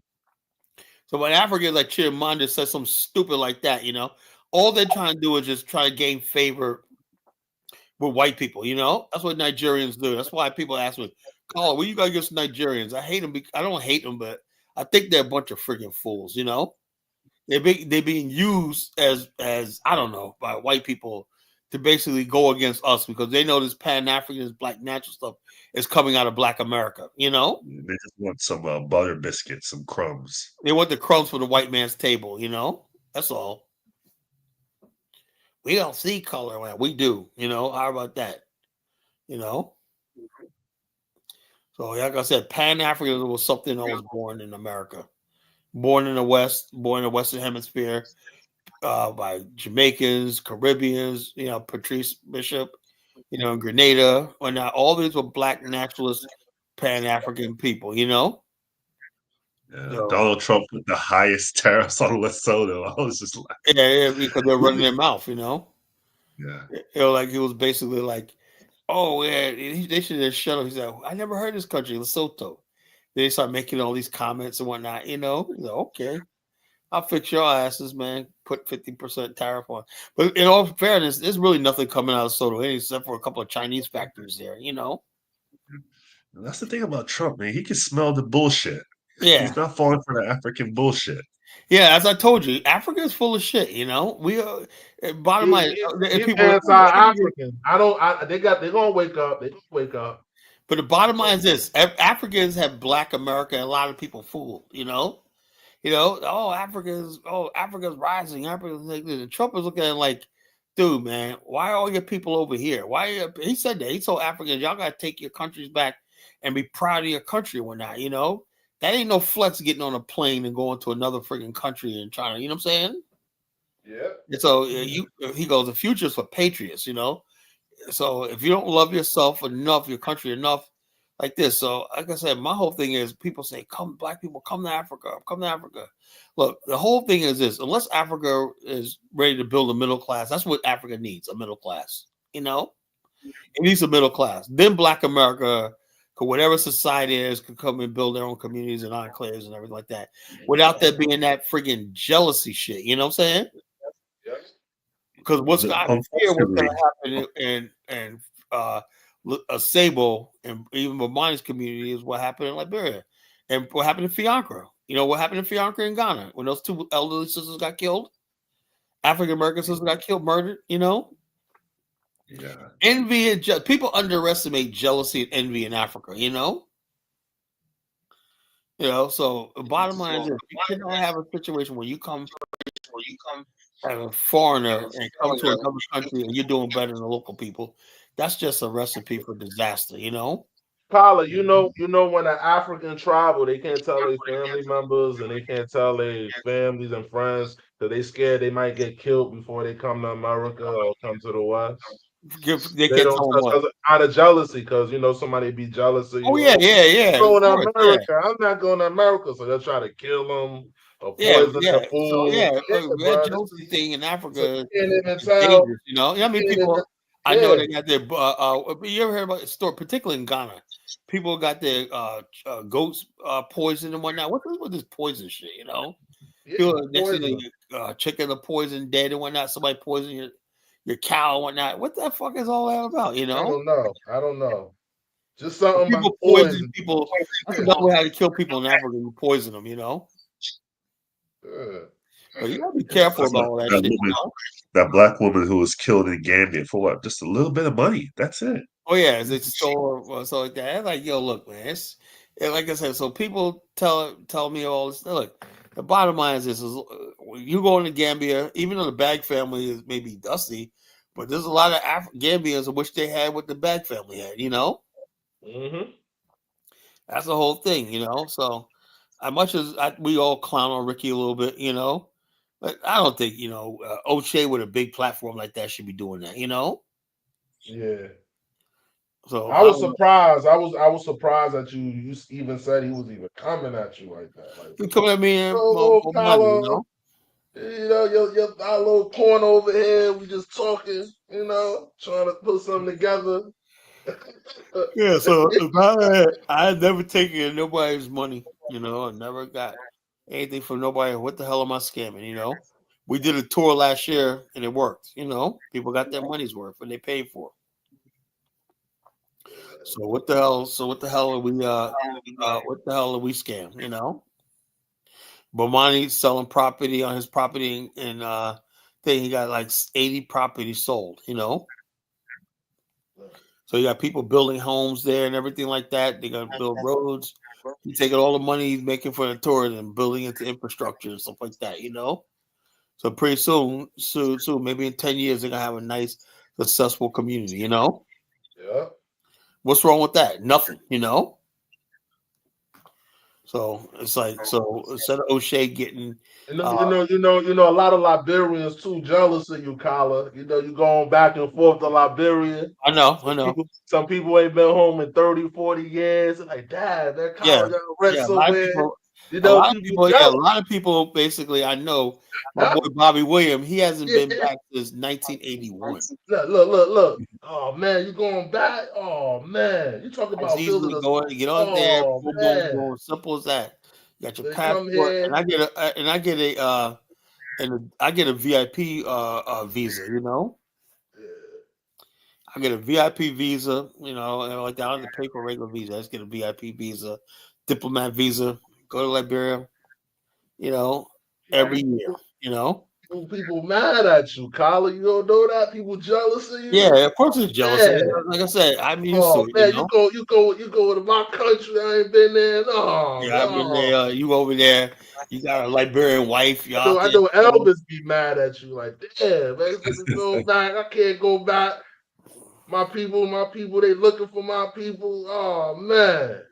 Yeah, so bottom line is, it is what it is, man. I say all the time. I say, look, like, let me give you. Elvis says he's from Grand Gita, right? Crime people, right? Yeah. I mean, he probably could have some land somewhere. He could be back home.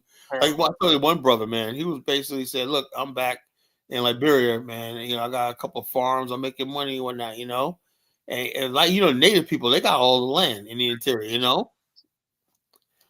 That's what Lewis said. You don't understand the Native people. Look, the Native people had all the land. They just had communal land. They didn't have individual property, but they chose to squat on the Congo people's property. You know.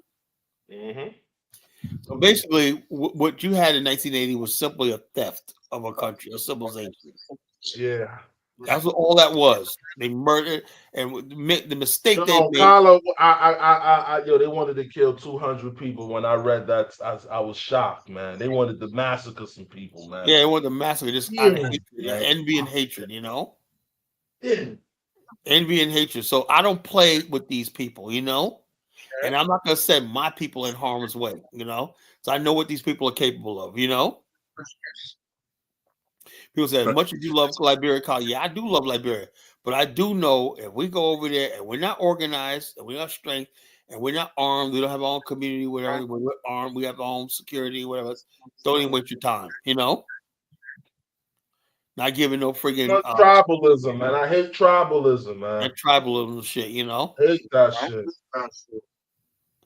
It's just an excuse to hate other black people. That's all that is. But they never use tribalism against Lebanese or anybody else. Just you notice that, Carla. Look what they're doing to against other black people. Look what they do to Fula people. The Fula man, my boy Muhammad, right? I get all my stuff from him every time I go to Liberia. Every time I see him, he says, "Yo, what up, man?" He gives me this big hug one night. Every time I come, he goes, I was expecting you every time this year. I was go there, right? He goes, "Yeah, I'm looking for you, man. I'm looking around saying, when are you gonna show up?" I knew you were gonna show up. My guy Muhammad, you know, he has that shop on Michelin Street, you know. Yeah, I see him every year. I go there, man. He's a Fula guy, you know. He's Muslim. He's a Fula guy. The Fula is a good businessman. They hate it. They hate them. They hate them. They hate them more than they do the American. Yeah. So it seems that they replaced the Americo-Liberians with Lebanese, and they're okay with that. Well, yeah, Lebanese. They're okay with that. Yeah. Lebanese be taking money out of this country like Indian people, Lebanese, Chinese, right? You know. They go to the bank. Yo, when I was running the school, I got a whole bunch of Lebanese friends, Indian friends. When I used to make the deposits in the school, they used to be chilling. I know most of them that own supermarkets. But to be honest with you, Lebanese do got those nice supermarkets, man. They be air conditioned in there. I'm sorry, I'm guilty, man. I go there, oh man, it's nice, you know. Like, but yeah, I try to shop at the market, man. But goddamn, man, it's like we hot, boy. The people that's really developing the country, like the hotels, the hospitals, it's the Lebanese. It's the Lebanese, the Indian people, and the Chinese. Even Il Goon, whatnot. I don't know. The one brother that's running it is a Liberian, right? But that I've seen an awful lot of Indians and Chinese in the construction of Clubhouse, that club right there right now. I see a lot of Indians there, so I'm just willing to bet that Lagoon's Indian owned. I know the owner of the Calabash. That's a brother, you know. Yeah, that's a brother, you know. And so basically, but our Lagoon, I think, is owned by Indians, you know. I think Indians. Sometimes they sell it off too. Sometimes they'll sell that shit off. Yeah, part. I think it's partly owned by Indians, you know. Sell it off, you know. One thing about China Mall's nice is half owned by Liberians. Yeah. I like China. China Mall's nice. You can get everything there for cheap, you know. All your I think those Lebanese use West Africa as a come up. Like what's the guy that's married to Trump's daughter? Right? What the Lebanese take $25 to $30 billion a year out of West Africa, the Lebanon, the Hezbollah, and all that. Lebanon's a shithole country, broke, you know.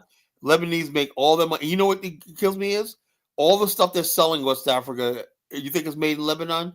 No, they get it from China, Persia, like the porcelain floors, L'Oreal, like that. The tiles. They import all that stuff like that from all over the world, Middle East, and like that, and sell it in Africa. You know, things that Africans can be doing themselves. It's like Lebanon is a weak country, one of the weakest countries in the world. How do you let them come to your country, take over your key industries? Like I said, the bottom line is you're thinking like an African American, you know. Yeah. You know, that's how African Americans think, you know. So where'd you go?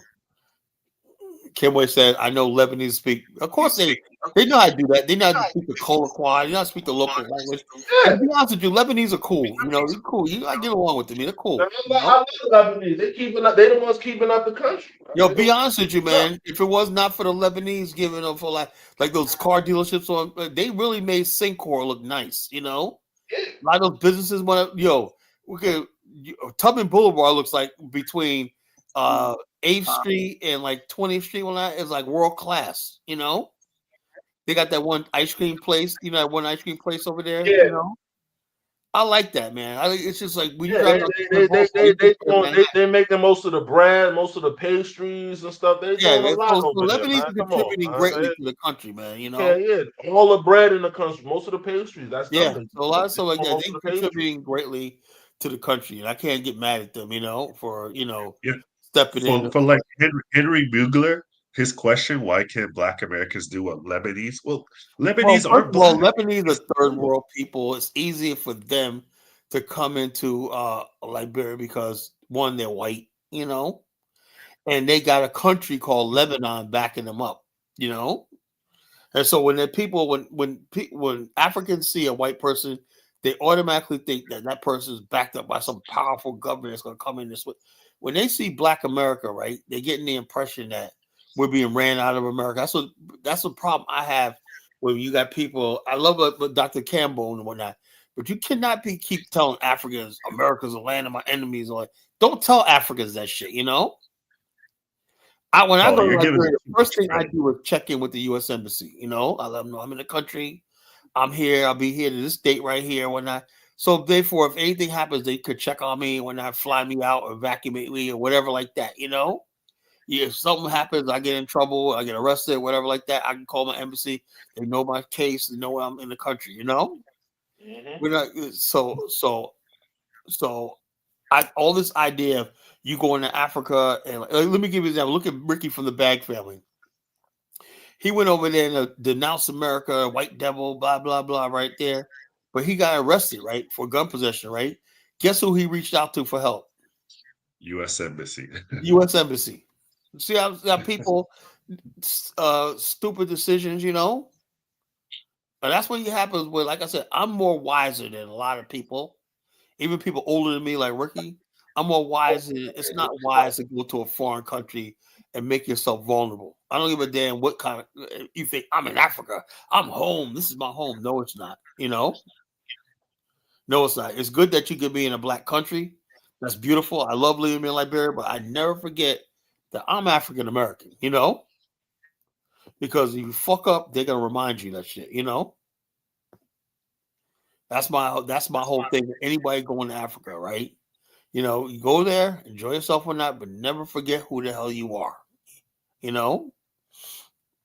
ain't gonna be no kumbaya moment and whatnot when shit goes left. I don't know. You gotta remain vigilant out there. Yeah. Can't wait to say I understand Dr. Cabon, but I agree on that. Niggas need to keep up with the U.S. Embassy. The bottom line is Black people going to Africa. You should have the U.S. Embassy on speed dial. As simple as that. Don't go over there and talk about I'm a home or whatnot. Please. That's what Hebrew Israelites thought. Remember that? They came in there early in the morning, man. It's like, man, look at this here, man. No warning, nothing. You heard about the Hebrew Israelite in Kenya? That. Yeah, they're driven out. That's another thing. Shut up about religion. They basically they understand a lot of these people places are Christian and whatnot, and that's like blasphemy. I remember one time there was this Kenyan preacher who wanted to bring a lawsuit against the state of Israel for their treatment of Jesus. Remember that? Remember that? This guy was actually serious about bringing a lawsuit against Israel for their treatment of Jesus. Yeah, the white man did their work in Africa. So the bottom line is people understand. They think, oh, Africa is a home. When I do, man, the white man is so in there. They did their homework like they did Ross Moisture. Yeah.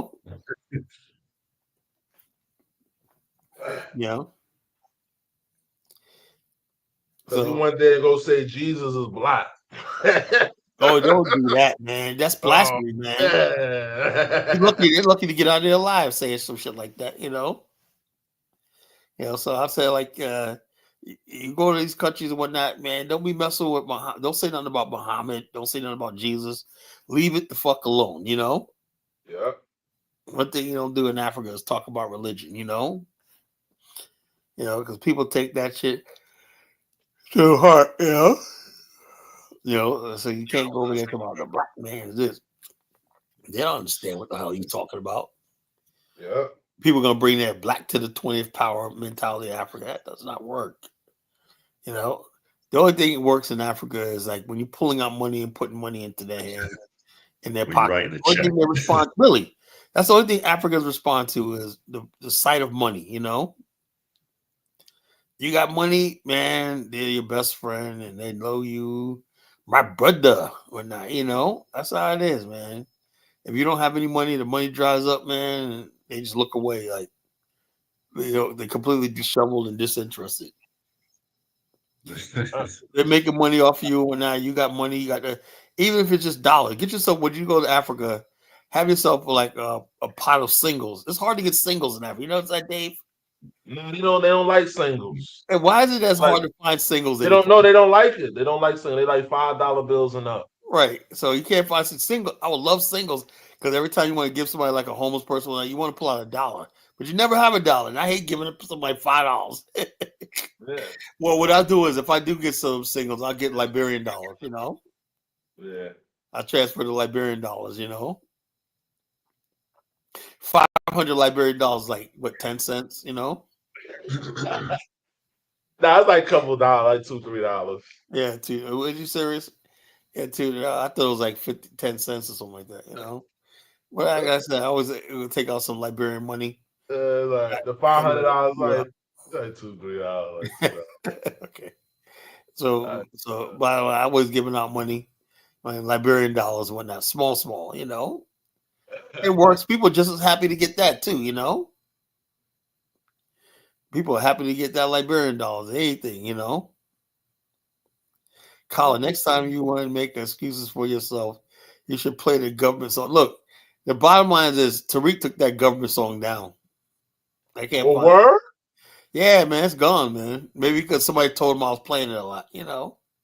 That song is gone, man. I can't find it on the internet. No, I heard they cracking down on FBA. That's what I'm hearing. You know, the really? hate speech. Yeah, a lot of hate. You know, the hate speech to just talk about Africans, and it's looking like a hate. But who started this? Africans are the one who started this shit. Yeah, it's looking like a hate. I told them, why you starting a fight you can't win? You know, these guys are running their mouth, blah, blah, blah. Black American this, Black American. I was told when I come to America, stay away from the Black American. Okay, keep running your fucking mouth. You have South Sudanese running their mouth. How the fuck you be from South Sudan in Australia? This is, South Sudanese are rough, man. That's what you see in the Bronx. Those are South Sudanese gangs and whatnot, you know? Damn. In Australia, man, they literally wrecked that country, man. And then somebody was like, yeah, man, some South Sudanese saying, well, they're trying to follow out the Black American. Look, I was like, are you kidding me? So they say that every time they see their kids gang banging, gang and whatnot, that's what they do, you know? They love that gang shit, you know, South Sudanese, right? They say this, because they get it from Black America, right? Like as if all Black Americans into the gangs, culture and everything, you know? They was living around Black Americans and shit. Yeah, like we were over in South Sudan teaching them how to be gang and whatnot, you know? We went over there bringing sets over there and stuff. And we were over there bringing all this shit over there. I'm like, okay, blame us for everything, man. Is there anything else that's our fault, man? You know, gang when that South Sudanese, but they're basically talking smack. Then when that guy Gilbert Arenas say that shit, those motherfuckers put hexes on him when that the Lord's gonna curse you. The guy will say he said something stupid, but you know, he's just making a joke. You know, the joke. It was a fucking joke, man. Have a sense of humor, Africans, man. Jeez. So are you serious? They're cracking down the FBA stuff. But Tariq be going too far with that shit, man. Yeah, he be going too far. You know, the way he be drawing with that AI I'm shit. hearing they cracking down on all of him, Vicky Dillon. They cracking down on them, man. Yeah, because the bottom line is, you know, and yo, Collar, tell me, yo, it's crazy. It's getting out of hand. Yeah, that shit with that AI because shit. It's like, come on, like, because people starting to notice that, okay, bro, like, you just talking about Africans, bro. You not talking about none of Spanish people. You forgot about white people. You talking about white people. You're not Asians. talking about yeah. All you talking about yeah, all you talk about is Africans. So it's like, come on, bro. Like, yeah, look, Henry says, I talk about Africans. Look, I basically talk about Black America. I talk constructively, you know. Tariq, man, talks about he hates Africans, you know. That's what I get from him, you know. He hates you, you know. I love Africans, right? I just want to put you guys in check. You know, you guys get out of line. I love you. If I didn't love you, I wouldn't even be talking about you. You know. But Tariq and these that mouthy Megan, they terrible. Yo, you Tariq, know who's the they worst? another That level. fucking that mulatto what's his name? Mike's TV. You know? Who is that? He's a fucking half white. He looks like a white man, you know? I wish we could just take all these mulattoes and just ship them off to their own race. Don't you wish you could do that? Yeah. I wish we These could guys just are say, look, why don't y'all just go? I'll give you all your walking papers. Okay, you're no longer black. Now get the hell out of here, you know? You know, so get the hell out of here. Mike's TV. And that, so he's the worst. He's one of the leaders. Yeah, Black Stupidity is amazing. Remember that BSA, what is his name? Black Skin is amazing. Black Stupidity is amazing. That's another one, man. You know, all these weirdos, you know, these FBA weirdos. Yeah, man. If somebody denies their African heritage, that's the problem I have. Now, we could always go back and forth with Africans, but you will never hear me say I'm not an African. I take all the L's with that. My ancestors come from the deep in the Congo. That's where my ancestors came from, you know? You know, I come from the Congo, you know, probably the poorest part of Africa, probably the least civilized, you know? But here I am, you know? I don't have to be told anything else, but that's where I'm on, and I just rep that shit no matter what. That's where I come from. My ancestors from the Congo. You know, I never denied my African roots, my African heritage, you know? You know, so all these people, anybody who denies their African roots, I got a problem with, you know? Yo, Kyla, tell me why I was on a survey, right? I did a survey, right? Yeah. So we was in front of these white folks, and it was a black guy there too, right? And you know, when we was doing the survey, they was asking us, you know, like, you know, our background. Most of the, you know, and you see the white people, they'll put Europe there. You see the Chinese people, some of them put Asia, but the black people wasn't answering. They wasn't answering Africa. He didn't, you know, I don't know, maybe, and it was a couple of the Wabos there, some of those Indian guys there. Right. Oh, I was already they saw the white people there. They were scared to put America. You know, like, oh, we indigenous to America. You know, they asking about your ancestral roots and stuff like that. They doing stuff like that. And what were they saying? They left it blank. They didn't put Africa. That's they bad. didn't put America. Look, and listen, and then I was they asked you your and I was talking to one of the black managers. He said, "Yo, every time there's a lot of black people coming in, they don't even want to put nowhere where they from." Because the bottom line, that's how America has done to make you a shit. Look, I am not going to be. And they record all of this stuff too. They be recording all this. They know how we thinking, Kyla. They know how we thinking and how we, you know. You know what it is, Dave? It's like this. It's like you got to make a choice. Either you hate America or you hate yourself. I choose to hate the former. You know. I'm not going to hate myself. I don't think God made a mistake when he made me, you know? Yeah.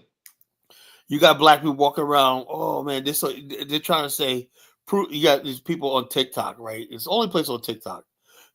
Now you know how I know the slavery never happened. They basically, I understand that history of slavery is so painful, you know? Yeah. That you want to walk away, but you can't. You have to deal with it. Something we have to deal with. We never grew up, we never basically confronted slavery. And we never confronted America about slavery, you know? Me personally, the idea of an African, I'm going to keep burning into his soul. Black people will never be free until we have a nation of our own, until we cut ties with America and become a nation of our own, right? That's how you confront America and stuff like what happened to you. They said we need to reverse. Look, do you know I found out, Dave, that the northern part of Angola, that's where the first African Americans came from? What? The northern part of Angola, right there in the south of the Congo River. Okay. That's where the African Americans were captured for 1619. That's where they came from. Isn't that the area that I said that we should build a new nation? Africa saying that? Wouldn't that be something like 400 years? Now it's time to return, you know? We're going to launch this from Liberia. That's where we're going to launch it from, you know? Yeah. This African state will be launched from Liberia, Ghana, in those places. These are all just holding places: Gambia, Liberia, Ghana, Kenya, whatever. As long as you're on the continent, South Africa and whatnot, we're all going to converge on that territory. All us black people are going to converge on that territory. No, we don't have that in Liberia and Sierra Leone because Sierra Leone is full of tribalists. Remember Amara? You can forget it. Anywhere there's tribalism running Africa, what we're trying to do, what we need to do, is not going to work until we have our own space. You need space. Liberia. I wish the Liberians and the Sierra Leoneans, look, we can help. We could go there. We could live there, whatever like that. But that's not our end game. It's up for the native Liberians to take over Liberia now. And do something with that country. They killed for it. They spilled blood for it. They took it over, but now it's theirs. You broke it. You got to fix it. So the bottom line, I don't want people using us and whatnot to like this. Yeah, all these countries would do good if we was pumping billions of dollars into these countries and whatnot. But why should we help them out? What do you think, Dave? Nah. You're not gonna get no. You're not gonna get no nothing back. Yeah, that's what I'm saying. Really They're determined not to let us ever. They like what you call my guy Val Thomas said. He said, "Look, man, he's been in Liberia for a few years now. He has International Focus magazine, whatnot. He just told me, he said, look, a lot of the problems we're having right here is they're really scared of the American Liberians coming back." I said, I'm glad somebody else realized. He said, yeah. He goes, they had a Monrovia Day. He said a couple months ago. He said there was not one mention of the people who settled Liberia for America. They can't. But Carla, I just said when that fear is living in them. That They fear know. It's stolen property. They stole us. They stole a civilization. They know it's not theirs. There's no basically civilization. It's not. No matter how much they do, you can't steal something. That's why I'm an advocate for changing the name, and nobody wants to do it. And let me tell you something. The native man don't want to do that, Carla, because that means you gotta start. So that means you gotta start, because once you do that, that means you a new country. The day you sign it, that's day one of the new country, and that means all Liberian history is gone. That's it. All your connections. You can't blame that. Now you own your own. Yeah. Now you own your own. Now is the pressure. Now is game time. And they're not able to that, bro. They're not able to that, Carla. The only way to rebuild Liberia, and I told them before, you gotta have the African Americans involved. Every speech, every ceremony, you gotta have them involved. Right, they have to be. Other than that, integrated. Liberia has to be really reintegrated with Black Americans. It has to be reintegrated. The bottom line, that should be a major arm in the government. It should be always like a government agency just for that purpose. Yeah. I've been signed into law. The idea of settling specifically. You got two diasporas, right? You got slave descendants and new immigrants, right? A lot of the sixth region is based on the new immigrants that live overseas. There's nothing basically. There's no legal body in the world that basically acknowledges the existence of slave descendants on a global scale. We're considered African Americans property of the United States. So when we got Black people thinking they're part of the so-called sixth region. That's a lie. We're not part of the sixth region. Sixth region is for African immigrants. You know who also is part of the sixth region? What's that? Trevor Noah, Tariq Theron from South Africa. All the whites and Lebanese that were born on the continent, they're part of the sixth region. They define Africa by geography, not by race. See, the original OAU defined African as by race. So we moved away from that to basically include anyone born on the continent. So Chinese being born on a continent are part of the sixth region, that live overseas, the sixth region. Indians that lived in South Africa may live in the States are sixth region. Afrikaners are part of the sixth region, So when the Afrikaners come here, they come to America under Trump, they'll be technically part of the sixth region.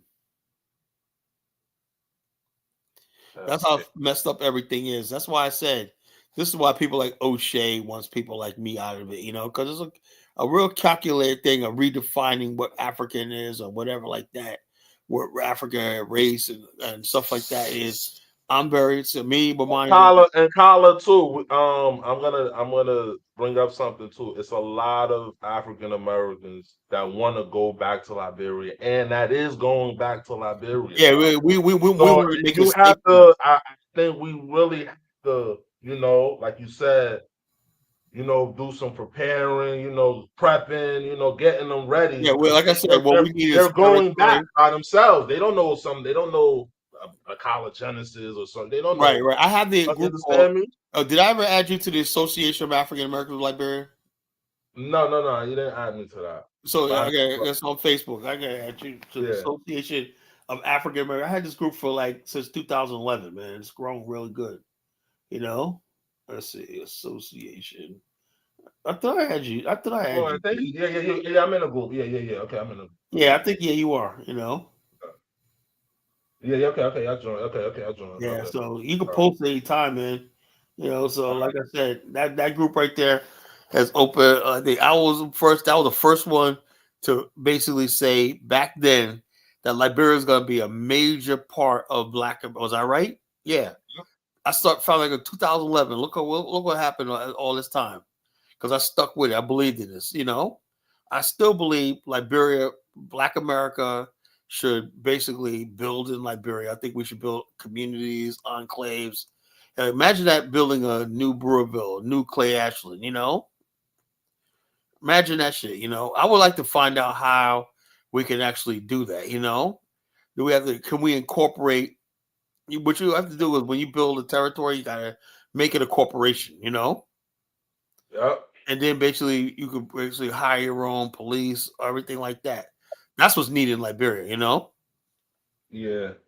So you can have your own militia group, your own security force, police, fire department, and everything like that. You could basically bring in your own investment and stuff like that, create your own tax base to pay for goods and services, you know what I'm saying? Bring investment in, you know? Then attract investment. That's what I want to see Black people going to Africa do. Bring an investment to the continent. I'm sick and tired of people talking about building houses, man. You know? Yeah. I really am. I'm sick and tired of people. I'm building a big house in college. No, I don't want to build no house in Liberia. I'm happy renting. You know? What I like to do is building a factory. Because you can build a factory really easy. You know, those steel buildings and whatnot. All you need is property. You know, and there's so many abandoned buildings in Liberia. You see that? Yeah, that's the Liberia has so many abandoned. I saw that when I that's the Congo. That's their property. There's so many abandoned buildings that look like they want to come back, Kala, but they scared. Yeah, they're terrified. That's why they need they don't want to strong come back. people like us over there, you know. And we need to have regular gatherings and as we need to be together, you know. Yeah, Congo people, African Americans should just join and be together in large numbers and stuff like that, you know. So we could basically just be, you know, together, protected. Also, I'm all for that, you know. Yeah, man. A lot of those, like I said, a lot of them, the owners, they here, they grandkids, they kids here, they don't want to go back. They scared to go back. Basically, squatters on their land and whatnot. You know, they're living in Ghana. They're living in my pastor, I did my wedding. His mother lives in freaking Australia. I said, how do y'all? She's alive. She's been there since 1980, since the coup, you know? Yeah. I was like, damn, Australia. I didn't know there was Liberians in Australia. Yeah, there's a lot of them in Australia. I did not know that, man. I was like, damn, Australia, man. Damn. Where aren't Liberians at, man, you know? Yeah, Kala, on Liberia, I think the natives pretty much vindicated the Americo-Liberians, just how bad they run the country to the ground. Man. The bottom line, anybody with a half a brain. I mean, because that's I'm sorry to cut you off. I'm sorry. I mean, if you look at it, the worst that you know what I mean. Right now, it's been 45 years since they've been in power, right? And people are analyzing it and saying like, but damn, the 45 years have been in power, shit hasn't been done. You know, so now, like you just said, it's being vindicated. They're already being vindicated by the way the country's being ran. No new infrastructure has been built. You building on top of old infrastructure. Yeah, for example, Build anything new. Monrovia is a freaking atrocious. But how many people's there, and all these people with illegal businesses? Right. Also, I seen. You know what I saw? All of a sudden, this lady had their wares. I said, "Oh, let's go." All of a sudden, somebody said, "He's coming." All of a sudden, they picked up their packages. I said, "Oh, so they're." So in other words, they're selling legally on the road, man. I didn't know that, man. You know, Yeah. I said, "Oh, I kids hate to say, but crack down." Yeah, let's go. There's no way you can convince me. There's no way you can convince me George Way is qualified to be a president of any but the country. bottom line is this: Hell no. this is the dangerous thing about This Africans. is what democracy gets you. So-called democracy. You know, see, in America, we have an electoral college, right? What balances things out is this: what they could have done was this. This one, the areas where the Congo people live, right? Let's say this, not the counties, but the cities they lived in, right? In certain areas, let's say in Macerado, you have all the cities in Macerado County. You have Brewerville, Clay Ashland, all these other places like that.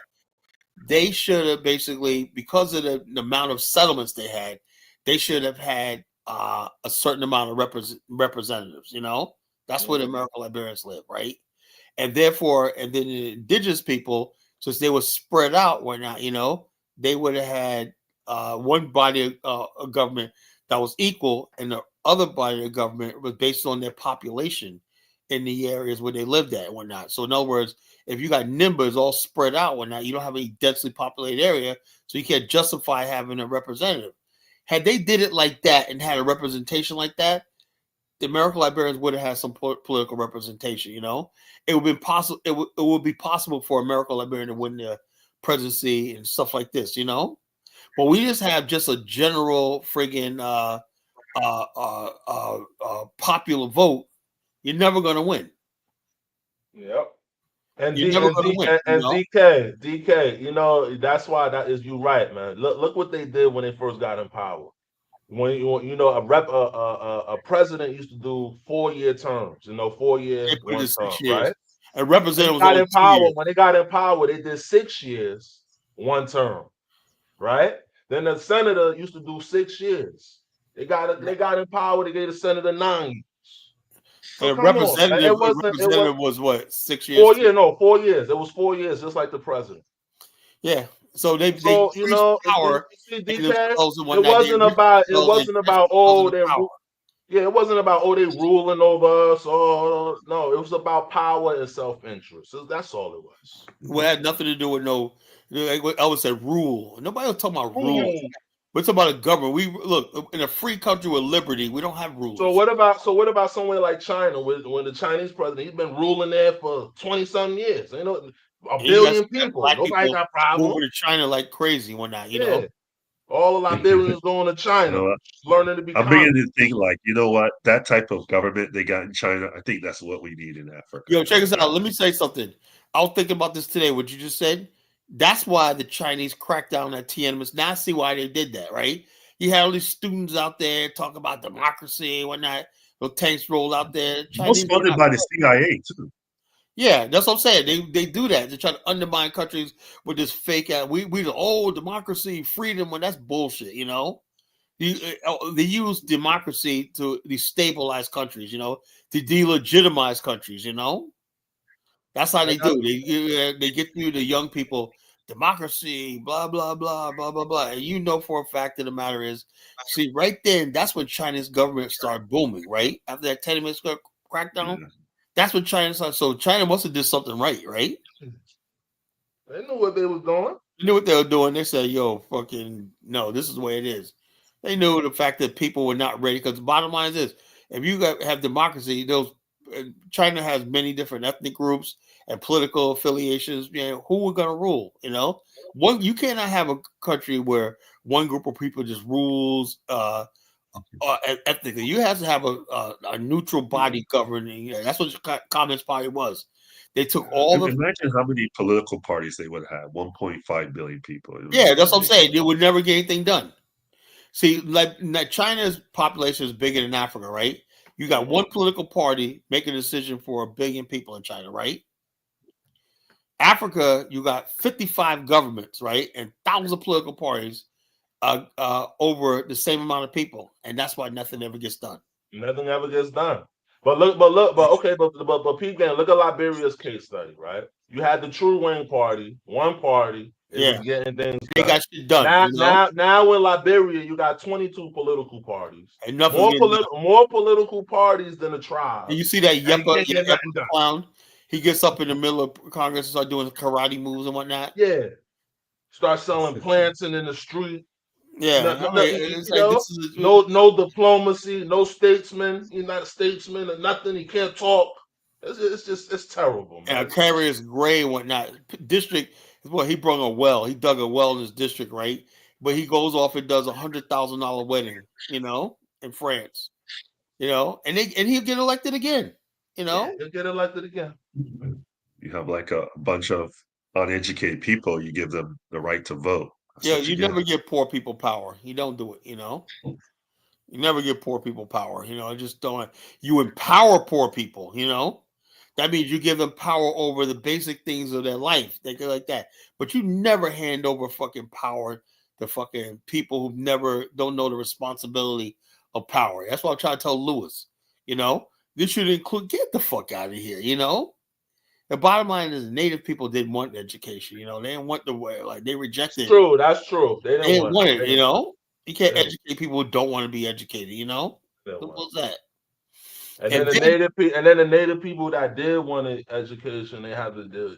If you was a native person that probably ran away to try to go to the city to go get educated, and then you go back, they'll want to kill you. Yeah, and not that. Instead of the native people getting education to try to improve their country and say, "Look what we can do," they all wanted political power. They thought they were entitled to political power. That's crazy. You said that. My grandmothers used to tell me, like, sometimes, like Tubman, Tubman will send somebody to go for like civil engineering or science. Then they'll switch their major and do public administration or laws and shit. Yeah, something like that. To get back in power. They used to do that shit all the time. Protesting for power.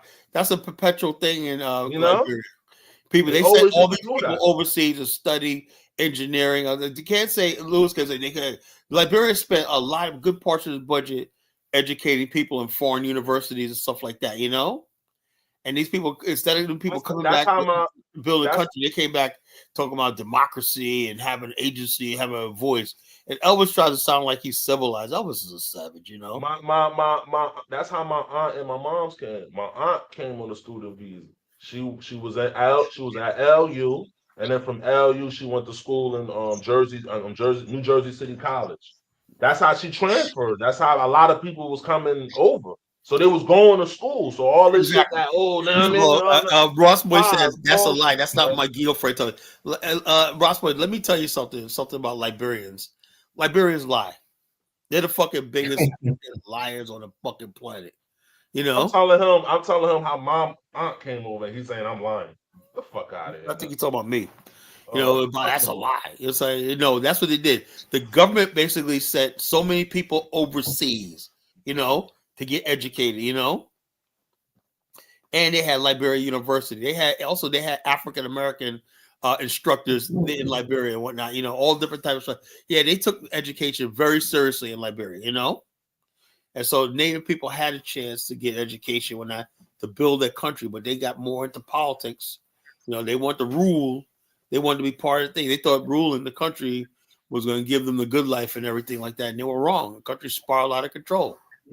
How are you going to have all those years of development and peace, whatnot, and it's less than 7 years, not even 5 years, after Native people had that coup when they're shooting and killing each other, And then we try to talk about that was a Congo people putting guns in there and whatnot, You ever heard that, Dave? Yeah, you heard that. They said Congo people sending guns and sending mercenaries. They sending mercenaries and whatnot. He's a Congo man, whatnot. Kind of stupid stuff like that. Like I said, everything coming out of a Liberian's mouth is a fucking lie.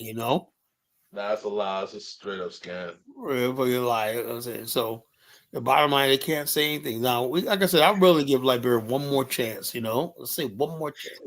The black world is giving Liberia one last chance. Right now, Carla, you hear me? Yo. Hello? Yeah, I can hear you. Yeah, I said, right now, look at the situation with the travel ban with America, right? The only people that can save Liberia right now is the so-called Congo or African America, whatever they want to Yeah, we call can it. make the The case. only Wait a one minute here. they're the only one who save them right now. And right now, Donald Trump don't want to talk to no native man in Liberia. He don't want to talk to Because no Donald Trump knows the Man, history of Liberia. He knows that. if these native Africans think they can go to America and cut a deal with Donald Trump, they're out of That's what their they mind. really think. They really think that, They really think that. They really think Donald Trump cares about them or not, They really think that. They think, oh, yeah, I could just say, look, the bottom line is nobody's impressed. Nobody's impressed by Africa. Donald Trump is not impressed because, he builds real estate all over the world. I don't think he has any Trump towers in Africa, We're the only people right now who could even sell Africa to Donald Trump right now. Yeah, we could actually make the case for Liberia, because Liberia goes back to the way it was in the 1960s and the 50s. Liberia was respected, in Africa. We had major investors came there and stuff like that. That was a country people wanted to do business with, because say what you want about Tubman, right? But that man had the respect, one of the most powerful men in the world at the time, And the bottom line is he was so respected. When he went to Spain, they gave him his own holiday. They said, Liberia, this is Liberia Day, And man, there was just an awe of Liberia able to pull itself out of the darkness of slavery and this one black republic. They were like, think about it. In the 1940s, every last single country in Africa or in Asia were colonized in chains, right? Except for Ethiopia, there was one black republic on the African continent that was making progress. It's called Lazarus. Rise from the dead. They said, man, this was just amazing how these people were able to do this, come from America and build this civilization that's equal to ours, But Liberia was at the same level as Spain at the time, pre-industrial Spain. Liberia was about the same level, They really respected Liberia. Spain, the Netherlands, Germany, they really liked Liberia, They really respected Liberia. They respected Liberia at the time. Liberia was one of the original members of the League of Nations, So, yeah, like I said, Colin, they changed the name, all that history gone. The thing is, it's one thing to do the coup in 1980, but to do a public execution and videotaping, the bottom line is DK, they wanted to kill 200 people. They had to argue just for 17. They had to argue for 17. They wanted to kill 200. The bottom line, and not only that, when you look at those like Cecil Dennis, they sat out there and see how brave they were. They sat there and just died like men, Well, what is the world going to think of you? They're going to think you're a savage. They don't care. You're dealing with savages, you're dealing with fucking savages. The worst thing they could have ever done was recruited a bunch. They were trusting and thinking we're become a people now, we're a country, or like that. What they should have did was they back in the 1930s and 40s, they were bringing African Americans in by large numbers to work in the frontier force. They should have kept that going, But somehow during the unification, they forgot that, and they forgot they started. They was really ultra Pan-African. They really thought they were just so which one before the end of World War II, they basically used African Americans as soldiers for the U.S. Army and a lot of his stuff in the interior and stuff like that, majors and whatnot, And then after World War II, they basically should recruit all those black veterans and giving them jobs in Liberia. Should recruit that's what they wanted to do, but you gotta say something, man. The African, no one could have.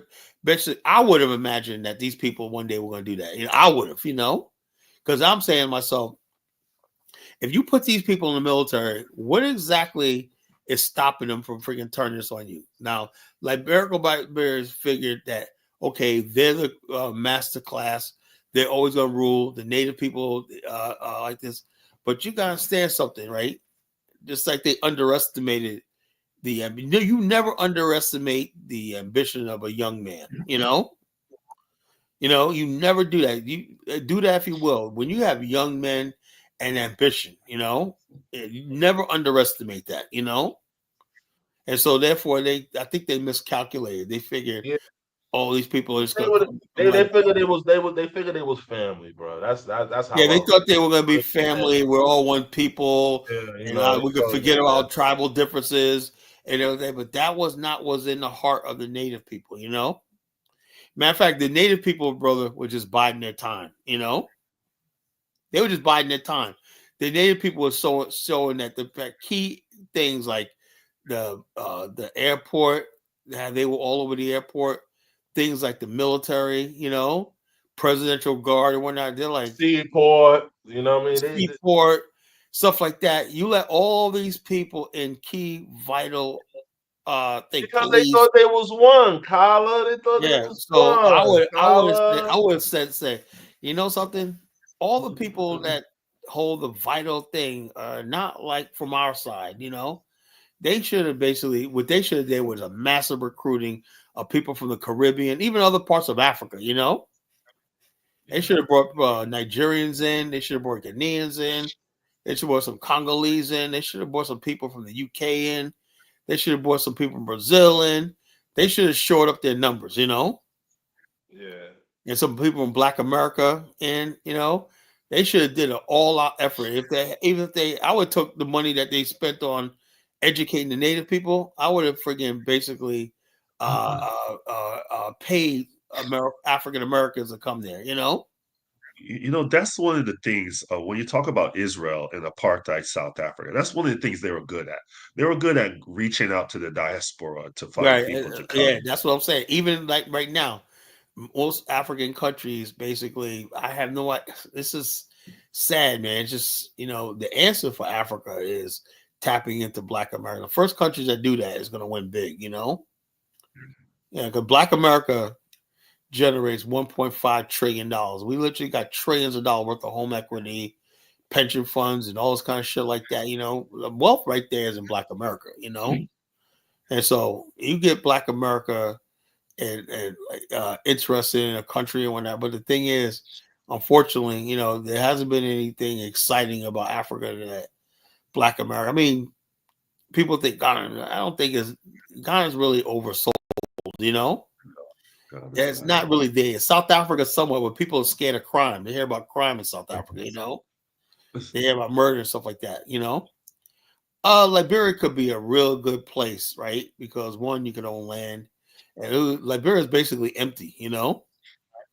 Liberia, you look on Liberia on Google Maps or whatever like that, the Google Earth, the country is basically empty, you know. You only talk about people mostly living on the settlements in some parts of the interior, but for most of our whole, I would say like 80% of the country is unoccupied. 80% of it is Virgin land. unoccupied.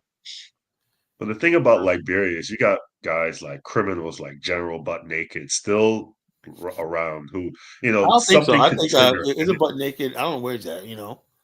but No, something he's could just around. He's around, trigger. Something could trigger and something could just But pop yo, off. be honest with you, bro, DK. Liberians to me are very, very peaceful. You know, you'd be surprised. I never felt more safer in any place in the world in Liberia. Liberia is like the safest place you're gonna be in your life. You know, for some reason, I have no idea. Maybe because people are tired of war or whatever like that. They're very, very peaceful. You know, law abiding and peaceful. They had a guy the other day, man, got caught stealing. You know what they did with him, Dave? What they do to him? Man, like they skinned this nigga alive, man. He was beaten. You know, Liberians don't play that shit. You get caught stealing, yo, they call you rogue, you stole. Yo, they will get you, man. By the time they're done with your ass, man, you ain't gonna want to steal again, man, you know? So it's very law by people have their little boxes, like the vendors, they have to go out there sell. They put all their money in little boxes that be on the corner. People can walk away from their money and everything, and the money be still sitting there. You see, this is my problem with Ross movies. It's like, oh, we need to trace our lineage back to a African ethnic group. What is I don't that? want How to is care that about no helping damn African anybody? ethnic group, you know? I don't want to be identified with no current ethnic group, you know? Don't you understand that? I have an ethnic group. Black America, that's my ethnic group, you know? You know, that's my ethnic group, you know? And not only that, Black American, people don't understand that African Americans now have a trace DNA coming from the Carolinas. People don't know that, right? Just like the Scott Irish, right, have a trace DNA in Ireland, you know? That means you take a Scottish person that's Scottish has been in Ireland for generations, right? His DNA markers will be consistent with each other right there because you live in an area together, right? Mhm. And it's different from the Scottish who are left behind in Scotland, you know? Just like even though we're African descent, because we're African Americans, basically it's almost like African Americans somewhere along the line, either the theory is either we're all related some way, or we just have the same genetic marker or climate, whatever like that. Why do African Americans have a trace unique DNA? You know, that one, the ones that's been here for 400 years. My ancestors have been here for 400 years. We have a trace DNA. On my DNA, it says you're from the Carolinas. You know, you're from Congo, Eastern Nigeria, Mali, and then they said you're a trace. Also, they showed we spotted you're from this region of North Carolina and South Carolina right there. You know, so in other words, the people in that area right there have DNA similar to mine. You know, so that's like so you definitely have something. You have an ethnic group. African Americans are an ethnic group. Like you got Sky Irish, you have French Canadians, you got African American. You know. Why can't people just leave it alone just like that? You know, It's as if once you get an African tribe, you're gonna learn oh how to yeah, hate like the that's gonna really do something for me. You know, an African tribe. Yeah, I can't go backwards, Ross Moist. You know, I'm going forward. You know. I mean, to me, Is it it a don't. tribe of development or tribe of infrastructure or Yeah, something? tribe of technology. I believe in the tribe. My religion is a religion of infrastructure, science, technology, and stuff like that. Do we have that such a tribe, Ross Moist? No. You guys have tried that what they do, play with sticks and whatnot in the mud, you know? Okay, yeah. I gotta go back to that, you know. I watched a video. I think it was Bomani. I love Bomani, but I think it was in Ghana. It was this naming ceremony. It's like Oh yeah. come on, man. It's like It's it's just renaming. I dust don't want to be everywhere. renamed, man. It's like somebody come on back to Africa, man. If there's no infrastructure, I can't do that, right? It's like come to Africa, man. If you want to experience no electricity, no running water, typhoid, cholera, malaria, come on over, man. Come here and starve with us or whatnot. Be ostracized or whatnot, ridiculed or not. Come back to Africa. That's what Ross Moise, you know. No, I think we go to Africa, we're going to do it like I asked us, but better. We're going to build nice communities. We're going to have infrastructure. We're going to have jobs. We're going to have industries. We're going to do it on the highest level, you know? You know, that's what we're going to do when we go to Liberia, Angola, and all these other countries. We're going to build high. That's our goal, you know? It's to build Ross infrastructure to Moise, the highest level, you know? Ross Moise. I wonder if Ross Moise, if becoming Hausa did it improve your credit score, what did it do for you? It's like, Yeah, how what did did it it do make for your you? life better? Ross Moisture is a friggin' black Frenchman, you know? He's a Frenchman. He ain't fooling nobody. You know, he's trying to hide behind the Hausa. He ain't for Hausa. He's a black Frenchman, you know? So I don't know what Hausa are some of the poorest, down bad people in West Africa, bro. yeah, man. What the hell, man? Why is there something to be proud of, man? It's like, dude, man. It's like, dude, you've been losing for thousands of years, man. Jews, let it go, you know? Let it go. Let it go, Ross Moise. You see, I don't understand about learning about all these tribes, learning your tribe. Okay, even if we learn our tribes, we're not gonna learn the language. And then Check this even if out. yeah. Check he goes, my people are 86 million strong. Yeah, you're from Haiti. Okay. He goes, not 50 million people who don't know who they are. We know who we are. I'm an American. I live here in the United States. I'm an African American. I live here in the United States. What more do you want? That's all I need to know, you know? That's all I need to know. Do I need to know anything else? Ain't where you're from is where you're at. Remember, Rakim? It ain't where you're from, is where you're at, you know? It's not where you come, it's where you're going.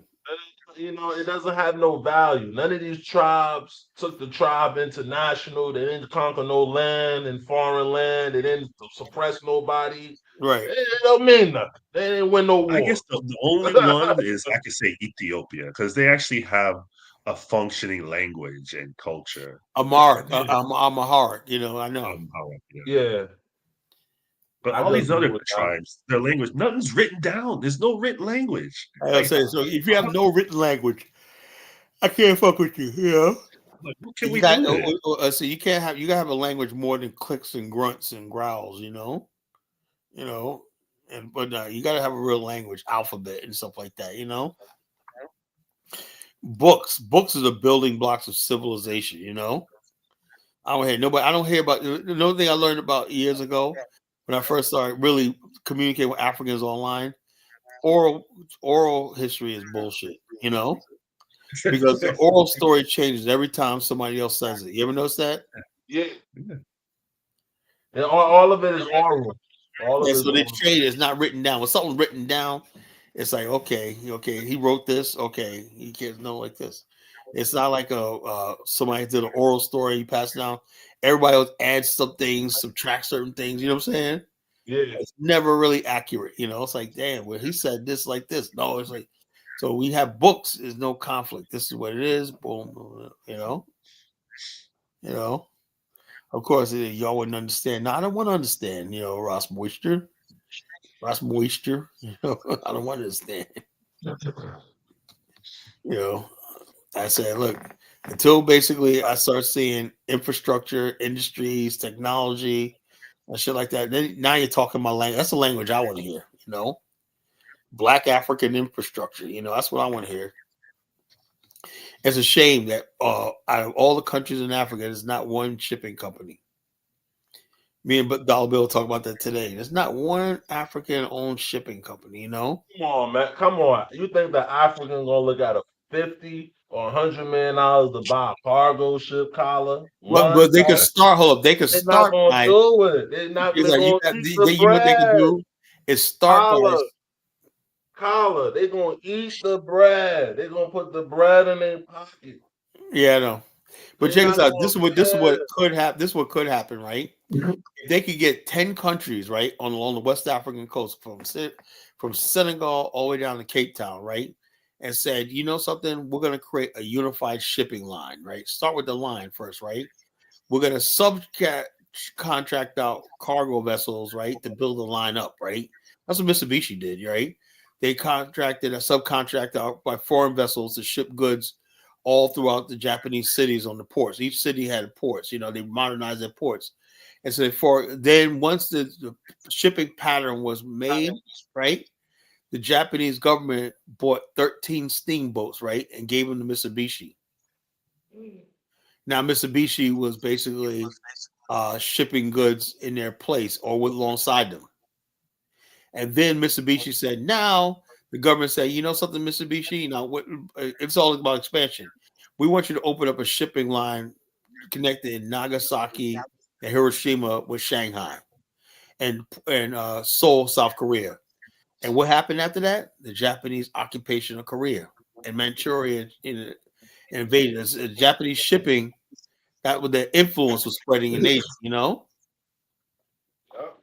The shipping. Paula, when you really think about it, I can't think of one African company with a presence in the U.S. There's not any, you know. It's not any, no, man. it's That's not not. any, you know. That's not the goal, TK. The goal is to work for the white man. Isn't the goal The to goal is to start come that over up? here and get a couple of jobs and like Work for the there's a white video. man. As much as I'm pissed off at O'Shea, he did do a good video out there telling about Africans fronting in the West, you know. But O'Shea for years have been telling us how great Africa. This is that black conservative bullshit, right? They always basically like Candace Owens, O'Shea, Nigerians are doing so well. Nigerians are faking it till they make it, you know. And people start saying now is like, well, geez, if you guys got so much money in America, how can y'all send no money home? The truth is, those African migrants are struggling, you know. But they're like getting on for years. They've been getting online, you know, taking pictures next to cars not theirs, you know, selling a dream to Africans back home. Like Yeah, I hate that, Colin. It messes it up for even us, the African Americans that want to go back. Because everybody think we millionaires. Yeah, so they're like, oh man, We're fucking up for us. you know. And so therefore, you know what's bad is that a lot of these with that thing with Dr. Cambone, you got these people talking about we're poor too, and the Ghanaians look like well, we always see pictures of black people in America doing so well, and that's pictures, you know. And they're And like, you know who else has been watching that? You know who else has been watching that? Donald J. Trump. He's sending them all back. Yeah, he's been watching all that shit. He's watching. He's like, Now, aren't you? people think Donald Trump is a fool. He's not. This He's guy not. knows everything that's going on. Like, remember all that rambling about BRICS? Remember that? Yeah. And as soon as he gets to office, Nobody talks about it no more. Nobody. Yeah, he goes. Any country that adopts BRICS, I'm gonna put 100% tariff. Now he's serious about this shit now. People thought he was joking. People He thought he said was now, joking. even with the tariffs right there, he's gonna put another 100% tariffs on any country that tries to ditch the U.S. currency. And so the bottom line, the whole time during the campaign, he didn't mention it one time, right? But it tells you that Donald Trump be on social media, listening to all this rumbling and whatnot. Like, you got this one, there was this one fat South African sister talking about, y'all black people got America better come to Africa because y'all about to be broke because BRICS is taking over. She's completely ignorant about what the hell is. She thought that the BRICS was going to replace the U.S. dollar. BRICS is like decades away from even coming close, It could be an The thing about alternative, BRICS, the thing about BRICS is just because you join BRICS, they're not going to build your infrastructure for you. That's You're what I'm still gonna have saying. to build your infrastructure. You still got to qualify. You think, oh, we're gonna do BRICS or not? You know what? Probably the stringent rules to getting BRICS loans probably higher than the IMF and the World Bank. Yeah. And You to know, join they ain't got money BRICS, to you waste gotta on put your bullshit. $10 billion in their bank. You gotta contribute just to Yeah. join. So yeah, you gotta contribute that, and they gotta get something out of it. You gotta get something. They're like, you loan them money and whatnot. They're gonna put your ass in receivership real quick if you can't pay. But look at China's already taking over airports in Africa. Yeah, I yo, heard Carl, Ghana is I giving saw the one of his seaport. marinas away to the I saw Chinese. I saw about the seaport, Carlos. Yeah, About so the bottom Ghana. line, all these countries are Yeah. losing to the Chinese and whatnot. Chinese are basically now they're going to exclude Ghanaians from their own country in the fishing and marina industry. So it's just sad, man. It's sad because there's no real coordinated Pan-African like that. It's a bunch of not. I say I can't participate in BS. I can't. My whole thing is if I go to Africa, I got to have a voice. I got to be able to see where Carl Jensen talks right here. I got to be in front of people and say, look, because I know if people listen to some of my ideas, they can implement it. May not seem like it now, but there's smart people that'll never get the chance because I don't come from the right tribe, the right background and everything. That's the sad part about this. That's the sad part. That's the sad part. So you got all this talent in Black America, right? That'll never be put to use because the Africans do not care about your talent or not because all they see is you're taking something away from them. They think and they Trump. You're not my countryman. Yeah, they quickly remind you that you're a foreigner when you want one of their prestigious positions and whatnot. That's what it is. People are like, oh yeah, go to Africa and whatnot. Yeah, but what about now? Black women are different. Women don't care. Women, they expect men to be like that. Me, I'm looking at another black man, right? I'm like this. What makes you so important over me? I have my own mind, my own way of thinking. We have our own way of thinking. Why should I submit to you? So yeah. Now, if you want, there should be a way of us coming together and say, look, if we're bringing people over here, we're building community, we're adding to your tax base and your net positive. This is what we need right here, and this is what we want right here. This is what way we're going to integrate into your society right here. No such talk has ever happened. You ever notice that? Nah, it's not going to happen. No, they not. Ross Moist don't believe. Ross Moist don't believe about the Ghanaian port. The port. What? Yo. Let me see if I can find the fishermen. I saw you posted it today. Yeah. With the fishermen, they was complaining. Would they take it? They building a whole port, little port for the Chinese. They're gonna be operating on it. China man's building a whole port in Ghana. For himself. For himself now. He ain't building it for the locals. Oh, here it is right here. Hold up. Let me see if I can send it to I will send it to I hope I can play it, It's nothing on YouTube. My Facebook don't show up on, I said check on YouTube. Ain't it on YouTube? Let me see. Yeah, check it on YouTube. Let me type see. It in. China taking over Ghana port. China. taking Ghana port.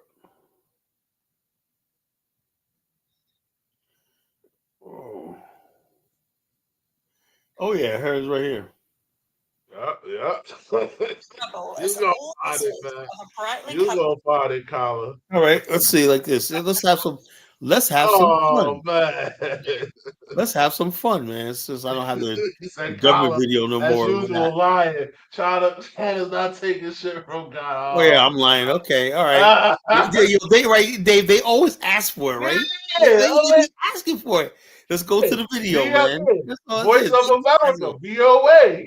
Yeah, Brightly let's coloured go. background because You saw Jamestown that, huh? fishing community that children once enjoyed before it was demolished in May. The demolition by a Chinese government-funded project fulfills years of promises by authorities to upgrade the harbour. The J&E Streetwise Foundation, a charity that aims to improve the lives of youth, says it was given short notice before the community was flattened, including its dormitories that housed about 50 children. These are children whose, some of them, their parents, it's hard for them. Because this community, we don't have any work or a job for these women. They come here, they hustle to get food. Some of these kids stay the whole day without even food. So we are here supporting the community. Before it was demolished, this fishing community was a tourist attraction where people came to see the local fishing culture, brightly coloured canoes, and women smoking fresh catch. Tour guide Colin Seymour Smith, who also runs a community theatre, Jamestown was originally worries about African the American future, and for those who returning have settlement. lived People here don't for know that, generations and have nowhere to go. From that, really African American were black development happening people from the in UK, Gamashi or Jamestown, to be precise. loyalists, from the British, African for me, Americans it's good. that But were living in the Caribbean. how they went they about returned it, to Africa. that is the issue, or that is the problem. Abdul Razak Alotti's home was Jesus among those Christ. demolished. So he set up a makeshift home in the rubble. Out of work because of the coronavirus pandemic, he hopes he can get a job at the new harbour project. I think it will help me with my family. So if they said they are coming to do it, we like it. But I don't think they have anything to do here and they come and just demolish our buildings. Ghana authorities say they will compensate those with legal claims to lost property and are temporarily relocating fishermen along the coast during construction. When the fishing harbour is constructed, it is going to boost the economic life in this community. And that is what will change the life of a lot of people in the community. So we are looking at something that is going to benefit a lot of people. They are looking at one or two people that it has affected them today. The Jamestown Harbour project will build a new school, offices, fish processing facilities, a market, and cold storage. But construction is expected to take nearly 3 years to complete, leaving many in the historic port plenty of time to ask how they are benefiting. Stacey Knott for VOA News, Accra. That's incredible, Kala. They're still using those small boats for fishing. You tell me Yeah, all they- these yeah, they gotta West upgrade, African countries, they don't have any modern fishing trawlers? I mean, Yeah, that's they crazy. do, but they don't want to. It's hard to get the Africans to modernize. And then they're it's hard to complaining get that Africans to modernize. foreign It's sad. companies are just stealing their fish. It's like, you don't have any ships. Yeah, what you call the Chinese are robbing them off the coast. This is just facilitate Chinese taking over. They can't do deep sea. They can't do no real deep sea fishing because that's it. They can't go out but so far. Can't go out so far. So hey, You don't even have a navy or a coast guard. no. Nothing.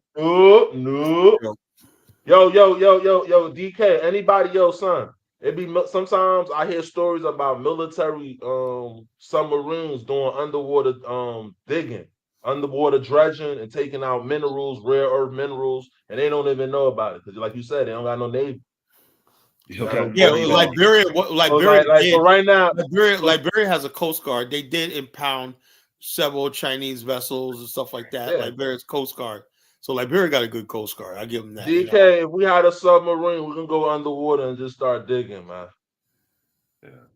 I think the only sub-Saharan African country, South Africa, is the only one with submarines. Yeah, and nobody go peep us, yo. We could be under there digging, stealing everything. Nobody gonna see us, bro. That's what some of the like bigger countries like Russia, China, that's what they doing over there. Doing a lot of under deeps, with they submarines, sophisticated all over Africa. Over Africa. China's secretly basically all over Africa, fucking their navy. They're taking over the fucking ports and they building. I like I said, the bottom line is this: we're just sitting there powerless to these people that that just coming in there and just taking what they want. It's just sad. DK too. The airspace too. Anybody could violate the airspace. You could fly any plane over there. Nobody gonna call you.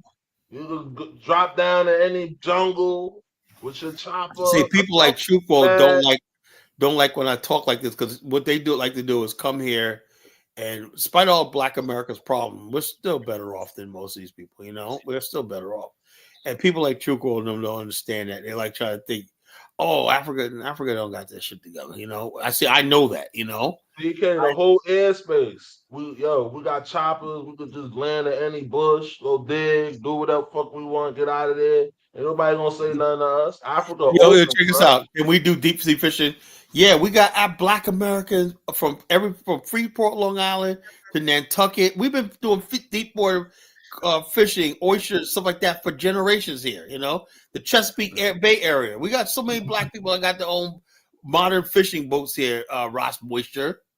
Like I said, the Baltimore, Chesapeake Bay area, we got nothing but Black fishing vessels and whatnot. They be catching fish or something like that. What the hell are you talking about? Yeah, we do deep water fishing, but do Africa?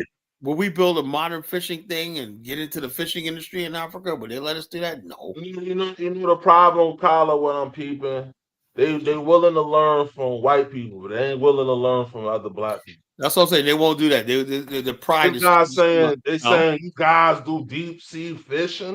Like, come on, bro. Are you kidding me? You got people that own whole fishing companies. That's what I'm saying. Come over here to the area where I live at Virginia Beach. Dave, I know in Black America, you got pilots who are like F-35 pilots, and in Africa, in Congo, I just heard that they just made a makeshift airstrip just to land planes and take the minerals out. Yeah, they do. In the Congo, they do. Check us out. They got these makeshift strips controlled by the warlords and whatnot. They lease out these strips of land, and they get a percentage of everything they're looting out of the Congo. That's what's going on. And so also right here in Virginia Beach, we got this place called Rudy Inlet, right? That's where you could take a charter boat for like 4 hours out there. There's like 3 Black-owned boating companies, that you can lease out when so usually got people out there. But I seen one bros opera. I said, yeah, I'm gonna go on their boat next time, and really, really nice. You go to Rudy Inlet, you go out there, just get a boat for like about 3 hours and go out there and whatnot. The captain, wherever you go out there, you go fishing, do whatever you want to. We're a maritime people right here on the East Coast of the United States, bro. Everything from Louisiana, Florida, Mobile, Alabama. Black people have been taken to the sea and living off the sea. Paul Coffey was a shipbuilder and stuff like that. What do you talk about? You got no deep fishing. We've been doing it for hundreds of years here. I don't know. Even Nigeria, no navy. That's why they have pirates. Coming taking the oil. Yo, DK, I'm telling you some serious. No navy, air force, nothing. If me and you billionaires, we could just buy our own private plane. We just do whatever in Africa. Do whatever. Everybody gonna say nothing to us, bro. It's only sad, man. Sad. So what's gonna change Africa? I don't know. The thing is, what we have to do is to change Africa. We just gotta keep saying what we're saying right now. Hopefully, it'll wake something up. Baruti says, "Kala, you see now." Well, he asked me the same question. Botswana, Angola region. I don't know. What do you think, Baruti? I don't know. Do you have inhabitants? No. Any area we go to, there ain't gonna be that many or we'll be the majority. So it doesn't really matter, right, Dave? So long as we're the majority, we can care less who's the inhabitants there, you know, the so-called inhabitants. Who the heck cares, you know? You know, so long as we're the majority and whatnot, we can basically control shit, you know. That's the only thing, you know. If we're not the majority, we're not, leave it alone, you know. Because so when you have the majority, you have the numbers. That's one thing white people are good at, man. They made sure when they bring all the Europeans in there, we're not. Yeah, they made sure that their people were in the majority. You know, Yeah. that's what they brought millions. That's what the Liberians should have done. You know, Yep. so it is what it is. They thought they were all the same. They thought they were all the same. That was a dumb mistake, man. You learn from history. I know that now. So that's why I said when we talk about building an Afghanistan and stuff like that, I know now you have to be of like mind. Your mind has to be there, you know?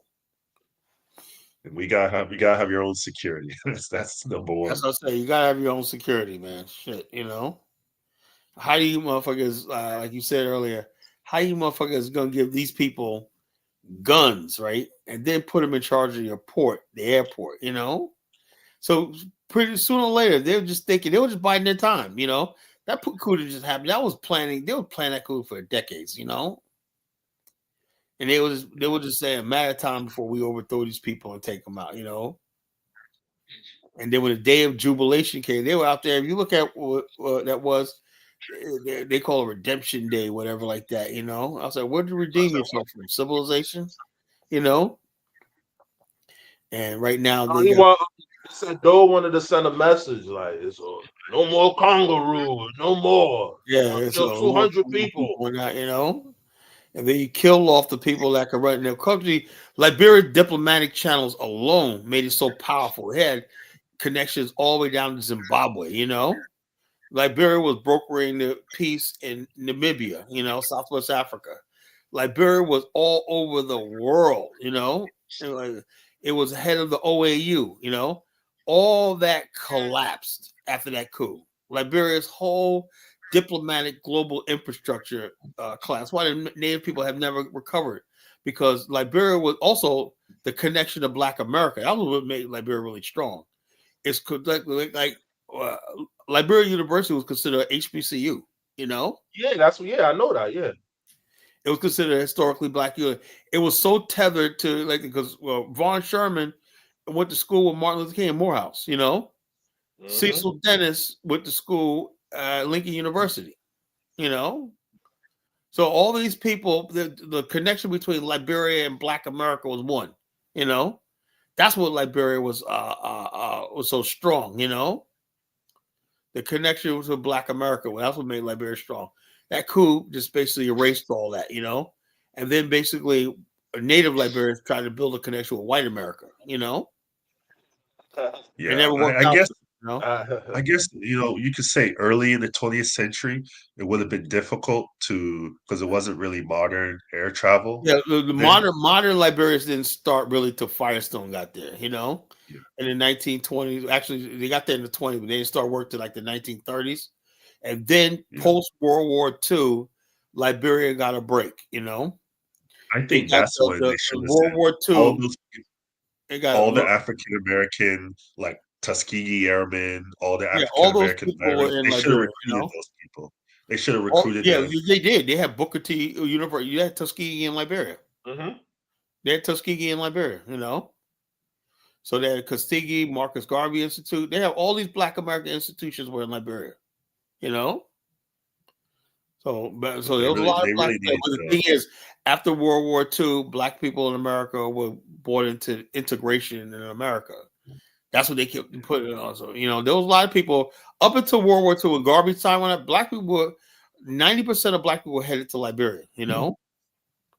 But after World War II, Black people gave up on the idea of returning and said, oh, you know, because, you know, we had President Roosevelt, and then America was changing, popular culture, you know, Superman, you know, stuff like that, you know. So Black people were becoming more Americanized in the 40s and the 50s, you know.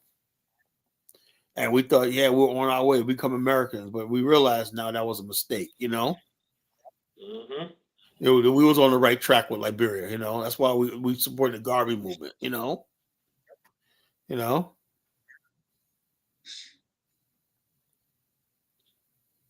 Yeah, man. It's just so Liberia, man. It's a disappointment. I hate to talk on it, man. It's just so And disappointing. we failed Liberia. Liberia failed us. We failed Liberia. It was all of us. But that was past generations. When I realized this, I basically I got to do something about this, right? So I created the Association of African Americans from Liberia, right? I said, look, I want to bring people to Liberia. I want the world to know our story in Liberia. I want to revisit this thing because that's going to be the road to nationhood. We have to revisit Liberia. I want to see new African American communities in Liberia built. That's what I believe, right?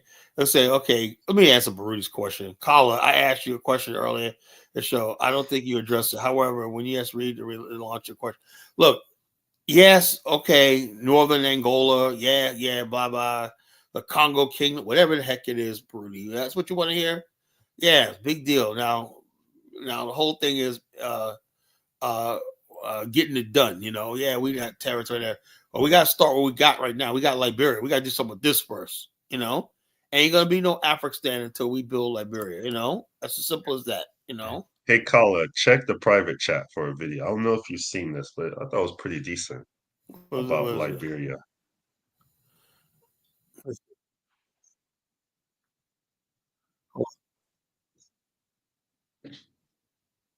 Hold up.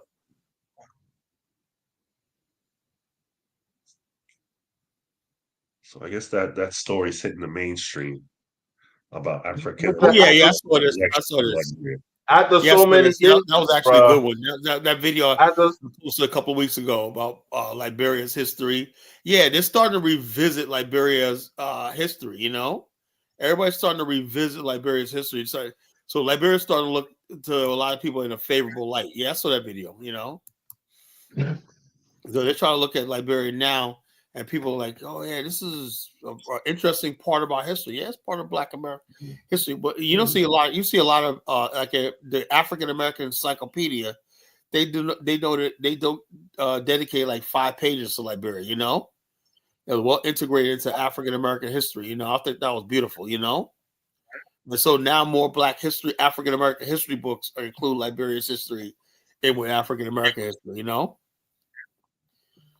Because the fact that that we didn't know nothing about this country, that needs to be investigated right there. Why was Liberia kept away from Black America? That's the truth. Yeah, I don't understand that. I never understood that. Yeah, what gets me is why is it that it was kept away? Like even when you talk about to Black people, so-called Pan-African, when you talk about Liberia, it's something negative. Oh, we went over there and they don't know shit about the country. They didn't bother learning. That's all they know is something negative by the American Colonization Society, blah, blah, blah. Instead of getting to really understand the country and what it was stood for and everything like that, they basically just write it off as. So in other words, basically, I'm like this. If I had to choose between the Nation of Islam and Liberia, I'm going to take Liberia, I'm going to take Liberia, So the other people like this, people are like, oh, yeah, nation. Where's the nation? No, where's your nation, right? You had a couple of mosques, a couple of restaurants here and there, but what was the Nation of Islam? Liberia is a republic that still stands, That's something to be proud of, Liberia is something to be proud of, So, like I said, I don't know why we didn't learn about this country and whatnot, and we like this, or just wasn't taught to us or whatever like that. It was hidden from us, man. It was hidden really from us, And it was hidden by? It was hidden by educated Black people.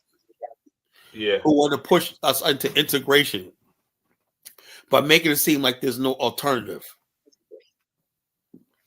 And you know what, Kala? It was against all odds too, because they had to go against France, UK. Yeah, the bottom line, Liberia. The fact that Liberia survived colonization is amazing, But they had really good. The thing about Liberian was they had statesmen that were just as smart, or even smarter than the British were. They had guys like that guy, the man, Edwin Barkley. This guy was he outmaneuvered the British so well, And then, you know, they had Tubman and all these other people. Liberia had excellent statesmen throughout its history, you know. And so, therefore, you know, the fact that Liberia also knew how to play different countries against each other, you know. People don't understand something. The reason why they added Firestone in there was for diplomatic cover. The British were hell-bent on taking over Liberia and taking over its rubber industry, you know. I wrote a blog about that. Lady Simon talked about Liberia should be ruled by strong white men and whatnot, you know, like this. They had the drapes and everything picked out, how they were going to come there and become the new Baron and Baroness, her and her husband of Liberia. They had it all planned out, you know. And what happened was Liberia invited Firestone in, right? And what happened was while Liberia was negotiating with Firestone, Harvey Firestone sent a message to Washington, told we got a delicate deal here and whatnot. We can't. And so the United States sent a warning to Britain: do not touch Liberia. We have vital interest there. See, that was all that was for. People say, "Oh, they brought Firestone in." Firestone was diplomatic cover. You know, it was around the same time that Garvey. What I do believe, honestly, you know, I think they should have brought Garvey and Firestone there. You know. Yeah, they should have managed to do But they needed Firestone for diplomatic cover. Had they brought Garvey in there, the British would have invaded. You know, that would have been the excuse to invade the country. You know. So therefore, Liberia had to pick or choose Garvey or Firestone, so they went with Firestone. But like Firestone gave them just enough diplomatic cover, right? So the World War II broke out. Then the British lost interest in trying to colonize Liberia, and because it was fighting a war in Europe, you know. And then during 1943, while the war was going on, the African American politicians helped Liberia secure funds from the Lend-Lease program. Lend-Lease was America would loan money to its allies to the war effort, right? Liberia joined the war effort on the side of the allies, so it qualified for Lend-Lease, right? Lend-Lease funds basically built the Freeport of Monrovia and the airport, you know. And also the United States put some military bases in Liberia to transport goods to the war front in the north, you know, in North Africa. You know, so Liberia was basically like this. Who is Little John? Black Americans have nothing to do with Liberia. No, we only built the country, and basically it's nothing but a African American enclave in Africa. That's all it is. We really want to get down to it. Liberia is an enclave. It's unfortunate. I think Tolbert was a weak leader, though. It was. Yeah. Bottom line is this: that whole, oh yes, you know, when he had Marcus Matthews after that rice riot and whatnot, and he had these people basically having treason. When he had them, he should have friggin'. But Tolbert was a peaceful guy, man. He was a peaceful guy, man. When you're dealing with people's lives, you can't be peaceful, you know. Yeah, you know, he's a minister. He's a pastor. Minister, yeah, so that's why I said those were wrong people to be leading the country. Do you think in a million years they would have tried that coup if Tubman was alive? No, hell no. Tubman they basically, Liberians, they feared Tubman. They loved him and they feared him, you know? Yeah. And that's the type of leader Liberia needed, something like Tubman, It's you the know? type of leader you need in Africa. You need a strong man. It's strong. That's exactly what you need in Africa, you know? Tubman, you know, Tubman was a freaking man, you know? Anyway, fellas, it's late, man. I got to get up in the morning. I'll talk to y'all later. Colin, man, take care, man. Take care. Y'all take care. All right.